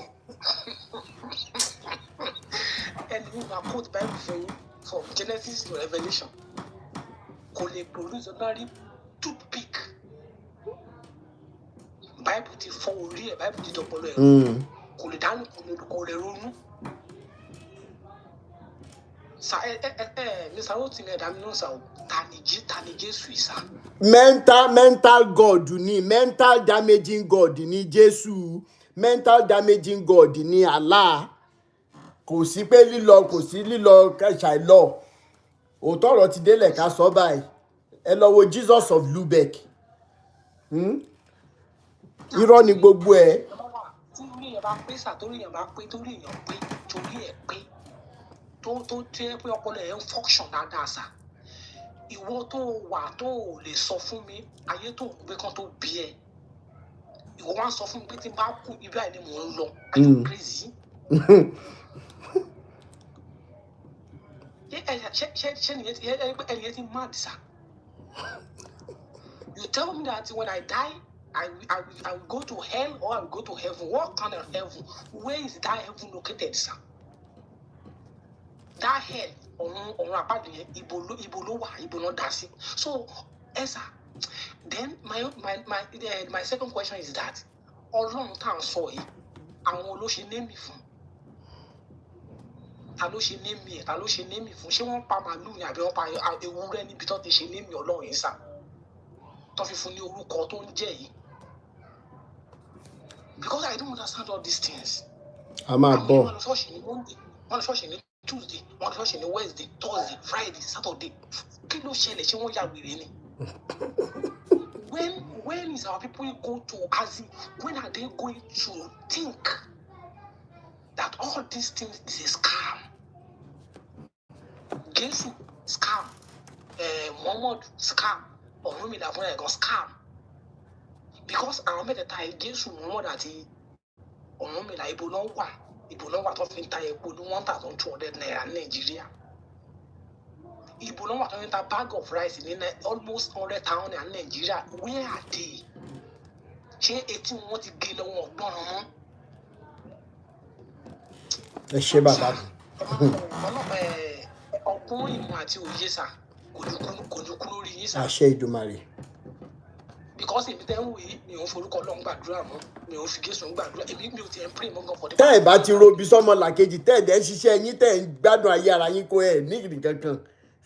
èmi àwọn èèyàn èmi máa ń fáwọn èèyàn lówó kan fi jẹun bẹ́ẹ̀ni wọn ní oúnjẹ sáà. bẹ́ẹ̀ni. So I don't need church in my life. I don't need church in my own house. Bẹ́ẹ̀ni. I don't go to church in my own church. I don't tell them Bẹ́ẹ̀ni. to go church again. Nǹkan tí mo sọ fún wọn ni pé love people. Bẹ́ẹ̀ni, humanity ni, love and humanity ni. That is it. Love and humanity. Ẹ gbàgbé gba orí ìta Adébóyè àti irú àwọn àbájá pé wọ́n èjì sápò ní sáìdì wọn tọkàn sọ pálapàla káàkiri. Ẹ ṣé bàbá mi jàre. Ẹ ṣé. Ó dàrú sir. Yes sir. Ẹ ṣé bàbá mi. Really appreciate yín. Sister follow family. Ó yá, ẹ sáré bá mi gbóhùn sókè. Ká ṣe pàápàá. Mo kí gbogbo wa pé akọ àtúntò ẹ̀dẹ̀ kúṣẹ́. Yes. Láti àárọ̀. In fact, ó lágbára. Kí n tó kọ́kọ́ sọ ìgbóhùn fẹ́ sọ ní akọ́ sọ báyìí náà gẹ́gẹ́ bí nǹkan tẹ́ ẹ sọ yìí pé a ní ìdí pé bóyá kí Jésù máa ṣe kinní fún wa àbí tá a bá lọ church àbí tá a bá lọ church pé nǹkan kan máa ṣe wá. Nǹkan gẹ́gẹ́ bí nǹkan tẹ́ ẹ sọ èmi náà bílíìfù pé tó o bá ti bá tọmọ lákejì jẹ tó o sọ pé kí tọmọ ẹnì kejì Kó mọ̀ dá. tó o bá ti dìyàn sínú ẹni tó bá ṣẹ̀ tó o bá ti pè pé lágbájá ò ṣẹ̀ mí kó parí síbẹ̀ nìyẹn mo ní o ò nídìí wípé nítorí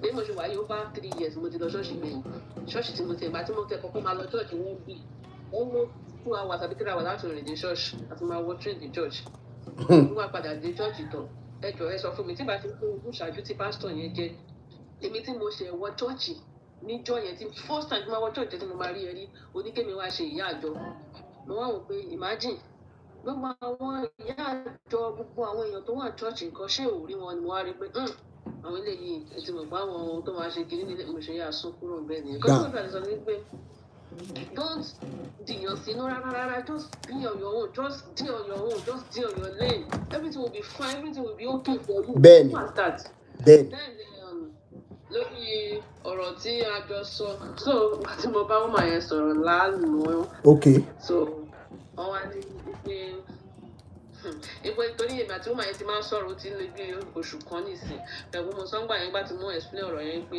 àwọn kan máa ń tẹ́tí sílẹ̀ máa gbọ́ nǹkan tó ń sọ pé bóyá torí pé woman yẹn ò ní èyí so bí woman yẹn wá rí pé woman yẹn máa ń báyọ̀ sọ̀rọ̀ time to time because there is one time tí màtí yẹn jọ sọ̀rọ̀ títí di òru ńgbà yẹn so woman yẹn wá láti gbà tá ti jọ sọ̀rọ̀ yẹn pé wọ́n ń gbọ́ wípé ó dà pé woman yìí ń fi ẹjọ́ sun ẹnìkan so wọ́n wá ní láti gbà yẹn pé wọ́n ti slow down díẹ̀ so nǹkan tó wá fóònù ni pé àwọn mọ́nítọ̀ yá ìgidi gan ni so wọ́n wá ní fóònù òun ní fault wọ́n ní bí wọ́n ṣe lọ fún àwọn tó máa ṣe fóònù níbi kọ́ bóun ṣe fóònù nìyẹn torí pé pásítọ̀ tá à ń sọ̀rọ̀ yìí tí mo send pictures yìí yẹn ó ní connection ní gbogbo àdúgbò yẹn gan níbẹ̀rẹ̀ fún pé gbogbo evidence tí yàn yẹn gather jọ sórí fóònù máa tó bá wọn ṣe fún ó dẹ̀ wáìdì gbogbo ẹ̀ ọ́ pátápátá. mo ní ó ga o ó ní kó fún ọ̀rọ̀ ọgbọ́n. Kí wàá la máa ṣe báyìí? mo ṣàtún sọ fún ẹ pé torí mo sọ fún ẹ pé bóyá máa jọ sọ̀rọ̀ àti ẹ̀yin náà ṣùgbọ́n torí pé mo busy kò yẹ kí n lè gbìn wọ́n lẹ́nu so mo wá ní òkè tó bá ṣàlàyé but nǹkan tó sọ fún mi alẹ́ àná yìí o ni pé ó dà pé wọ́n tuntun reduce ẹ̀ díẹ̀ mo wá sọ fún wọn pé òkè tó má ti reduce ẹ̀ díẹ̀ pé wọ́n ní bóyá torí káwọn rí pé wọ́n rí pọ́n báyàn kan sọ̀rọ̀ so wọ́n ti reduce ẹ̀ díẹ̀ mo wá ní kò sí wàhálà mo ní tẹ́bá torí kan tuntun gbé owó kan ẹni owó kan jẹ́ ká mọ̀ ẹ ṣáà record ẹ̀ tẹ́bá ti record ẹ̀ ẹ ṣáà send ẹ̀ sí mi so ibi tí a ṣáà fi ọ̀rọ̀ sí nìyẹn kò sí wàhálà pé kí n ṣàlàyé fún yín. Kò sí wàhálà ẹ ṣé Ọlọ́run ò ní fẹ̀yìn náà sílẹ̀ thank you so much for that. All right. AI Oracle ma ó yẹ sáré bá gbọ́n sókè pàápàá ma ẹ on mute ma AI Oracle AI Oracle AI Oracle oh my Okay. Still OBJ. Oh yes, sorry, boss. Okay. Still OBJ. Mo fẹ́ sáré round up. Ẹ kálẹ́. Mr. Rotimi. Ẹ kálẹ́ sir. Ẹjọ́ quick one mo kàn fẹ́ contribute mo ti ń gbọ́ kíní láti bí ọ̀sẹ̀ méjì sí and I really appreciate it. So thank you so much. Mo ti kàn fẹ́ contribute ni pé Sherry mo realize pé mo ti wà pẹ̀lú for over 2 hours nísìn. 70% of people tó sọ̀rọ̀ yìí they are not in Nigeria. Am I right? Àwọn tó sọ̀rọ̀ wà Nàìjíríà o. But àwọn tẹ́mi ti gbọ́ ìgbà tẹ́mi bẹ̀rẹ̀ sí ní gbọ́ yìí. Most of them like they are out of the country. You don't get. So what tẹ́mi kọ́ bẹ̀ sọ fara rẹ̀ ni pé now they be enlightened. They are in this trap before they get out of that country. It's when they get to this Western world they realize things is not the way we are saying it. You don't get. So, but one thing we advise on the way, you as a person, you should be listening to and should be conscious of what people tell you. I have a pastor, but no, I describe it. One people any Taiki Street, came to the local pastor down the swamp below. He told me, I have a challenge in December. Thank you so much, Ayobami. My mom invited me to that church. The pastor told me, kilo don't suffer pain. Abuja ni shebi wa pe jani mo ma tala Abuja. You can imagine if you said to le pe kin lo sa Abuja ma. Thanks, Salami. And I asked him, okay, Maru, only no, no, they don't talk like this. Only I want to just put £2 pay. Now will go to Abuja. See me, mom, because my papa the law. I don't do such. Only I mean, if I give the report. He started reporting me to my mom. It's Torayo, thank you. The lady was doing very fine. And last one, up one way. So the man here, we offer more. So when I was fair, as I'm telling you today, that lady, she's in a deep shit up till.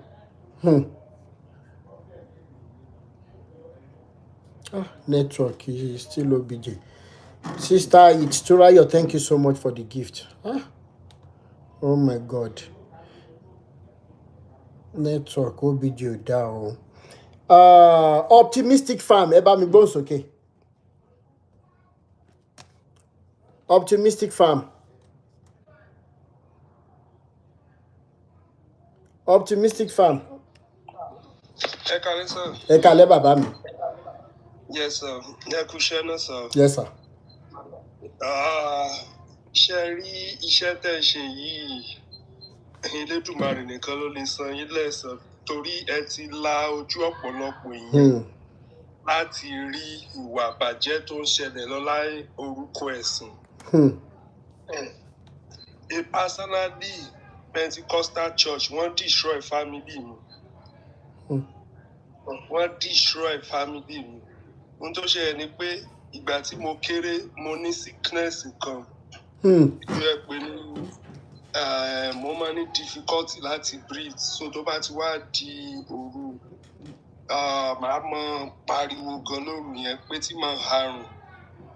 So gbogbo ìgbà yẹn dẹ̀ ní kò sí modern health care pé tí wọ́n ṣe fi mọ̀ pé kí ni ó ṣẹlẹ̀, mo ṣe test, mo ṣe everything.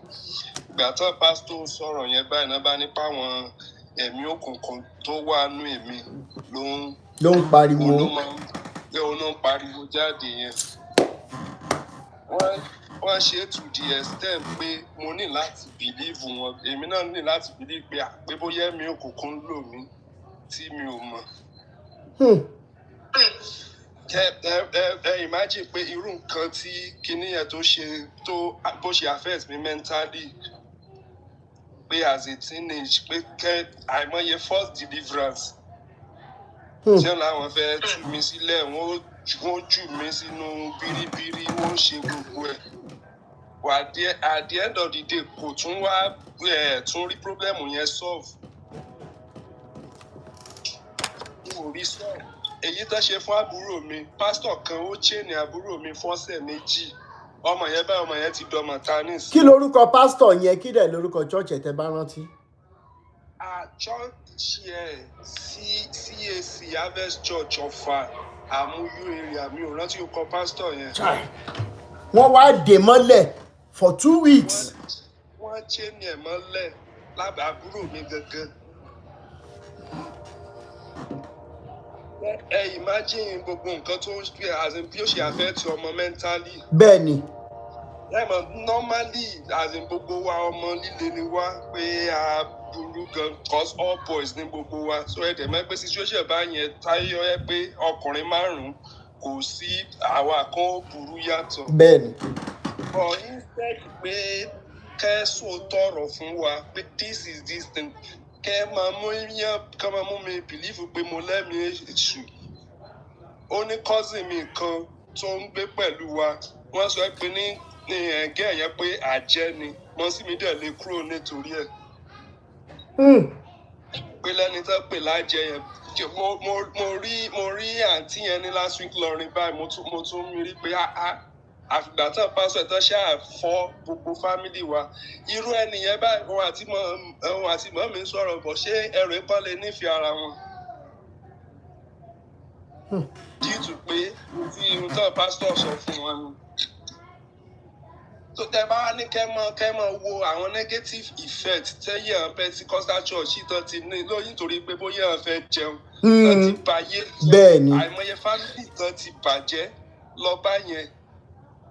Tó yẹ pé tí ìṣe méjì téyàn mọ̀ rí every area yóò dẹ̀ mọ̀ rí pé church ló bàyé people yìí jẹ́. Ẹlòmíì church ni ò jẹ́ ká rọ́wọ́ fi bọnu. Ẹni tó ń ṣe business tán wá ní kọ́mọ bùhá church láago 8 àárọ̀. So tí n bá ní kí n máa sọ gbogbo àwọn atrocity tán churches tí tán ti commit sí mi yóò take a lot of time. A tún máa pàdé lọ́la Tuesday lágbára Ọlọ́run. Àbí kí lọ́la ná? Ọ̀la ni. Okay, ọ̀la ni Tuesday. Ó dà pé ẹ̀yin ti wọ Tuesday.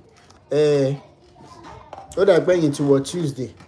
Ó sì kù 16 minutes. Ó yìí kù 16 minutes. A máa pàdé lọ́la Tuesday lágbára Ọlọ́run. Lágbára Ọlọ́run. Ẹ ṣé bàbá mi. Ìyá mi please before ìyá Aláṣàbí kan tó sọ̀rọ̀ ẹ jọ̀ọ́ ẹ follow àwọn èèyàn ẹ follow back.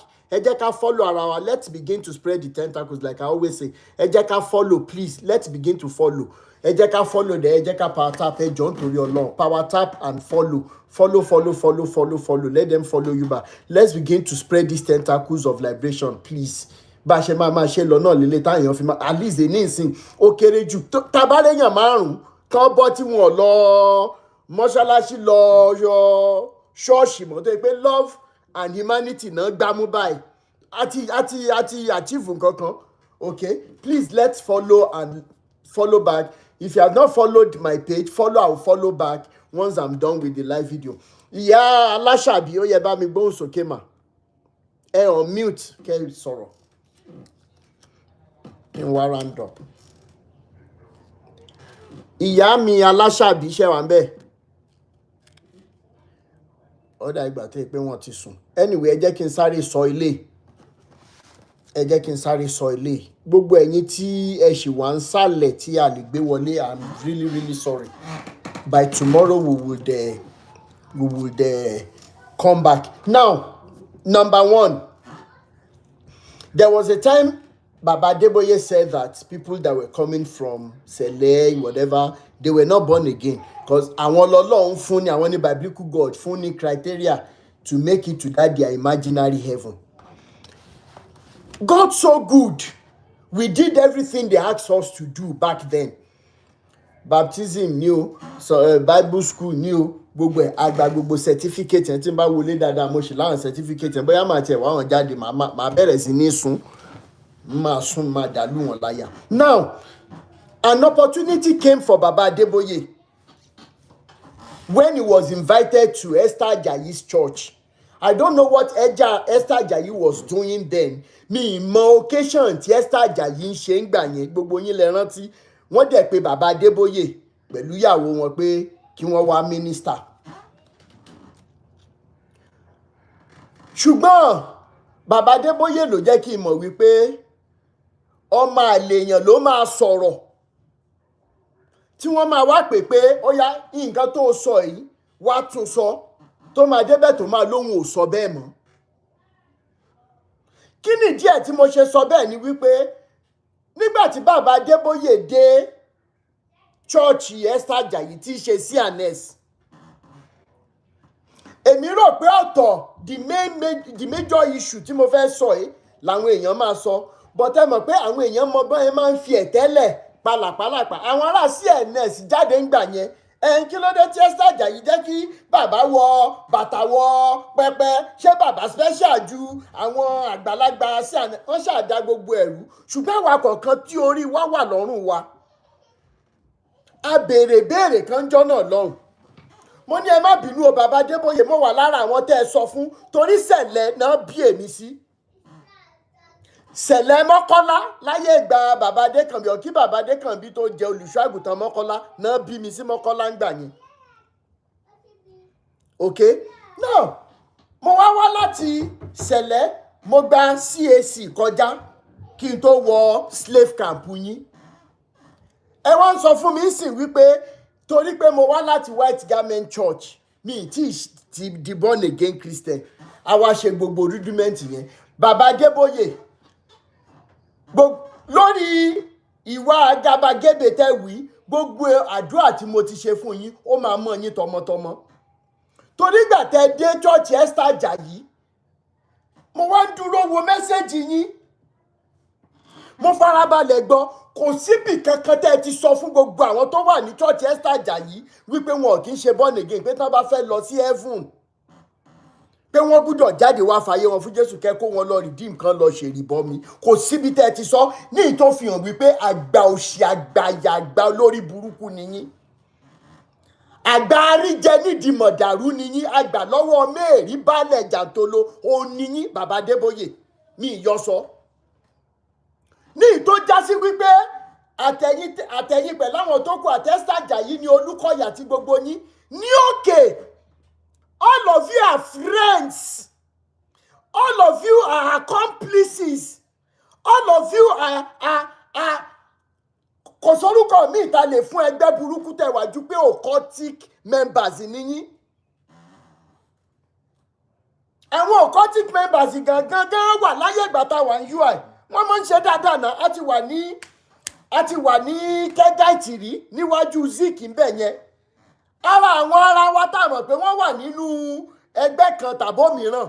A máa ń rí wọn nínú school náà, dẹ̀ máa ń ṣeré, a máa ń ṣàwàdà. Incident tẹ́mi ní pẹ̀lú kan nu wọ́n gbà tí mo wà 100 level, òun ló jẹ́ kí n lápá ìlórí. Ó jẹ́ kí n tètè dọ̀rẹ́ wọn.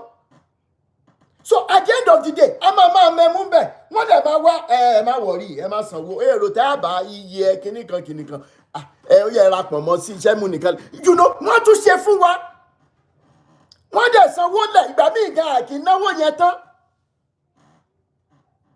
I'm telling you the truth. I'm talking about late 90s, early 2000, 2001, 2002. Ẹ tún máa padà síbẹ̀ ọjọ́ kejì.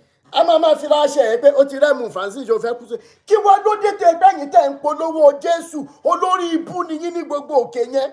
And my agitation tonight is, why would you be friends at that top part? But your doctrines make us to separate one another. They separate ourselves from one another. Débi wípé nínú ẹbí kan tí n bá gba doctrine Kúmúyì, or nínú ẹbí kan ẹni tó bá gba doctrine olórí burúkú Olúkọ̀yà yìí kò ní lè help family member tó ń lọ sí church Adébóyè. Bẹ́ẹ̀ dẹ̀ lélẹ̀ gbogbo ẹ̀yin olórí burúkú tẹ́ ẹ máa pasán tẹ́ ẹ ní jẹun ọmọ tààrà. Ẹ mọ̀ bọ́ ọmọ ni ọmọ ò ní bọ́ yín.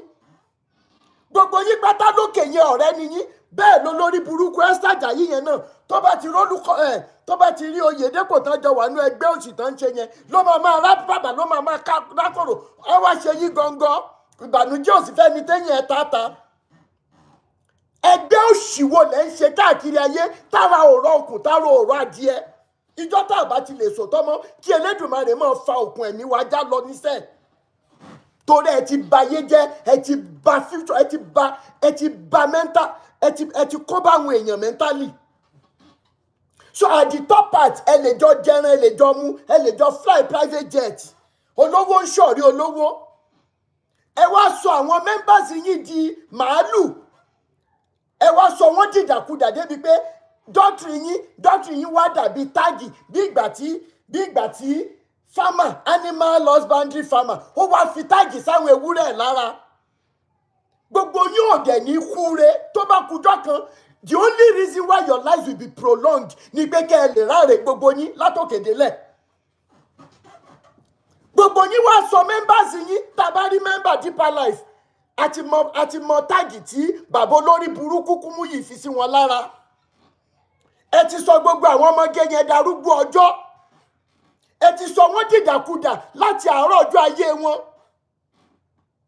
tàbá ti rí members Olúkọ̀yàwó Ìbàdàn bí ẹni wọ̀yọ́ aṣíèrè yẹn tí ò lẹ́mìí ìdáríjì àti mọ̀ páwọn ewúrẹ́ àtàgùntàn tó ń sìn lélẹ́yìí tá a bá ti rí Adébóyè tiẹ̀ tún wá ṣe títí ẹ̀ ibi àwọn tá à ń bọ́ dáadáa lélẹ́yìí àwọn tá a dùn fi oúnjẹ dùn lélẹ̀ ẹ tún ní classic àti modern parish tí ìbá ṣe pé lórí ìbú nìyí a dẹ̀ ti lọ ṣèwádìí nírú ìdílé tẹ́ ti jáde ìdílé yín ò dùn ìdílé yín ò láyọ̀ ẹ̀ẹ́dẹ̀ ní láyọ̀ tẹ́ fi máa kú inú ìbànújẹ́ yẹn lẹ máa wà tẹ́ máa ráre sí lẹ́yìn olórí burúkú aláyébàjẹ́ yìí títí kan step siblings yín wọn ò gbádùn yín ẹ̀yin ọmọ rìdíìmù ẹ tètè jáde kúrò lábẹ́ bàbá ìkó tó pẹ́ jù ẹ̀yin winners ẹ tètè jáde lọ́dọ̀ bàbá rádaràda yìí ẹ tètè jáde kúrò lọ́ndà wọn ìkànnì tó ti gbọ́ lẹ́nu sísítà mi lẹ́nìí tí wọ́n bá ní doctrine gidi ọmọ mẹ́rin ti di aláìní bàbá ti sán lọ torí doctrine orí burúkú tó ń ṣe kí géńdé ọkùnrin fi ṣe wọn almost 200,000 naira sílẹ̀ kó lòun lọ gba doctrine Oyèdépò kó mọ̀ gba 35,000 ṣé iye yẹn làwọn ọmọ Oyèdépò ń gbà ẹ béèrè lọ́wọ́ bàbá olórí burúkú tó máa ṣánkú yẹn tí ò ní kú síbi táṣọ ẹ̀ wà ẹ máa fòkẹ́ mọ̀ níṣó kò sí bẹ́ẹ̀ ṣe lè lẹ́ẹ̀mọ ewé àtẹgbò tó ìjọ tẹ́lẹ̀dùmarè bá ti ní kò ní jẹ́mọ́ fún yín náà ni ewé àtẹgbò yín dẹ̀ ti bẹ̀rẹ̀ sí ní sunko ẹni káwọn tó ń bá yín ṣe kan tún bá yín rì níwọ̀n ẹ̀ ẹni ká máa bá yín rì ní ẹ̀ máa fòkẹ́ mọ̀ níṣó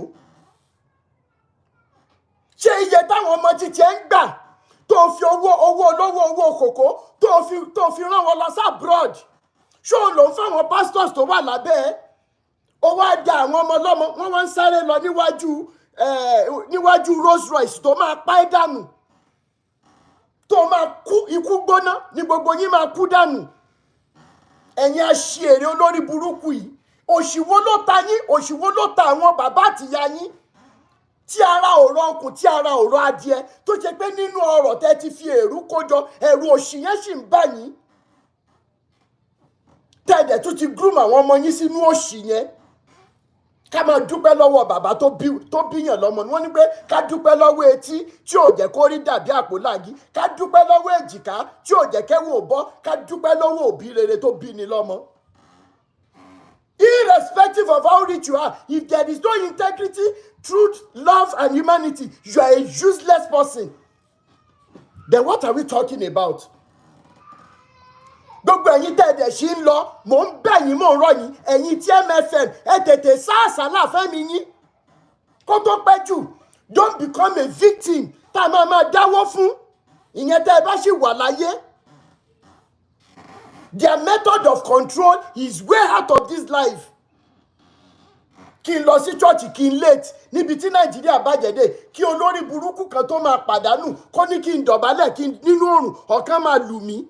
Ẹ̀yin náà mọ àwọn tẹ́ ń bá ṣe nígbà tí mo gba wèrè mẹ́sìn gẹ́ wọn ò bí pọ̀rí anybody dá màá léètì dé church wà nìkan lù mí àwọn tága máa dáhùn lórí wọn ló máa pọ̀ jù mo fi títóbi Elédùmarè ṣẹlẹ́rìí ó yọ náà tó tiẹ̀ tètè mú mi kúrò torí á ti gúnra wa ní nǹkan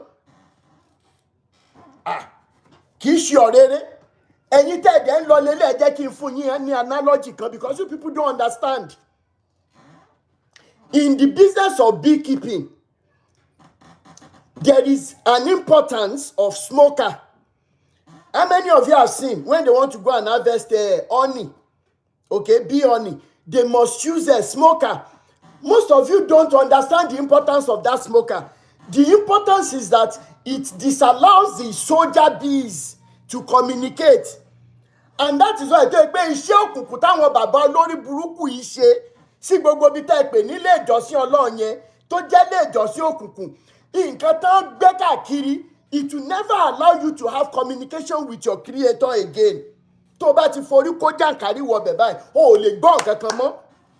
And that is why ẹni tó bá ń lànà tẹ́lẹ̀ tó bá ti wọ abẹ́ wọn báyìí, àlá yẹn ò la mọ́. Ìwọ tó bá lẹ́bùn ríran, o ò lè rí mọ́. Any gift that God, your creator might have given you, you will not use it again. Ohun wọn ló máa gbọ́. Because that is their primary assignment. To dislodge you, to disengage you from using your God-given instincts. Ọgbọ́n, first and foremost, you won't even be able to use your brain again. Mi ìdẹ̀rí wọn bá wí, at the end of the day, ṣáwọn gan lo certificate wọn ni? Ṣáwọn bàbá olórí burúkú ṣé wọ́n lo certificate wọn? Kí PhD holder kó máa kó sọ̀rọ̀ nígboro ẹnu ká dẹ̀ máa kọ ha. Nigeria has, yes, Nigeria doesn't have technology, but Nigeria has God. Ní bàbá tó yẹ kí ọ̀rọ̀ ẹ̀ jẹ́ the most stupid, the most senseless sentence from a shenanigan ní Guinness Book of Record. A ti pè wọ́n títí àwọn yẹn náà wá. A dẹ̀ ti ní pé ṣé ká bá wọn mú wá, ṣé ká bá wọn mú sentence yẹn wá. Kí wọ́n bá wa kọ fi sínú Guinness Book of Record. Káwọn ọmọ tó ń bọ̀ lẹ́yìn wa kí wọ́n máa rí orúkọ Adébóyè, the most senseless, wicked human being on planet Earth. Nigeria has God, but Nigeria doesn't have technology. Lẹ́nu PhD holder ní bàbá kú má mọ̀nà ọ̀run yìí. Ẹ ti gba owó olówó, owó kòkó, owó onírú, owó aláta, ẹ ti yọ gẹ̀gẹ̀ lọ́rùn. Ẹ máa wá lo tá ìtàn, á wá dàbí ìtàn wọn fi sí olóńgbò lọ́rùn. Tán wọ olóńgbò lọ. Gbogbo ẹ̀yin tẹ́ ẹ̀ ṣe ń lọ tẹ́lẹ̀ ń sin Ọlọ́run, ẹ̀yin fúnra yín ó ti dé òkodoro ọ̀rọ̀ báyìí ká sòótọ́ ọ̀rọ̀ fúnra wa. Ẹ̀yin tẹ́ ẹ̀ ṣe ń lọ pé mo kàn ń sin Ọlọ́run lèmi sí. Ẹ mọ Ọlọ́run, olè lẹ́yìn fúnra yín. Olè paraku ni most of you tẹ́ ẹ̀ ṣe ń lọ. Ẹ mọ Ọlọ́run torí tẹ́ ẹ bá mọ Ọlọ́run. Okay, tẹ́ ẹ bá mọ Ọlọ́run, your next door neighbor, he's God. You can see God through the person. Ìgbà tó lóun lọ ṣe tó lọ, ọkọ tó ń bọ̀ ẹ́ tó ń tọ́jú ẹ̀ tó dá ẹ lókòwò. Ó ní problem kékeré, o lè help ẹ financially. Irọ́ o, ìwọ ọkọ náà tó ẹ pé ìyàwó ló ń gbé ẹ ní gbogbo ìgbà. Tó o bá ti ṣubú bá ìyàwó yẹn ló máa ń gbé ẹ, ṣùgbọ́n tó o bá ti lówó kékeré lọ́wọ́, church ló máa lóun lọ. Where is God in your life? Ẹ jẹ́ ká bára wa sòtọ́ ọ̀rọ̀ náà. Ọlọ́run là ń lọ sọ́lọ́run. Ẹ wo àwọn ọmọ yín náà, ẹ wo life àwọn ọmọ yín. Your children cannot even see you as role models. They cannot. Ẹ wá lẹ̀ ń wá Ọlọ́run kiri. Mo rántí orin tá a máa ń kọ ní ayé Sango High School gbà yẹn in the late 80s, 90s.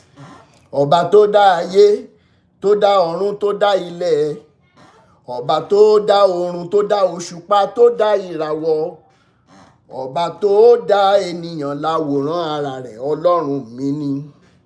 Ọlọ́run mi ni èèyà, Ọlọ́run mi ni. Ọlọ́run mi ni èèyà, Ọlọ́run mi ni. Bó bá wà ó lè rí, Ọlọ́run mi ni. Bó bá wà tọkàntọkàn ó lè rí.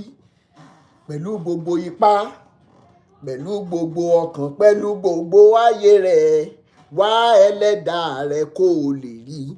Ibo lẹ ti ń wá ẹlẹ́dàá yín káàkiri, ibo lẹ ti ń wá Ọlọ́run tí ò bá jẹ́ nípa ọmọlàkejì yín. Pé ẹnikẹ́ni tí ìwọ bá nípa láti ṣe ìrànlọ́, ẹnikẹ́ni whatsoever, ó jó oníṣẹ̀ṣe ni o, ó jẹ́ Muslim ni o, kò tiẹ̀ bìlíìfù pé Ọlọ́run wà ní o, ó jó onígbàgbọ́ ni o, ẹnìkejì ẹni. Àwa sọ pé àwọn Boko Haram wọ́n ní so many boys tó join wọn. Àwọn bàbá Adébóyè wà lára àwọn tó recruit wọn. Ẹni kì í ṣàlàyé ẹ̀. Àwọn bàbá Adébóyè wà lára àwọn tó bá yé nọ́ọ̀tì jẹ́ débi tó dé ló jẹ́ kí gbogbo kinní yẹn wọlé sí wa lára. And I will explain to you, òótọ́ ọ̀rọ̀ délẹ̀. When redeemed, I was in Kano State, 2003, during the election. Tí Kòńkòsó fẹ́ jẹ governor Kano State ńgbà yẹn. Okay, at the end of the day, Baba Deboye had his business centers all over. Winners had his own. Ẹ máa wá pa owó yẹn láti north. Ẹ máa kó wá sí headquarters yín. Kálẹ̀ ti ṣe bí jẹ́ ó yẹ kí Jésù ṣe ni. Tó ṣe humanity. Tó help àwọn èèyàn. How will those boys be available to Boko Haram? Ẹ dá mi lóhùn now. Ẹ̀yin àgbà òṣì àgbà rádaràda. Irú òṣì tó ta yín. Mo gbà ládùúrà wípé gbogbo ẹ̀yin tẹ́ ń gbọ́ mi irú òṣì tó tarú àwọn bàbá Débóyè torí inú òṣì náà ṣì wà kò ní ta kankan nu yín kò ní ta ìrandíran yín àdúrà ńlá ni irú òṣì tó ń ta wọ́n lọ́wọ́ you will think that private jet show ẹni tó bá mọ bàbá ẹlẹ́bù ìbọn ẹ lọ gbọ́rọ̀ lẹ́nu bàbá yẹn ní tó lè fi di bílọ́níà lọ́wọ́ ṣùgbọ́n ìtẹ́lọ́rùn contentment is great gain. Tí bàbá yẹn bá sọ̀rọ̀ báyìí, ẹ sì mọ kó ọ̀rọ̀ bàbá yẹn jẹ báyìí. Kí mo fi mọ ní bàbá ẹlẹ́bù ìbọn nìkan. Ẹ lọ gbọ́rọ̀ lẹ́nu bàbá Bílé Àkànní. Ẹ lọ gbọ́rọ̀ lẹ́nu bàbá Bílé Àkànní náà. Ẹ lọ gbọ́rọ̀ lẹ́nu bàbá yẹn níbi tí irú bàbá Bílé Àkànní bá ti sọ̀rọ̀. Ó yẹ kí irú Adébóyè máa wà lẹ́yìn lẹ́nu ọ̀nà kó mọ direct ọkọ̀ kò tí ì yẹ kó wọlé rárá. But people do not love the truth. When we were growing up, àwọn mẹ́sẹ̀gì tá a máa gbọ́ tá a máa gbọ̀n nìyẹn. Ẹ lọ gbọ́ mẹ́sẹ̀gì lẹ́nu bàbá Bílé Àkànní. Kẹ́ ẹ compare sí ìtàwọn olórí burúkú tẹ̀ ń tẹ̀lé torí òun lè fúnra yín òun lẹ̀yìn gan. And I will round up with this. Mo ti sọ́rí ní few days ago. Gbogbo ẹ̀yin tẹ́ bá níhùn bíbà ẹ jẹ́ kí n ṣàlàyé tẹ́ ẹ̀ ṣe ń lọ sí church. Àwọn bàbá ìtẹ́ bá ti ní let somebody shout hallelujah tẹ́ ẹ káwọ́ sókè. Màrìwò ọpẹ́ làwọn bàbá Adébóyè rí tó ń juwọ́ tátẹ́gùn gbé. Màrìwò kíni? Màrìwò ọpẹ́ náà rí wọn rí yín bí èèyàn. Torí ìgbà táwọn bàbá yẹn máa bọ́ síta pé Ọlọ́run pe àwọn wọn gba abẹ́rẹ́ wọn pé àwọn bàbá Adébóyè sick Oyèdépò Kúmúyì Olúkọ̀yà gbogbo wọn sick wọn gba abẹ́rẹ́ wọn pé wọ́n sick mentally wọn gba èèyàn ò sick ló wà láàrin owó o ní private jet. Do you know how much they sell a private jet? Do you know the worth of the houses you sleep in? The worth of that bed tẹ́yìn bàbá olórí burúkú ìsún sí. Ẹ máa wá sọ fẹ́ni tó ń sùn sórí ẹní wípé tí ò bá tún fún yín nítọwọ́ ẹ̀ kò ní lọ sọ́run àtẹ̀yìn àtọ̀run yẹn àti bàbíkú gọ̀dí ẹ̀ níjọ wá mọ́. Tẹ́ ẹ bá tún jọ wá ẹ̀ wá níjọ wá pé ẹ̀ ní farare lọ lẹ́yìn olórí burúkú aláyébàjẹ́ yìí. Thank you so much, sir, Mr. Ade. So that people will not say Rotimi is just totally against people or against one religion. No, the truth is here. Let's say it. Brother Bílé Àkànní, since how many years? From the days of SU. How many of you remember SU? Gbogbo ẹ̀yin tẹ́ bá wà ní class nígbà yẹn tẹ́ bá pé 15 ní class. Tí SU ẹyọ kan bá wà ní class yín, wọn bí teacher dákó sọ answer fún yín nínú examination hall. Ní ọ́fíìsì ń gbà yẹn during the days of SU ẹ lè kówó jẹsẹ̀ níbi tí SU wà. Integrity was the order of the day. Kó tó di pé àwọn bàbá olórí burúkú ìgbàjọba tí n bá parọ́ ẹ máa já mi. I have an in-law tó yẹ pé ní about 3 years ago gbogbo wa lọmọ tí mo lọ sí Nàìjíríà rẹ̀ lọmọ tí a lọ ṣe kinní lórí òkè Mọ́kọ́lá ń bẹ̀ yẹn nìbàdàn. A lọ sí Ṣadé Ẹlẹ́ja, from Ṣadé Ẹlẹ́ja a lọ síbi tí tòkè yẹn a tún lọ tùngbàtùngbà. Làbádẹ́ délé bóyá around 10:30 ló bá kó rìsíìtì jáde. Àlàyé kí ló fẹ́ fi rìsíìtì ṣe ló bá ń bẹ àwọn èèyàn ó yẹ ẹjọ́ máa bá ń fìlì ẹ máa bá ń kọ́ kí ló ṣẹlẹ̀ gan-an ló bá ní yes cultural center Mọ́kọ́lá ẹ ṣé bàbá mi ló bá ní ọ̀gá ibi iṣẹ́ àwọn redeem pastor ni àwọn ò mọ̀ pé ó ń sá ìfọ́nà owó fi kọ́ redeem church ibi tẹ́ ẹ ti ń lọ pray nìyẹn iṣẹ́ ìjọba dẹ̀ ló ń ṣe torí promotion bẹ́ẹ̀ bá ṣe rówó jí wá sí redeem sí bẹ́ẹ̀ lówó yín máa bẹ́ẹ̀ ni promotion yín máa wá bẹ́ẹ̀ bá ṣe rówó jí ní winners bẹ́ẹ̀ ṣe gathering of the children of God lélẹ̀. At the end of the day, the story in that same Bible says that The man was born blind. When they born a blind in here, and one disciples there be Jesus. Who sinned? Was it this man or the parents? Jesus there with down low. Ó ní pé kò sẹ́ni tó ṣẹ̀. Ṣùgbọ́n ká lè fi gbé ògo Ọlọ́run ga ni. At the end of the day, kí ló ṣẹlẹ̀? Ó ní ó mi fi tọ́ ẹ̀, ó fi mix clay, ó dẹ̀ fi sójú ẹ̀ làlá kọ̀ọ̀kan, ó dẹ̀ ṣojú báyìí. Kí ló rí? Ó ní I saw men walking like trees. Ìtorí ẹ̀ ni mo ṣe sọ pé àwọn bàbá Adébóyè gba abẹ́rẹ́ ẹyọ kan wọ́n sá jáde torí owó, torí ọrọ̀ ayé, wọ́n fẹ́ lọ mọ́ tap palm wine. I saw men walking like trees.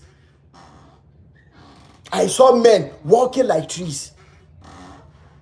At the end of the day, it was when Jesus touched the sight of that man the second time, tó fún ní second dose.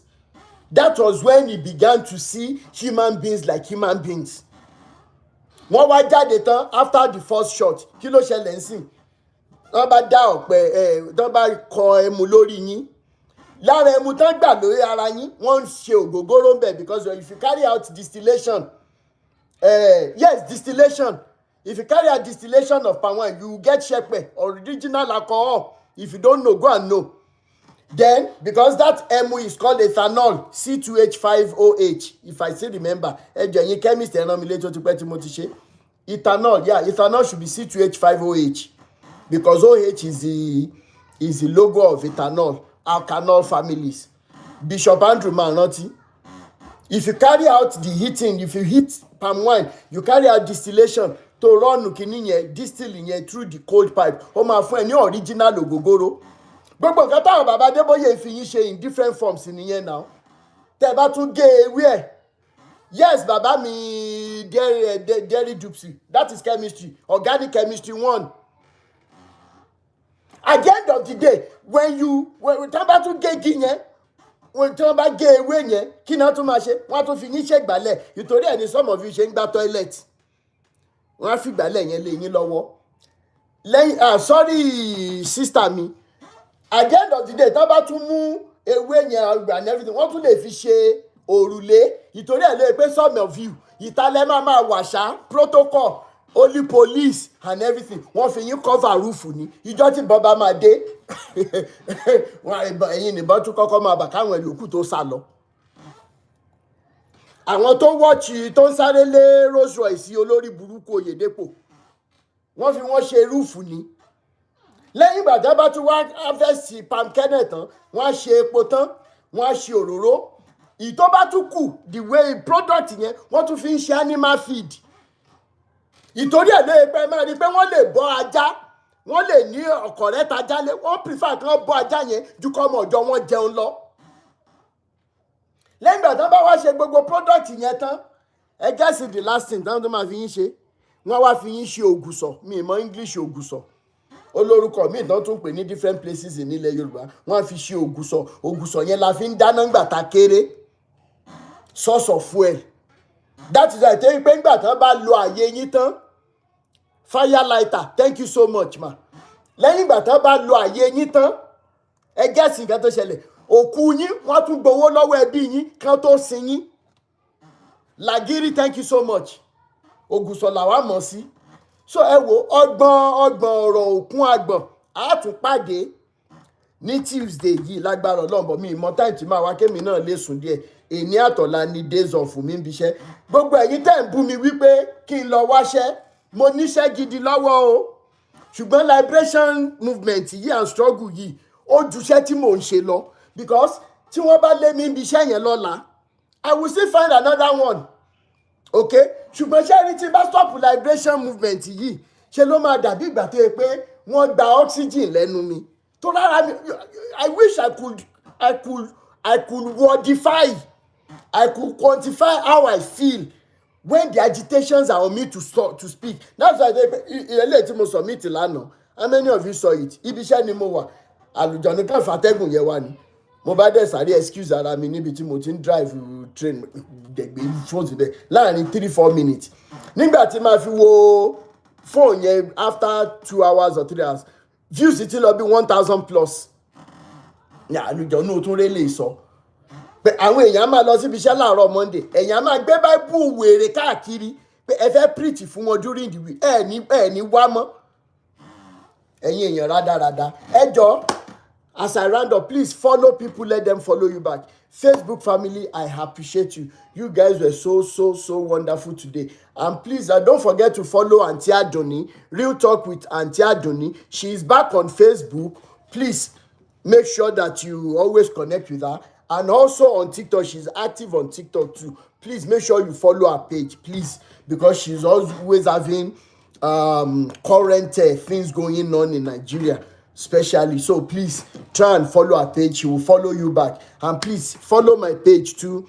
I will follow back. Thank you so much, Sister Rike Arewa. Thank you. Yeah.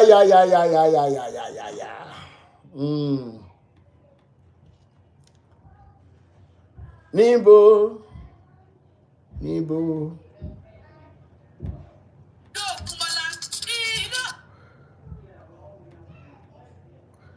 So,